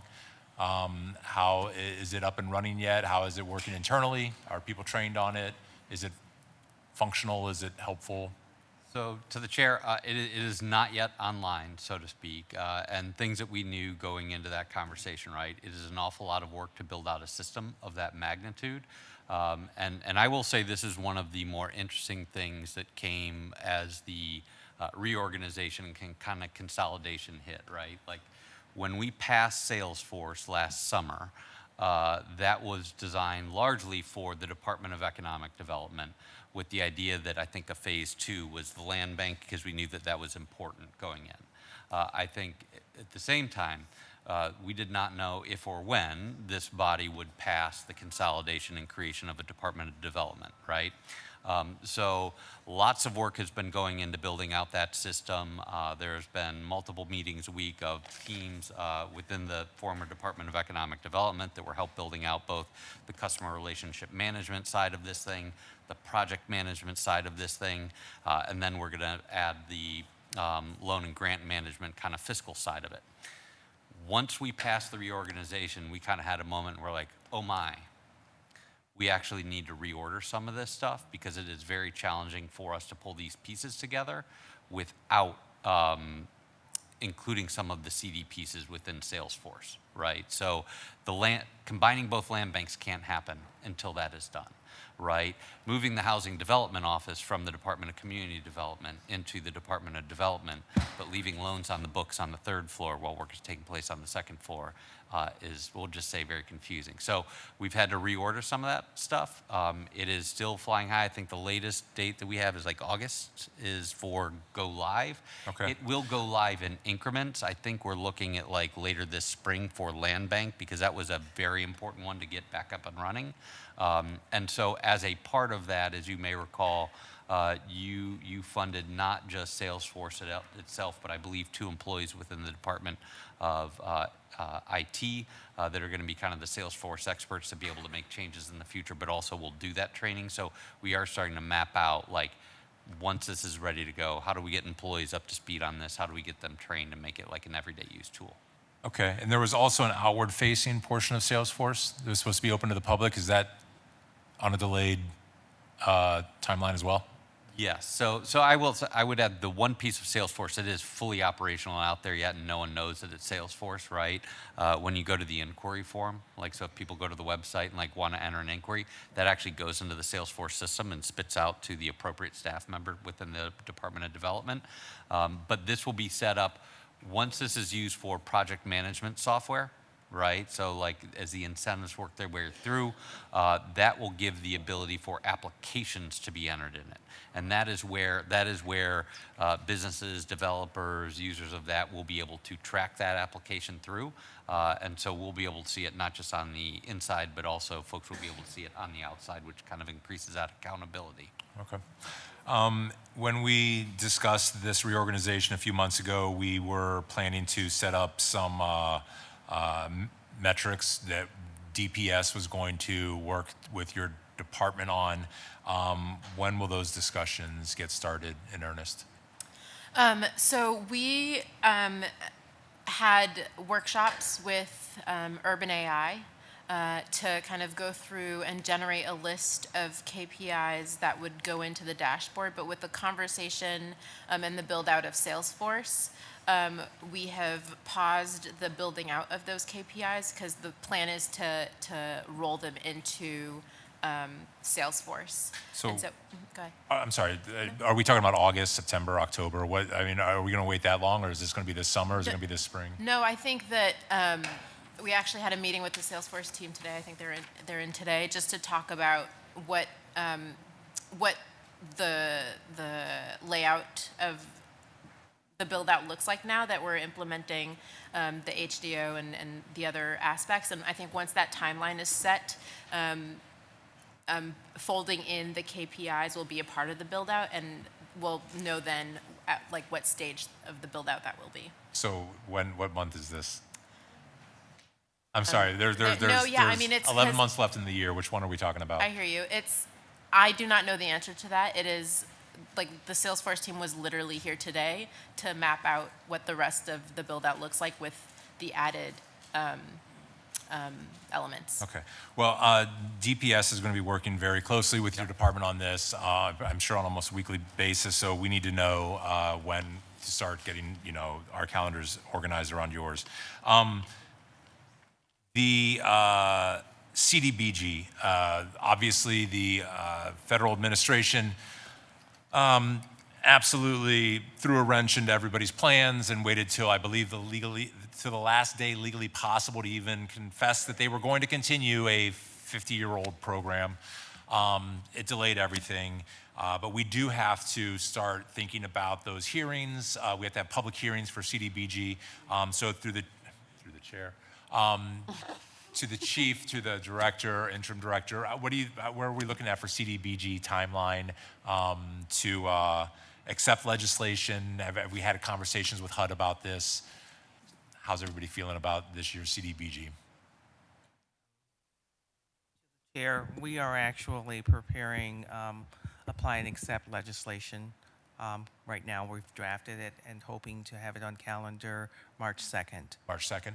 And so we will still be on the same timeline that we are always on annually? That is our goal, yes. Okay. Because I just want to remind everybody that that wasn't the city's fault. That was the federal government's delay last year. Okay, that's all I have. I hope my colleagues understand and appreciate why we're sort of putting these together, because everything is sort of like blending. Right now on the list, we're going to get started. I have Polensek, Jones, Hudson, Bishop. Anybody else? Star. Okay. Councilman Polensek, the floor is yours.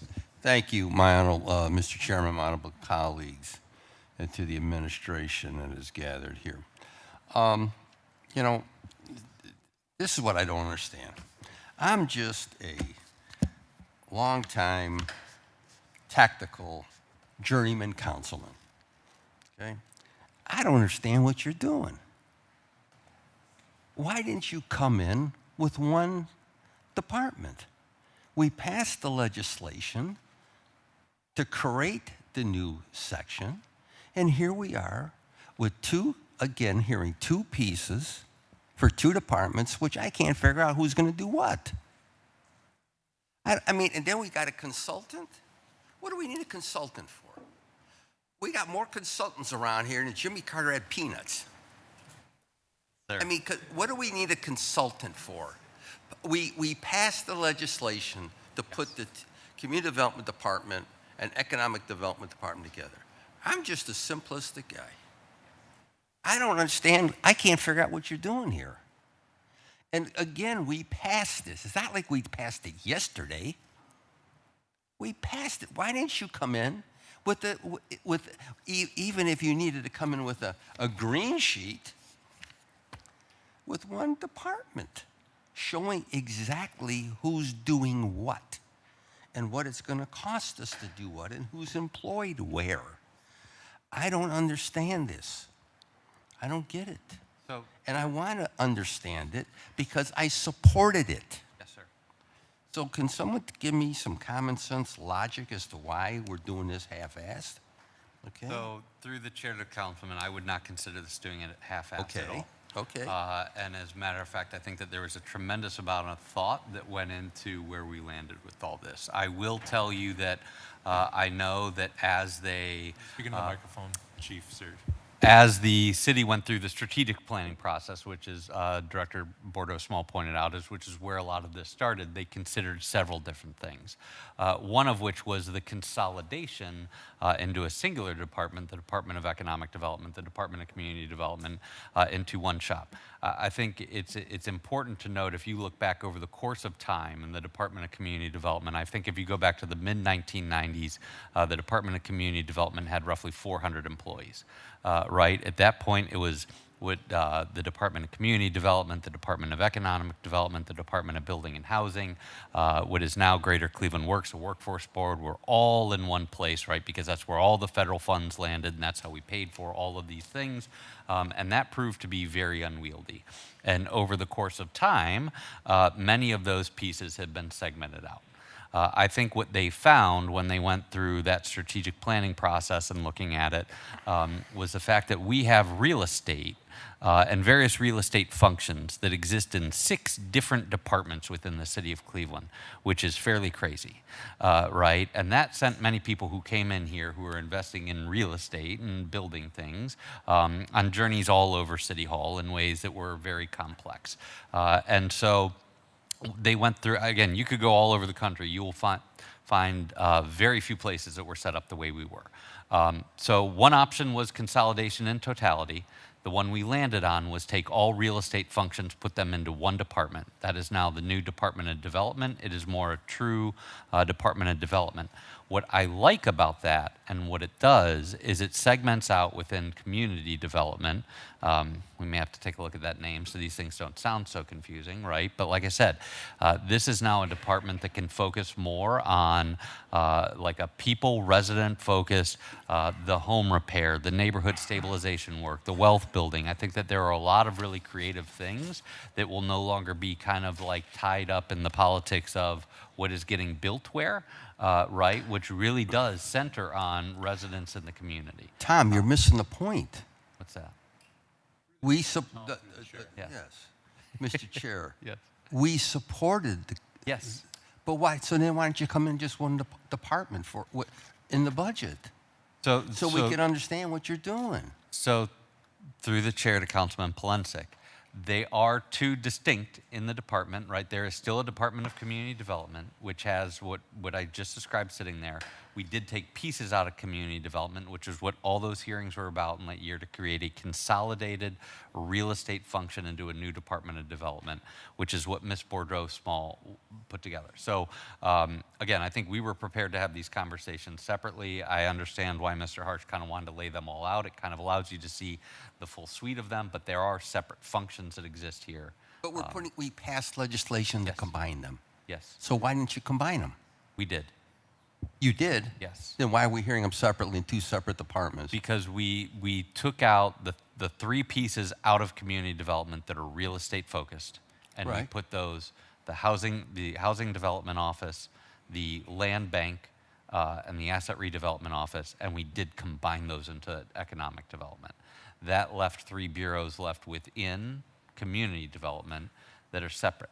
And I think for many of the reasons that I talked about, when that department had 400 people, it's like we have slowly over the course of decades started to piece out what are the parts that deserve and should be together and separate those out.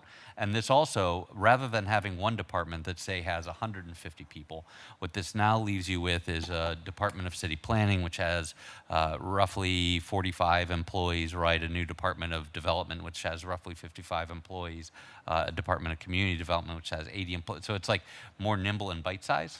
So what do you expect to be left in community development by the end of the year, end of this year? Mr. Chairman, to the chief. So through the chair to Councilman Polensek, again, as we have said, the programs that are left are essentially residential improvement, which is where all the home repair and various home repair programs live. The Bureau of Community Programming, which is what Ms. Miller-Tate oversees, right, which is many of our wealth building and community engagement type activities have. And then program operations, which has been under Ms. Joy Anderson previously, which is a lot of the legacy programs. And again, I don't think we wanted to get to, let's also contract through all our CDCs. Let's contract through, like, those things deserve to be in a different place, right? Which is why they are. And I think segmenting this out will enable us actually to be more efficient in the way that we do the work. So you expect those three sections, Mr. Chairman to Tom, you expect those three sections to remain in place by the end of the year? Yes. Okay. What do we need a consultant for?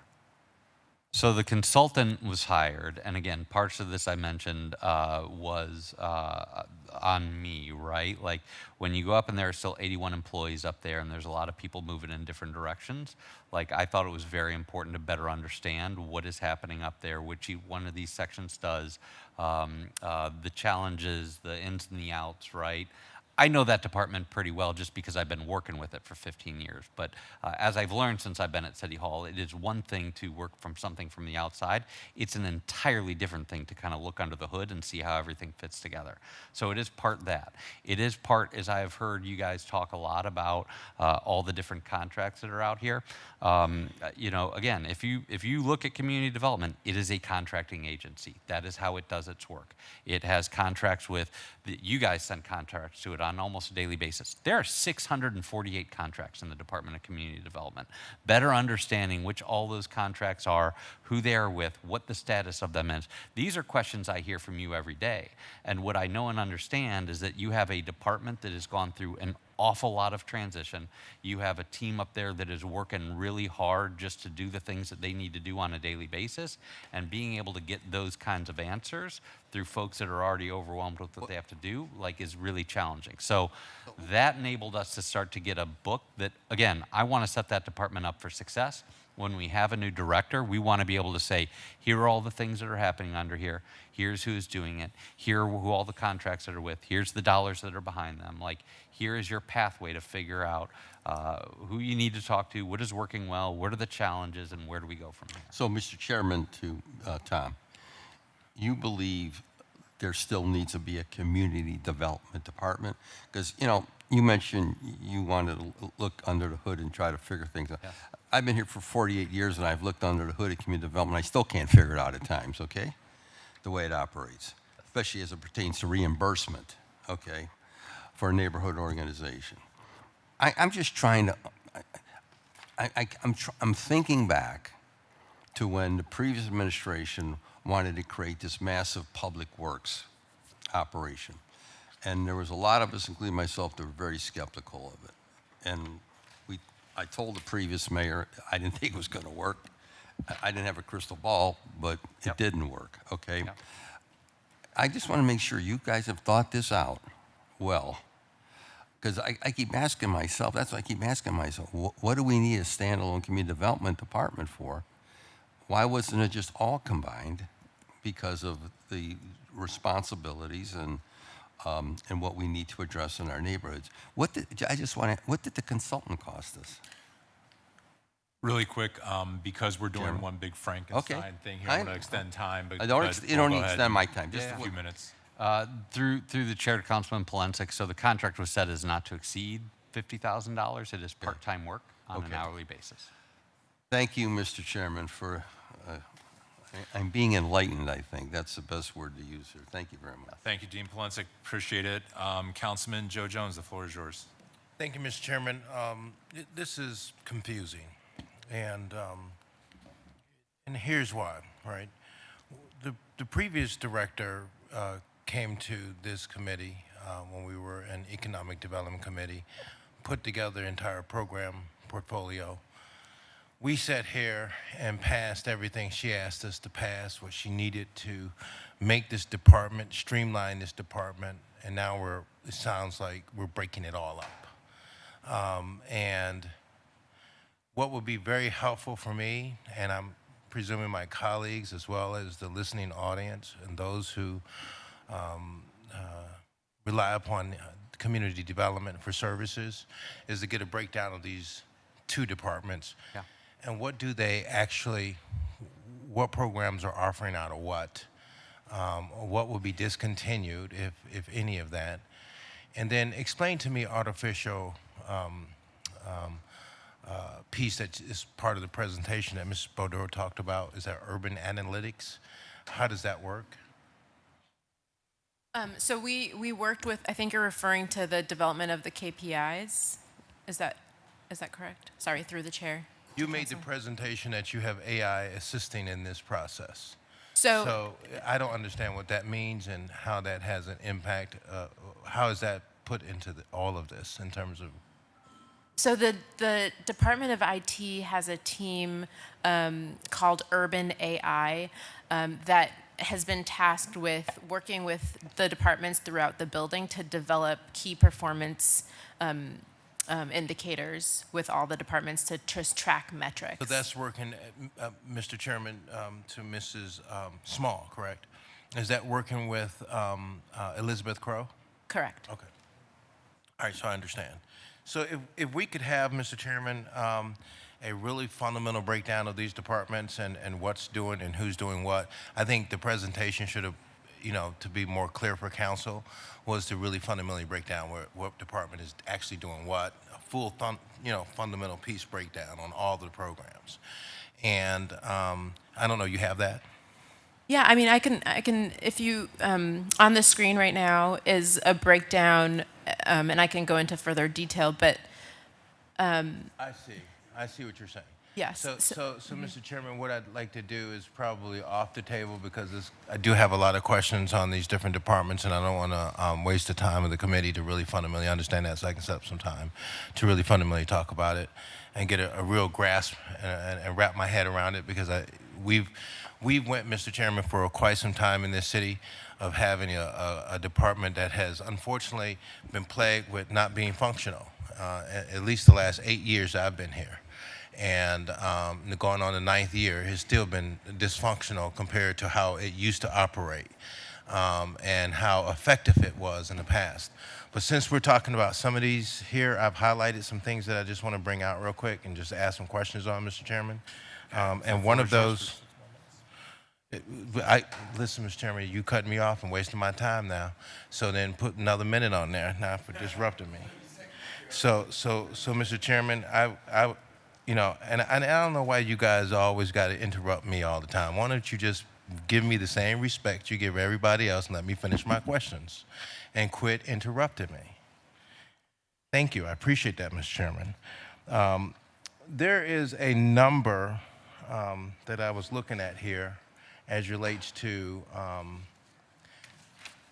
the changing over to the Department of Development that you have in place is the land bank.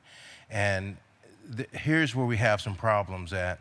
And this is a part of your production where you have your highlights about the Cleveland Land Bank Realization Corporation Land Bank and 344 lots. So I think Mrs. Andruski talked about that in her presentation. Here's where we have a problem. How much, because I know that we've had this conversation, but I think the hearing public needs to hear this too. If Mrs. Eula Johnson wants to buy a lot now next door to her, how much would she pay in terms of the fair market price? Through the chair to Councilman Jones, part of what we'd like to do with all of council in late March is workshop revisions to our proposed pricing policy. But as it has historically stood, we do have a homeowner yard expansion program that still enables $200 sales. Those are for lots that are 5,000 square feet or less, which we have tracked that, and the median and average, parcel size is just over 4,000 square feet, so we built in some really significant buffer to allow for that, but we are looking at modifying pricing again to... And Mr. Chairman, it's 3,000, is that correct? Is it 3,000? I asked for what was the pricing? Oh, it depends. On the market rate. If For it's over lots that that are- 4,000, it's For about lots 3,000. that are over 5,000 square feet? Because Because any I'm lot getting- under 5,000 Let me square... just share with you my dilemma I'm having here. When Mike White was the mayor of the city of Cleveland, part of the things that he did to get economic development happening in the city and to jumpstart the city of Cleveland was to pretty much take these vacant lots and give them to developers for $1. That in happening in 1992 helped to make a difference and helped to turn our local economy around. As Terry Hudson will tell you, she remembered when this was a ghost town down here. And he worked very diligently as a mayor with that council to turn this city economically around and did quite a great job, actually, and was a great steward as a mayor of the city of Cleveland. He saw the decline and turned it around. And so now we've lost a lot, unfortunately, in this city in the last 9 years. Actually, in the last 20 years, a whole lot has changed in this city in terms of economy. So my question would be to the administration. Let's look at ways and means to make those pricing fair for our citizens, especially given the fact that we have the dubious distinction on the east side of having 20,000 vacant lots. We should be taking that and not trying to charge people up the hill at $3,000 for those lots. It's just not, it just seems egregious. And so I've had a number of people who have wanted those lots but couldn't get it, and apparently it sounds like it's based upon a policy we passed in terms of legislation. Can you talk about that? Through the chair to councilmen and the rest of council, because I'm thankful to honestly work on a program that is able to interact with council members in the way that the Land Bank does. The Ohio Revised Code and Cleveland City Council Ordinance 2076-76 both dictate that lots are to be sold for not less than fair market value. And so there are ways in which we can put in certain deed restrictions or explore competitive bidding in order to work through modified pricing. And that's really what I'd love to work with you all on in March, are some proposals we've been working on over the past couple of months to start to implement those methods. I see. Now, I'm looking at this here sheet, and I know the green sheet is different from the blue sheet in a lot of ways. In fact, my question initially, I have to take it out.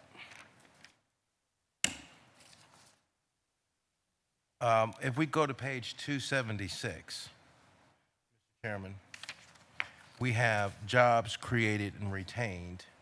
And then we come down to number 3 where it says total value of projects. And this is, Mr. Chairman and Director Smalls, this is newly created Department of Development. So we got some breakout of numbers here, and I want to understand the total value of project cost. What projects and how many projects are we talking here, Mr. Chairman? And then can we get a listing, Mr. Chairman, of those projects that's listed here in 3, and also the total value of grants? Is that actual grants that the city is giving, Mr. Chairman, or is that outside funding and grants? Through the chair, I can certainly provide the breakdown of projects. But I also, I want to note that the total grant value includes ARPA grants that were issued out this past year, and it also includes the Steelyard TIF grants and the Southeast Side grants. I appreciate that. Yeah. If you could get that, I would be appreciative. And then, by the way, Mr. Chairman, I presume the new director? Are you the new director of the department? Yes, the Department of Development, yes. You did a wonderful job in your presentation. It was flawless. So I just want to give you kudos on that, and welcome as a new director here in the city of Cleveland. And I won't have much to say on this. I want to move to the paint now, do you deal with the paint program? Who deals with the paint? Okay, great. So on the paint program, Mr. Chairman, I certainly would like to work with you because it just seems like it has just not worked. Since I've been back after 8 years. Councilman, that is your time, but we will extend some grace since we're doing a Frankenstein here, and then if you want to go back on for your further questions, we I can do don't that think later. I need to. I appreciate you Sure. extending the time, Mr. Chairman. The issue here would be how do we get this program out working? How much money is in it? And then we have citizens who have been on the program but haven't, unfortunately, been able to be served in our neighborhood. And I want to try to see how we fast track that because some of these people, unfortunately, has been waiting for 2 years where they have previously been approved. And a lot of citizens in my neighborhood, if the city can't provide the capacity or the ability to paint it, they just want to get the paint. So we should have some kind of system as a suggestion, Mr. Chairman, for those who may not be able to get labor or you can't provide labor or whatever. It shouldn't hold up them having the opportunity to get the paint. And then if you just have a system where it's almost impossible for us to touch, I got some ideas and concepts that could help us kind of like loosen it up for my neighborhood because we have been waiting for quite some time for the paint program to really fundamentally work. Since the last economic development chairman, who was Anthony Brancatelli, who sat here, who helped to set up and create the paint program and bring it back to the city of Cleveland. So with us giving, Mr. Chairman, all of this money to Sherwin-Williams, I would hope that they will be working with us in this. I'm not sure how that works, but I'm certainly want to engage you on how we can provide programming back to our community for those residents who need to have paint.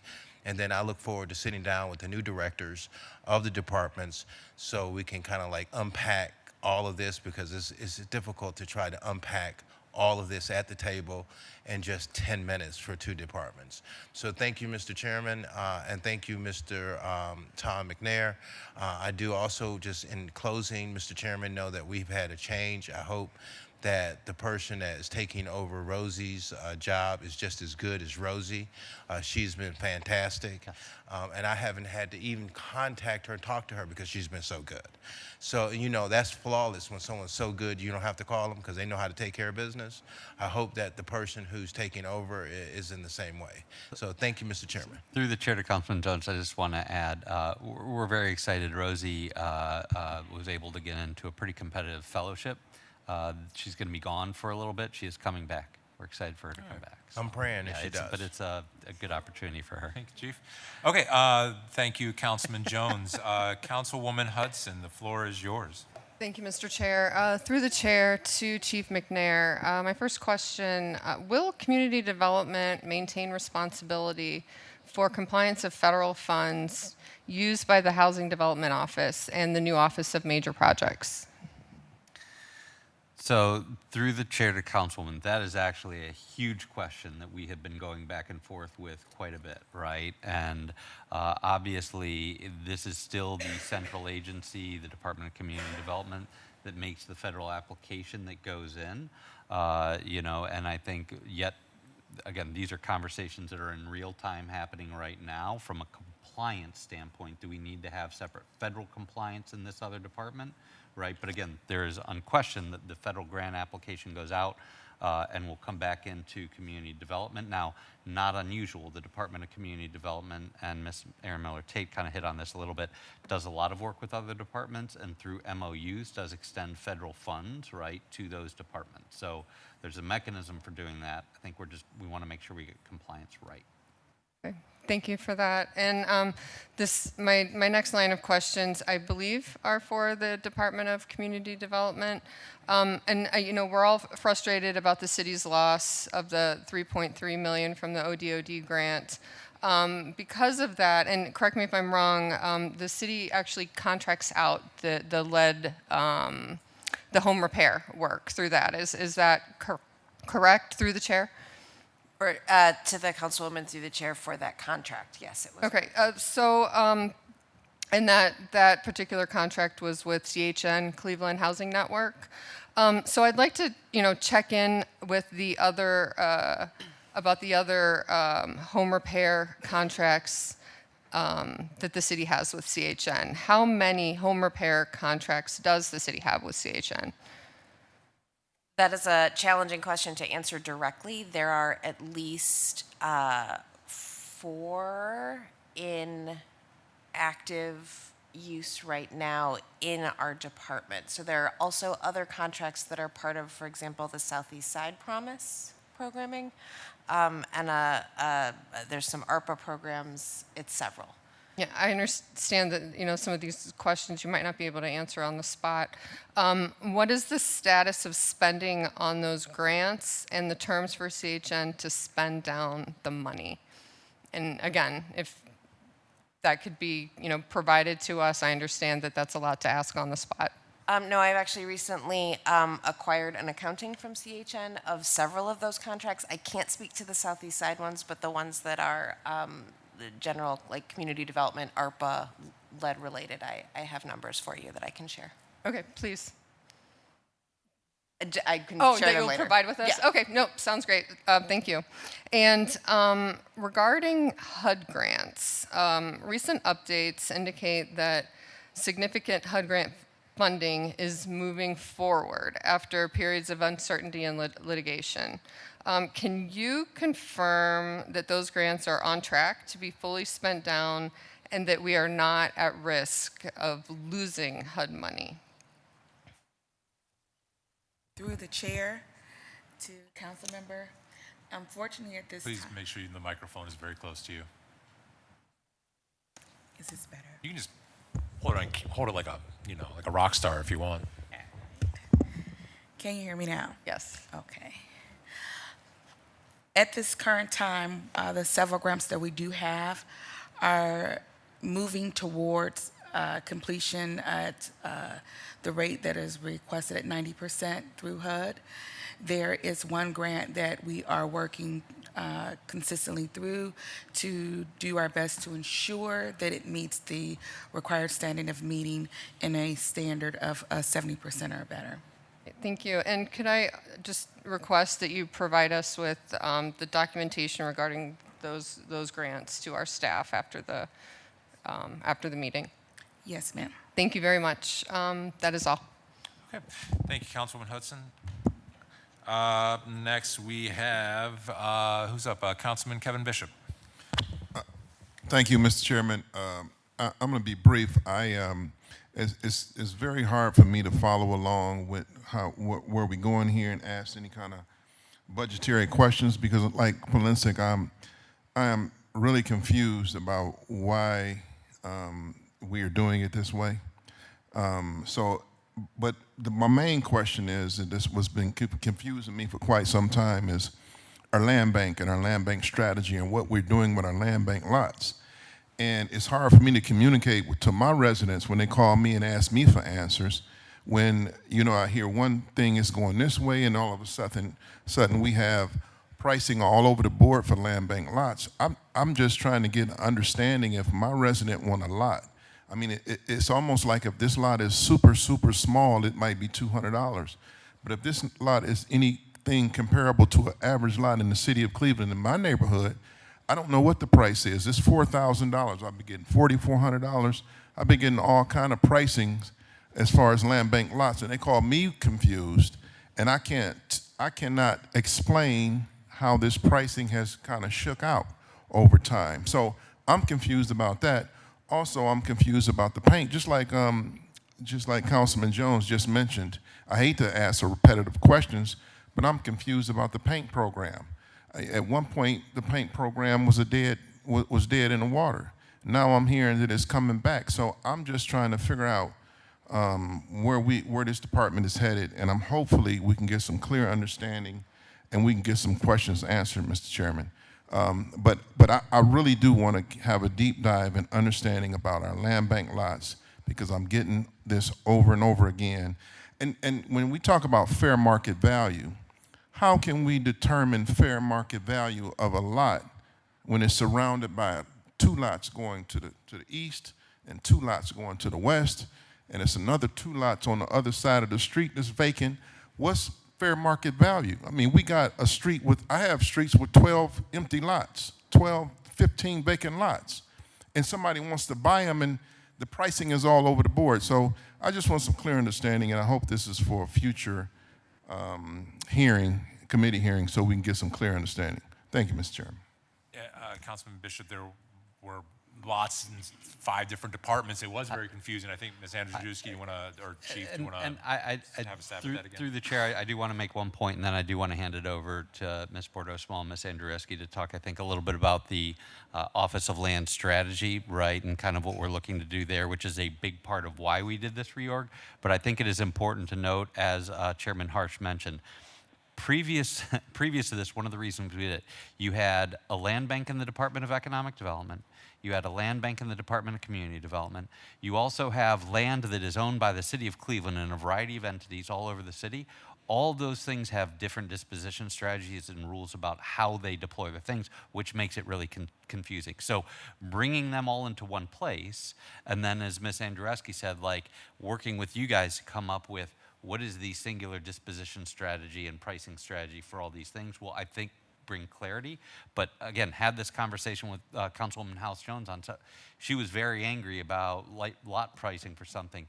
It was not land that was in the Community Development Land Bank. It was actually like outside land that was moving through the Mayor's Office of Capital Projects. So that's a real thing. But I do think it's important to note, like the Office of Land Strategy, why we brought all these tools together and what we hope to accomplish by it. Thank you, Chief McNair, and through the chair to Councilman Bishop. Reiterating what Chief McNair said, we are fully in agreement. How the land bank had operated previously was not only confusing internally, but also externally, and that is part of the reason why in October we temporarily paused applications, because we knew that continuing to keep the wheels turning was not meeting our needs or our expectations or yours or the residents. And so, I mean, just as a baseline, our inventory previously had been input manually. We now have it automated through a partnership with Urban AI every Sunday. every Sunday at I think 3 p.m., our inventory is automatically updated, which is a huge win. The second piece is that at the time that I started working with the Land Bank about 18 months ago, obviously first, before you try to make this really big change, you have to understand the existing conditions. Our staff was working on 3 different systems, and now with this, which was an Excel spreadsheet, a Microsoft Access database, and a Power App. And now that we've gotten through 85% of our backlog and have been working with Salesforce on the build-out, we're very excited to have our heads above water. And then this last piece is what I had mentioned previously, which is in that process, I've worked very hard with our 3 staff members to pull together some proposals that we're going to come to you in March for essentially what we're proposing moving forward as far as both new program areas. An example is historically the Land Bank was not willing to sell land for greening purposes. We'd like to propose to you a lease-to-own model. So it will be both program modifications as well as pricing overall. And through the chair, can I just add that, the new Deputy Director of Land Strategy, the intention is for that person to come in and own the disposition strategy, which historically we have not had. And I think that overall that will solve a lot of the problems that we're facing. And last point, through the chair to the councilperson, if you look at the Office of Land Strategy, it is not just now a handful of employees or like the quote-unquote land bank, right? There's now real estate attorneys that are part of that. There's a GIS team, like there's this build-out within Salesforce. So like all the land bank parcels throughout the city will be digitized. There'll be all the legal information that comes with them. Like we are setting this up so that you'll be able to move these transactions quickly, and whether it is commercial or residential, like if you are looking to acquire land from the city of Cleveland, you'll know exactly who to go to and just be in one place for it. But it should also allow us to think strategically and think about like how maybe we can acquire different pieces and like put them together and issue broader RFPs. So it's a very different way of looking at land in the city. Yeah, Councilman Bishop, I completely agree with you. When I was at Metro West trying to figure out a person who wanted a side yard, whether or not that parcel was in community development, economic development, MOCAP, or the Division of Real Estate, was like pulling teeth out of the city. And it was impossible to figure out who owned what, even though we knew that the city owned it. So consolidating it is a confusing process as they piece it all together, but I think it was the confusion that we've all dealt with that's leading to this, hopefully, solution. But very point well taken. Up next is Councilman Richard Starr.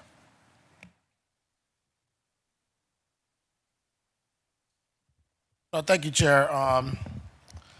Not mainly just one of the things that I will urge my colleagues as well as the chairman or the chairwoman when she returned to possibly do a hearing just to get more understanding of some of these changes so we could dive a little bit deeper. I think that will help a lot of us out. And I know that with a lot of uncertainty with community development, block grant funding, there's a lot of challenges that we're dealing with and understanding what is best utilized to make sure we have staff into each department.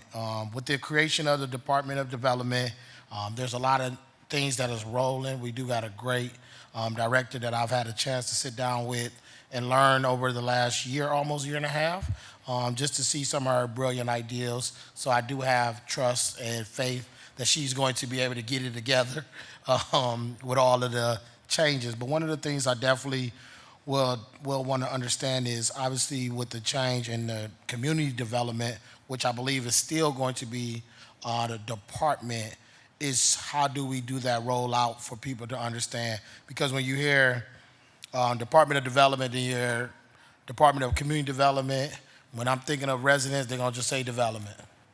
I'm coming in for the Department of Development, so they may come to the second floor, then they may get sent upstairs, and then they're confused. So if we can, by request,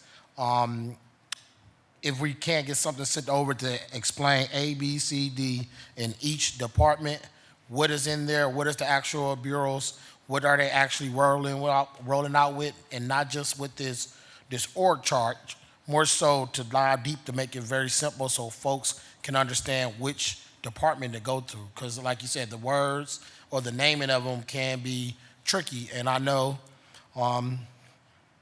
it may confuse some of my colleagues as well as myself. And we want to make sure we just have a greater deal understanding of what's going on.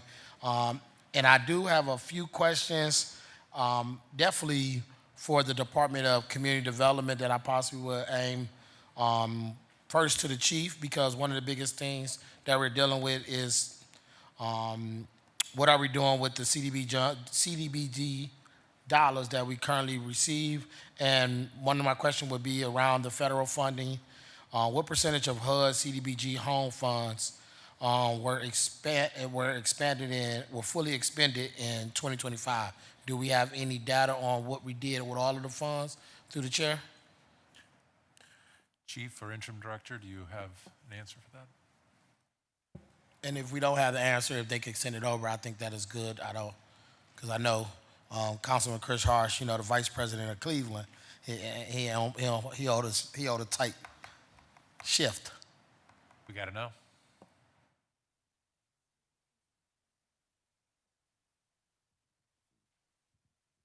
To the chair, if I could just ask for clarification on the question. So more so of an understanding, like we have these federal dollars from the federal government, HUD, CDBG, and I was trying to figure out from those dollars that we have, how much of those percentage of those dollars went into funding for fully expended, like how much did we actually utilize and spent those dollars in 2025? To the chair, I will have to provide that information separately. I have information to show what was budgeted, but not what was actually expended. That would be great. And then also within that same bucket from housing, is there a way to receive the actual number of how many affordable units were created or preserved utilizing those same type of dollars? And then also from that standpoint, how many homes were remediated or repaired using those dollars? And then also, when you talk about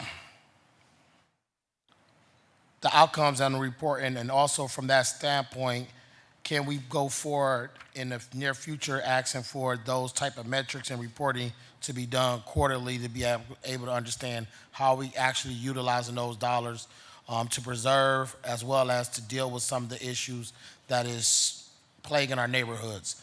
I believe with me, as well as some of my colleagues, one of the biggest tough issues that we deal, and I think through the chair, obviously, what he spoke on a lot of times is the fact that we have a lot of vacant land on the east side, and we're not actually coming up with a plan to preserve or to develop some of those areas, which is causing a stir that people are migrating to other areas in Cuyahoga County and leaving the city because there's no upward mobility.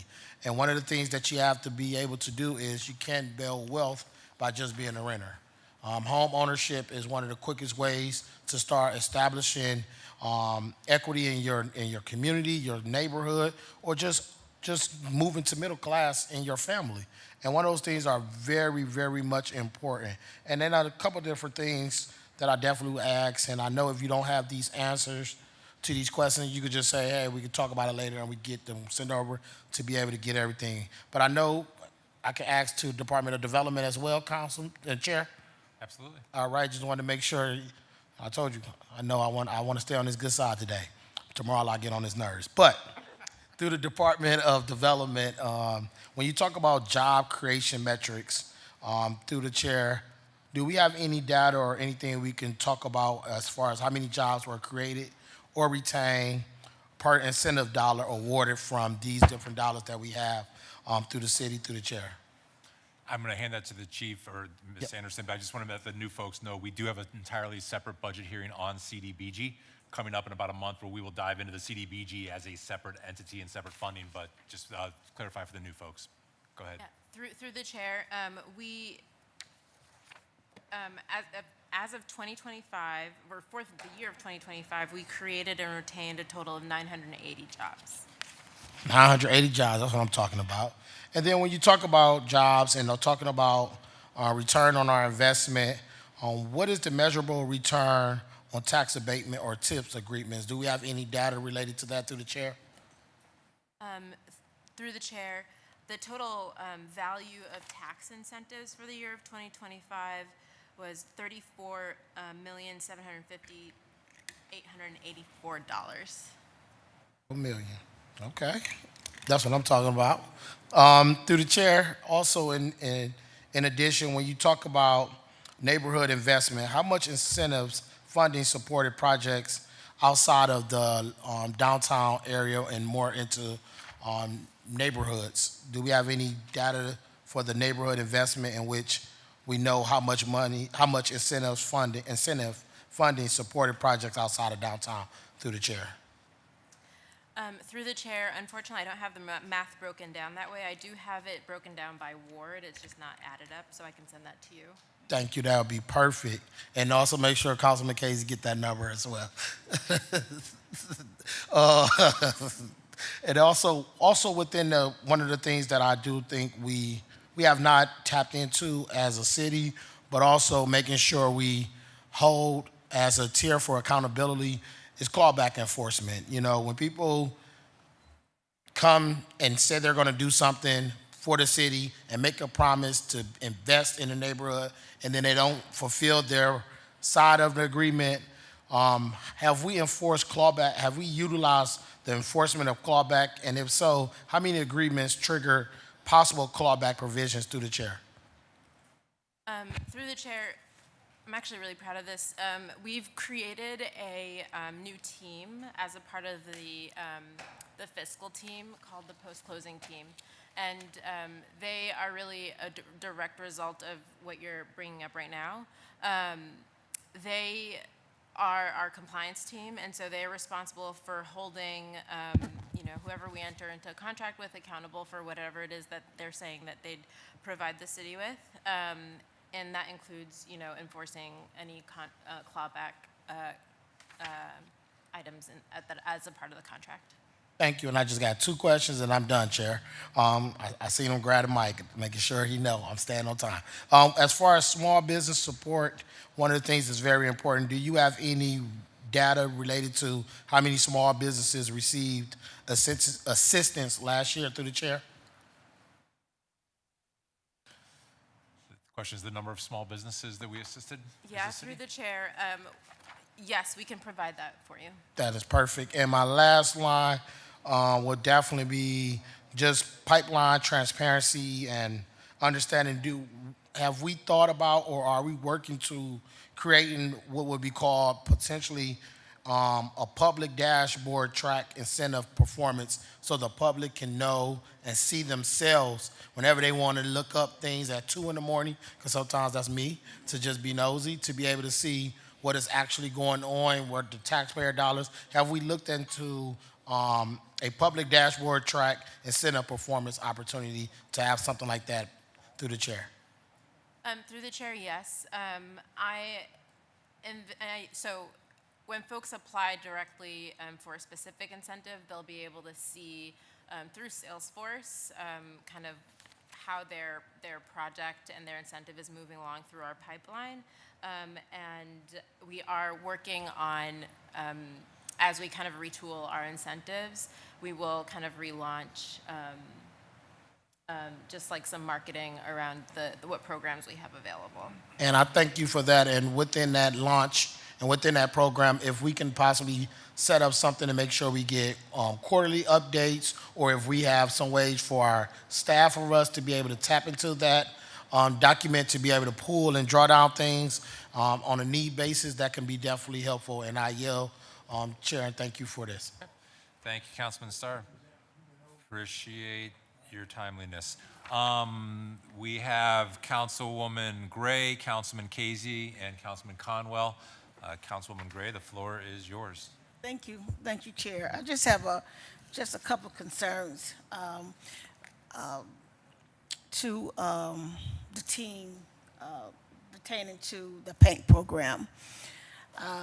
Chair, to the team, I know I had spoken to Ms. Davis about this a couple of weeks ago pertaining to the PAINT program, which she's aware of the whole transaction that her and I have been going through since a year ago, 2 years ago, per se. And I believe, Trudy, you might be aware of it, when our former director was here, and we were here at the table in 2022, when the paint program was extended, and it was extended to 50 homeowners in Ward 4 at that time, for them to get their home painted by that was the agreement at the table. We'd had budget hearings, that 50 homeowners will be getting their house painted in Ward 4 through community development, on community development. So that was agreement that was made. So during the process of the last 3 years, 10 homeowners got their home painted already. That was already allocated through a former director, through working with the paint program. So 10 homeowners have already got their home painted 2 years ago. It was over time. So we have 40 other homeowners was waiting to get their home painted. So I've been working with the former director before she left, and also been working with Ms. Davis. She got the list that was generated 3 years ago of all the homeowners to get their home painted on the paint program. So during this last 2 years, because of things happen, the homeowners been upgraded with the list. They've been talking with Ms. Davis over time, chair to Ms. Davis. I've been talking with her. We've been sending names. We've been going back and forth. And the homeowners are aware that it was some financial problems going on with the paint program. But however, everyone has been, the 40 other homes have been patient, the homeowners have been patient. So they still on the list. But Ms. Davis brought to my attention just a couple of weeks ago when I stopped her in the garage and explained to me about the paint program.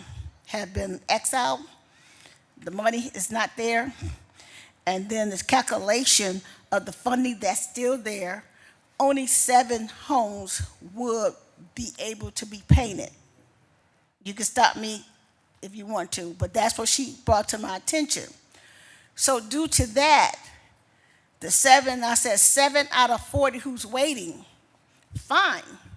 But still the fact remained, those homeowners was promised to get, those 40 homeowners was still waiting to get their home painted through the paint program, through community development. Even our former director, she's not here, but those homeowners are waiting for their house to be painted because inspectors went to those homes recently to re-inspect the home, because those other 40 homeowners whose house was not painted is because they had problems, and they had to get some things rehab. And when our assistant director Tony Scott was here, I was working with Tony because he was over it, and Tony explained to me that because they were combining the paint program with the home repair program, they was making it as one. The inspectors, the other homes that was inspected had problems. So those homes would be, so those problems would be renovated before they're painted. So that was also discussed with Tony Scott, our former assistant director, Tony Scott. So all that was laid out, and when Tony left, I started working directly with Ms. Davis. So she understands that we was going through the process. All the homeowners are still waiting for that, but since Ms. Davis informed me about the funding has been depleted and whatever was calculated, now they're looking at only 7 homes can be painted from the funding that's left. So my sentiment is to say my colleague, Councilman Joe Jones, he and I have not had a conversation, but what he spoke on, that's what is the problem we have now today. This paint program was just excellent. I don't know what happened to the money, but I explained to Ms. Davis, whatever that needs to be done, whatever that needs to be done to reactivate this paint program, to get it back funded. Whoever I need to talk to, so we can do something funded, with the funding, along with Councilman Joe Jones. He hit it on the budget, but we cannot create a program and have the residents being part of it, and it was agreed to have this done, and then snatch it away to say we can't get it done because now we failed the program and we failed the residents. That's not what council do. So due to the fact that these residents been waiting since 2020, we came in 2022. The ordinance is 371/2022 when it was passed. Now, I've been working with them ever since 2023. This is 2026. So I am, along with Councilman Joe Jones and Bishop, we are the East Side Council, and we have more problems with our East Side per se than, I'm gonna take that back. Everybody have issues. But what the point of the matter is, this is one of the agreements when I came in 2022 that was agreed at the budgeting table in 2022 that this will happen. Unfortunately, we have glitches, but still the fact remains we got 40 houses to take care of now in Ward 3. And I want whatever that needs to be done, just as well. I agree with Councilman Joe Jones and Bishop. We're going to have to figure this out. We're going to have to figure this out. So that is my pet peeve, that I want this to be looked into so we can provide services for these 40 residents who've been waiting for since 2023. However, I know other residents are waiting too, just as well as Councilman Joe Jones stated. But we're going to have to figure something out because they're still waiting. They're still waiting. So that's my first one. I have another question. So, Ms. Davis, could you respond to that, Chair, to Ms. Davis? Since I've been working with Ms. Davis since last year, since the director, Tony Scott, left, Ms. Davis took over, and she have talked to so many residents already. So, Chair, to Ms. Davis. Ms. Davis, would you like to speak to that? Through the chair to Councilwoman Gray, you are correct. We did have a conversation about the paint program. Currently this year, it has been funded for $100K. As a result, to the labor portion of the program, it does only fund approximately 7 to 8 families for this year. In previous years, last 2024, we had expended all of the funding. As a result, there was no paint completed in 2025. In 2024, we did use the labor program and service 36 homes throughout the city of Cleveland, which received both paint as well as labor. In previous years, as explained, there was a difficulty that we experienced with residents completing their house because they had to find their own painters to paint their homes. Many of our residents that signed up were seniors and so forth, and trying to find a qualified painter that was able to commit to the lead abatement requirement for painting the home was not successful, especially coming out of COVID. As a result, with the cost increase of labor as well as paint, it was more feasible for our residents to utilize a paint labor program. As a result, with these changes and the aggressive way that we're trying to service the individuals, we are only able to service them with the $100K at about 7 individual homes this year. Council Lady?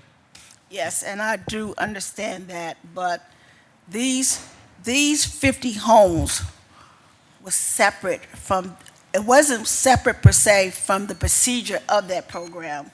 These 50 homes was agreed and decided at the budget hearing at the table, stating that the city will provide all services for the 50 homes. These homeowners did not have to get their own painter. These homeowners did not have to contract from the city labor painters to paint their homes. It was agreed that they would not come out of pocket with paint or labor. This was the agreement that Ward 4 will get 50 home service painted through community development through agreement that was made by the former director and Councilwoman Gray at the budgeting table. If you guys remember, you guys was at the table when she said 50 homes will be painted by community development. And it did not have to come, the old homeowners did not have to find their contractor, and because the city will paint their homes for them. And the 10 homes that was already painted have already been done by community development and by the contractors that came to paint their home without coming out of pocket from them. Can we ask Ms. Davis, are there still outstanding contracts that are expected to be completed for the paint project in Councilwoman Gray's ward?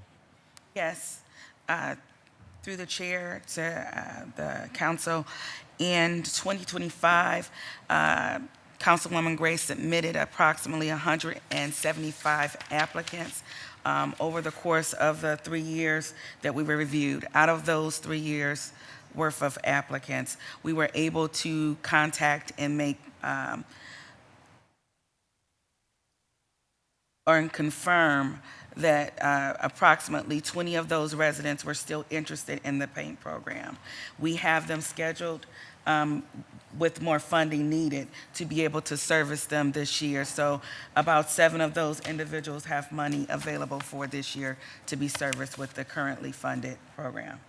We've entered our grace period, Councilwoman, but I want to give you an opportunity to, if we can just exchange that information, the houses that you have left versus the houses that you're expecting, and see where the matches are. Yes. And that's something that we can make sure, our policy team can make sure that we get the information from them. Okay, yeah, thank Okay. you. Okay. Do you want to go back on, Council Lady, for more questions later? Okay. You think about it. We'll go to Councilman Casey and then Councilman Conwell. And then if you want to go back on Council Lady Gray, we can do that. Thank you, Mr. Chairman. Mr. Chairman, to the director, and I know that the chairman has mentioned it a couple of times that you guys will be having CDBG hearings in about 30 days or whenever it's coming up. Can you be prepared at that meeting to either come up with a plan or explain, Mr. Chairman, to the director or to the chief, why the city restricts CDBG dollars more so than the federal government does? Let me give you one example of what we deal with. According to the federal guidelines with CDBG, you can do community cleanups and use CDBG dollars. But the city doesn't allow us to do community cleanups using CDBG dollars. They'll allow us to do graffiti removal and not consider it a community cleanup, but I'd like to know why we restrict ourselves more at the city level than at the federal level. I believe with the federal dollars, we should just follow the federal guidelines, and I don't understand why we're restricting ourselves more, which is, according to the administration, how we got in trouble with losing $3 million in lead. So if we could just, I don't expect that to be answered now, but if at that hearing, if we could really dig into why we restrict ourselves with the CDBG dollars. And then just to reiterate, Councilman Starr, I'd really like to see a breakdown from the administration on community development dollars, whether it's grants, loans, whatever it is, broken down per ward over the last 5 years. And then, Mr. Chairman, to the chief, can you remind us again, the mayor's #1 initiative, according to the book, is the Southeast Side. Can you tell us how much of an investment is going into the Southeast Side? Through the chair, Councilman Casey, I'm going to bring up Marvin Owens, who's a senior strategist for the Southeast Side.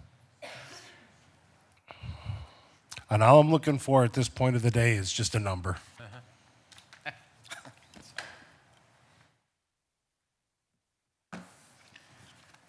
Good afternoon. Good evening. Good evening.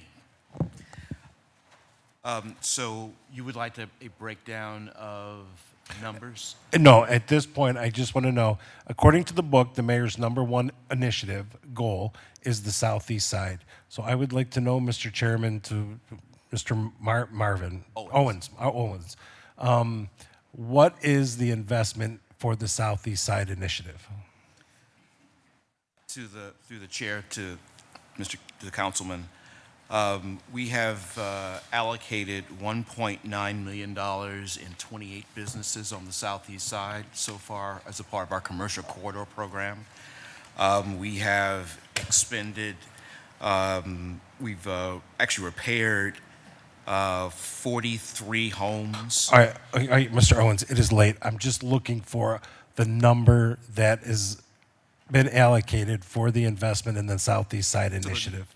To the councilman, through the chair, there is $15 million that's been allocated from ARPA dollars for the southeast side. Okay, and that's what you started rattling off. Is that's the $15 million, correct? So, according to the mayor, his #1 initiative, the southeast side, there's $15 million allocated for that initiative in the southeast side, correct? Yes. Okay. All right. Thank you, Mr. Chairman. Thank you. Thank you, Councilman Casey. Up next, we have Councilman Conwell. Did Legal Aid Society? Director. So, moving out, to get a point of clarity, you're looking to move the land bank there, correct? And it's two other programs are what? Through the chair to the council person. So we are moving the land bank, the residential land bank, the asset redevelopment team, and the HDO team, which is the team that facilitates residential project incentives from CD to the new Department of Development. So through the chair, do you plan on hiring new people or training them to do what? Yeah, through the chair. 18 staff members from CD are coming down to the Department of Development. And through this budget, we are also requesting 6 new positions to help support that work. And then, I'm sorry, can you remind me of the last part of your question? Oh, training. A huge part of the budget reflects our desire to cross-train all staff. So you will cross-train the staff? Correct. Okay. To date, all of the project managers, so anyone that's handling any incentives, is going through the Grow America Economic Development training to get certified in economic development.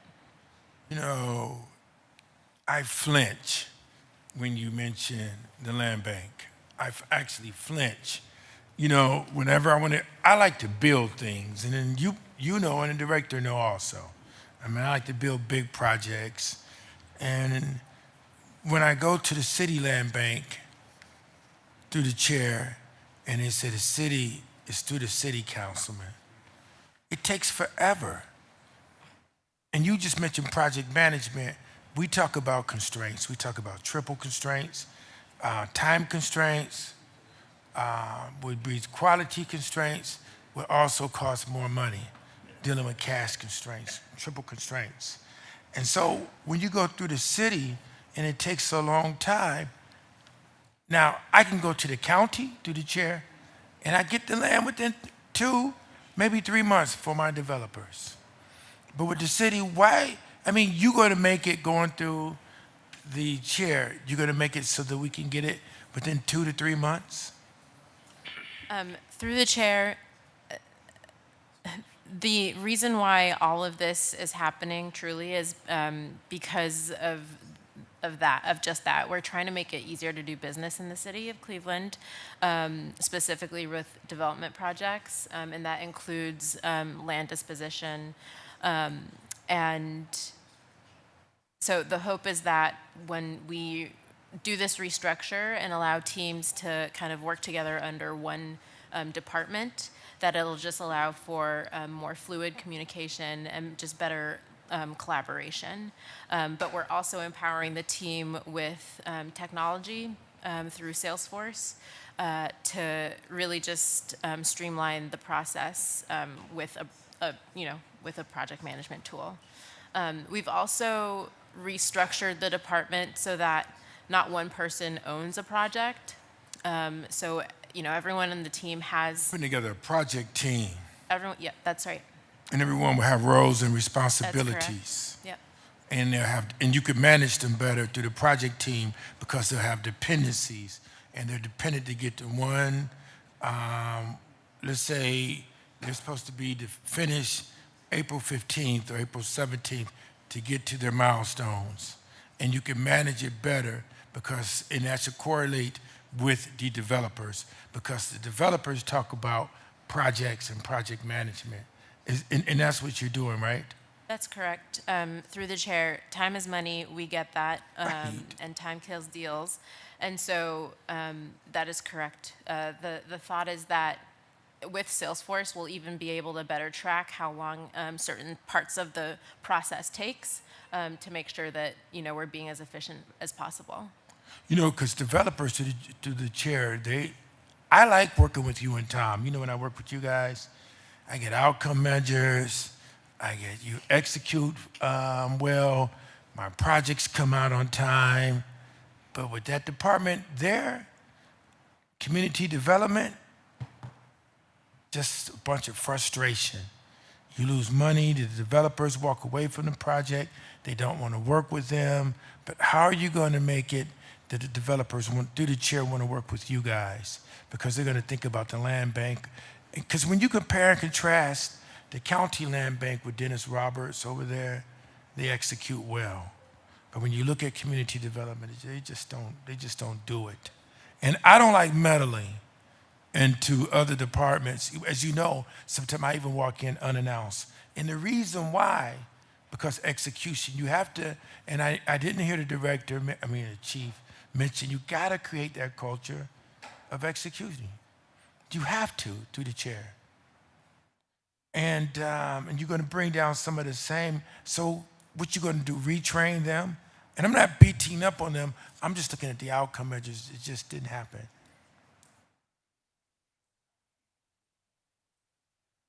Through the chair to Councilman Conwell, just to add to Director Bordeaux-Small's comments, goal is absolutely yes, to get the process time within 3 months. Part of that is because we are legislated to have certain review periods. Council, for example, has up to 75 days to review, and if we don't get a response, then we have to wait that time out. But we know that we can do a much better job of working with you in partnership to get to that resolution faster. But I look forward to working with you again toward the end of March on workshopping those process improvements. We have actually already in the past 3 months that we've been closed, omitted a couple steps to help streamline the process. So understood the frustration from past practice, but I feel very hopeful and honestly a little bit proud of the direction that we're headed. Right. So let me ask you this. Here's the other question, which I'm frustrated about. I'm frustrated to the whole piece. With the land bank, I'm frustrated with community development. It's hard as heck to get money out of there. It's hard to get money out of community development. And I mentioned it to the mayor earlier. You have $50,000 sitting here that I've been trying to get out since August. And you sit down with workers making $65,000 here and another worker making $50,000, another worker making $70,000. The cost of labor costs more than a $50,000 grant. And we can't get it out of there. And you can't get the money out. That's crazy. The land you can't get out. We was over here laughing about it now. We said they think moving in the department, you saw us over here, right? You think moving the department around to economic development is going to make it work. Because if you can't get land out and you can't get the money out, then we can't execute. And we really need help, especially on the east side. We really need help. And that's why, through the chair, to Joy Anderson, I visit you guys unannounced sometime. I just walk in, Tom, because I'm frustrated. And you know what? You know what? The residents look at us. They do. And when you drive through, take a ride through the east side, and you see how the east side look. We're trying to get projects done. You can't blow this here. You can't blow it. Now, I understand project management. I understand it. I'm a PMP. I understand that. I'm an MBA, all of that stuff. So I understand what you're trying to do, but you got to execute. It's a good idea, but you have to make it work. But here's the thing, Tom. I'm there with you. You have helped me out a lot. It's not the idea that you want to make this work or happen. It's on paper. But you know what it is? It's the application of the knowledge. You can make A's and B's, and we're happy that you're doing that. You could do a strategic plan. You could do your strategy review, but it's the application of the execution. And you know, I talk with you a lot about that, Chief, and I'm frustrated. I'm frustrated a lot, so we'll see what's going on. I want to move that land, you know. I want to move the land, and I want to move money, be able to move money out of there. And that's just where I'm at. Thank you very much. And your timer didn't go off for me. All right, thank you. Thank you. Okay. Okay, Councilman Jones is asked to go back on. Councilman, you have 7 minutes. Mr. Chairman, I'm going to be kind of brief because, you know, we spent here, I think we were here last night till, someone said 10:15? Yes. So first of all, thank you for being here for 10:15. So I hate, some of the questions I wanted to ask was to the legal aid because they were part of the presentation that was made earlier, and so I wanted to talk to them. So I see that they are not here. So I wanted to ask, Mr. Chairman, to, first let me just start out with making the preference here that, and I'm very tired, Joy Anderson has done a wonderful job. And I wanted to give her kudos for the work that she has done over the years, because whenever I've had an issue or had a situation that I needed to have attention to, she has been the consummate professional. So having you lead the department, I presume you're leading the department, Mr. Chairman, to the director, are you? Well, you should make her the head. And here's why that's important, Mr. Chairman, to Mr. Tom McNair. She's been there. She knows this. I don't know if she wants to receive it, but she's been there. And you should pay her for the time that she has been there. Because a lot of our people who have been there over 20, 30 years, they know the work. They've been there, done that. And you should promote them. And you shouldn't look at them because they're older or they're, I don't know if the administration is looking at that, but That would be age discrimination. I don't care, but I've heard so much, right? So and I'm the type of person here, Mr. Chairman, that will tell you the truth and you may not like it. And sometimes the chair people don't like it when I talk the truth. But I didn't come here to sugarcoat it. I come here to tell you that this is a great person right here. And you should give her the opportunity to lead this department. And community economic development, Mr. Chairman, from what I remember it used to be, was flawless. Just like that young lady, Mrs. Small, made that presentation, I said she was flawless. They were flawless in their proposition. Because that mayor at that time, with that council, was about how we produce housing. And they had housing developments in every single ward in this city. And so what I'm sharing with you right now, if you want success, keep the people who have the wisdom and the knowledge and the wherewithal to be able to do it. Because at the end of the day, she's paid the price. And intellectually, we don't have the capacity. That's the reason why you're breaking this department up. Let's tell the truth like it is. Because you don't have the intellectual capacity within keeping the department whole. So now you have to split it up in parts and pieces. And that's okay. I don't have a problem with that. As long as the people who are leading these departments are capable, competent, and they're willing to serve the citizens of the city of Cleveland, which is important to me and the residents in which I represent. And so with that being said, you know, When it comes to the paint department, when it comes to services that hit the people of the city of Cleveland, they want to know that their city can deliver. And when their city cannot deliver, then I hear it when I knock on that doorstep. I hear it when I hear those complaints. And as a elected official, I try to do the best I can every single day to get up and think about how I serve. But it's not how I serve, it's how well I serve. And sometimes, Mr. Chairman, it takes being very patient and listening. So in years past, even though we were here to 10:15, to those who are in the audience, there's times when I was here at 11 o'clock and 12 o'clock. 1 o'clock at this table.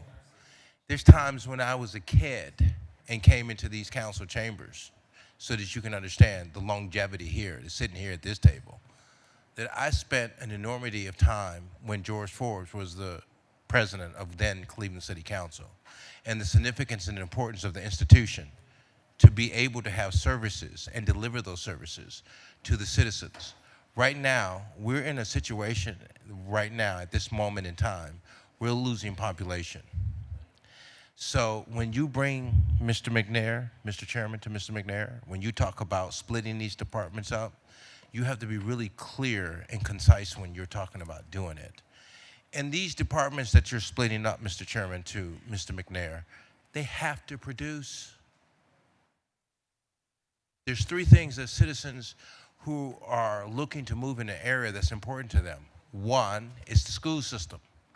Is the school system able to teach their children?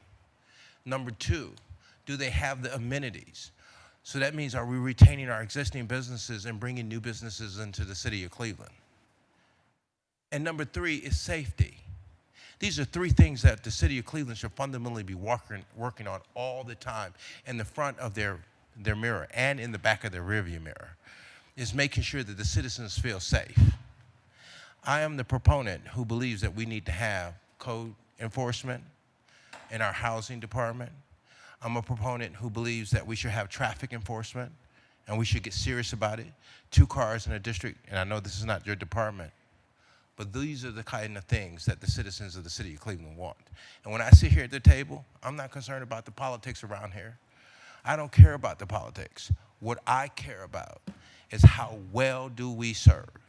And I hate, Mr. Chairman, that the legal department is not here, or legal aid, because I wanted to talk about 42 people, and maybe I can talk to Mrs. Anderson about this, where we have 42 families that are being displaced because we have, unfortunately, and I brought this to the president of Cleveland City Council's attention, that we have 42 families are being displaced right now, who are being kicked out of their homes because we have now another person who's come in, another investor who's come in and taken over the property, and they're kicking these people out in the cold.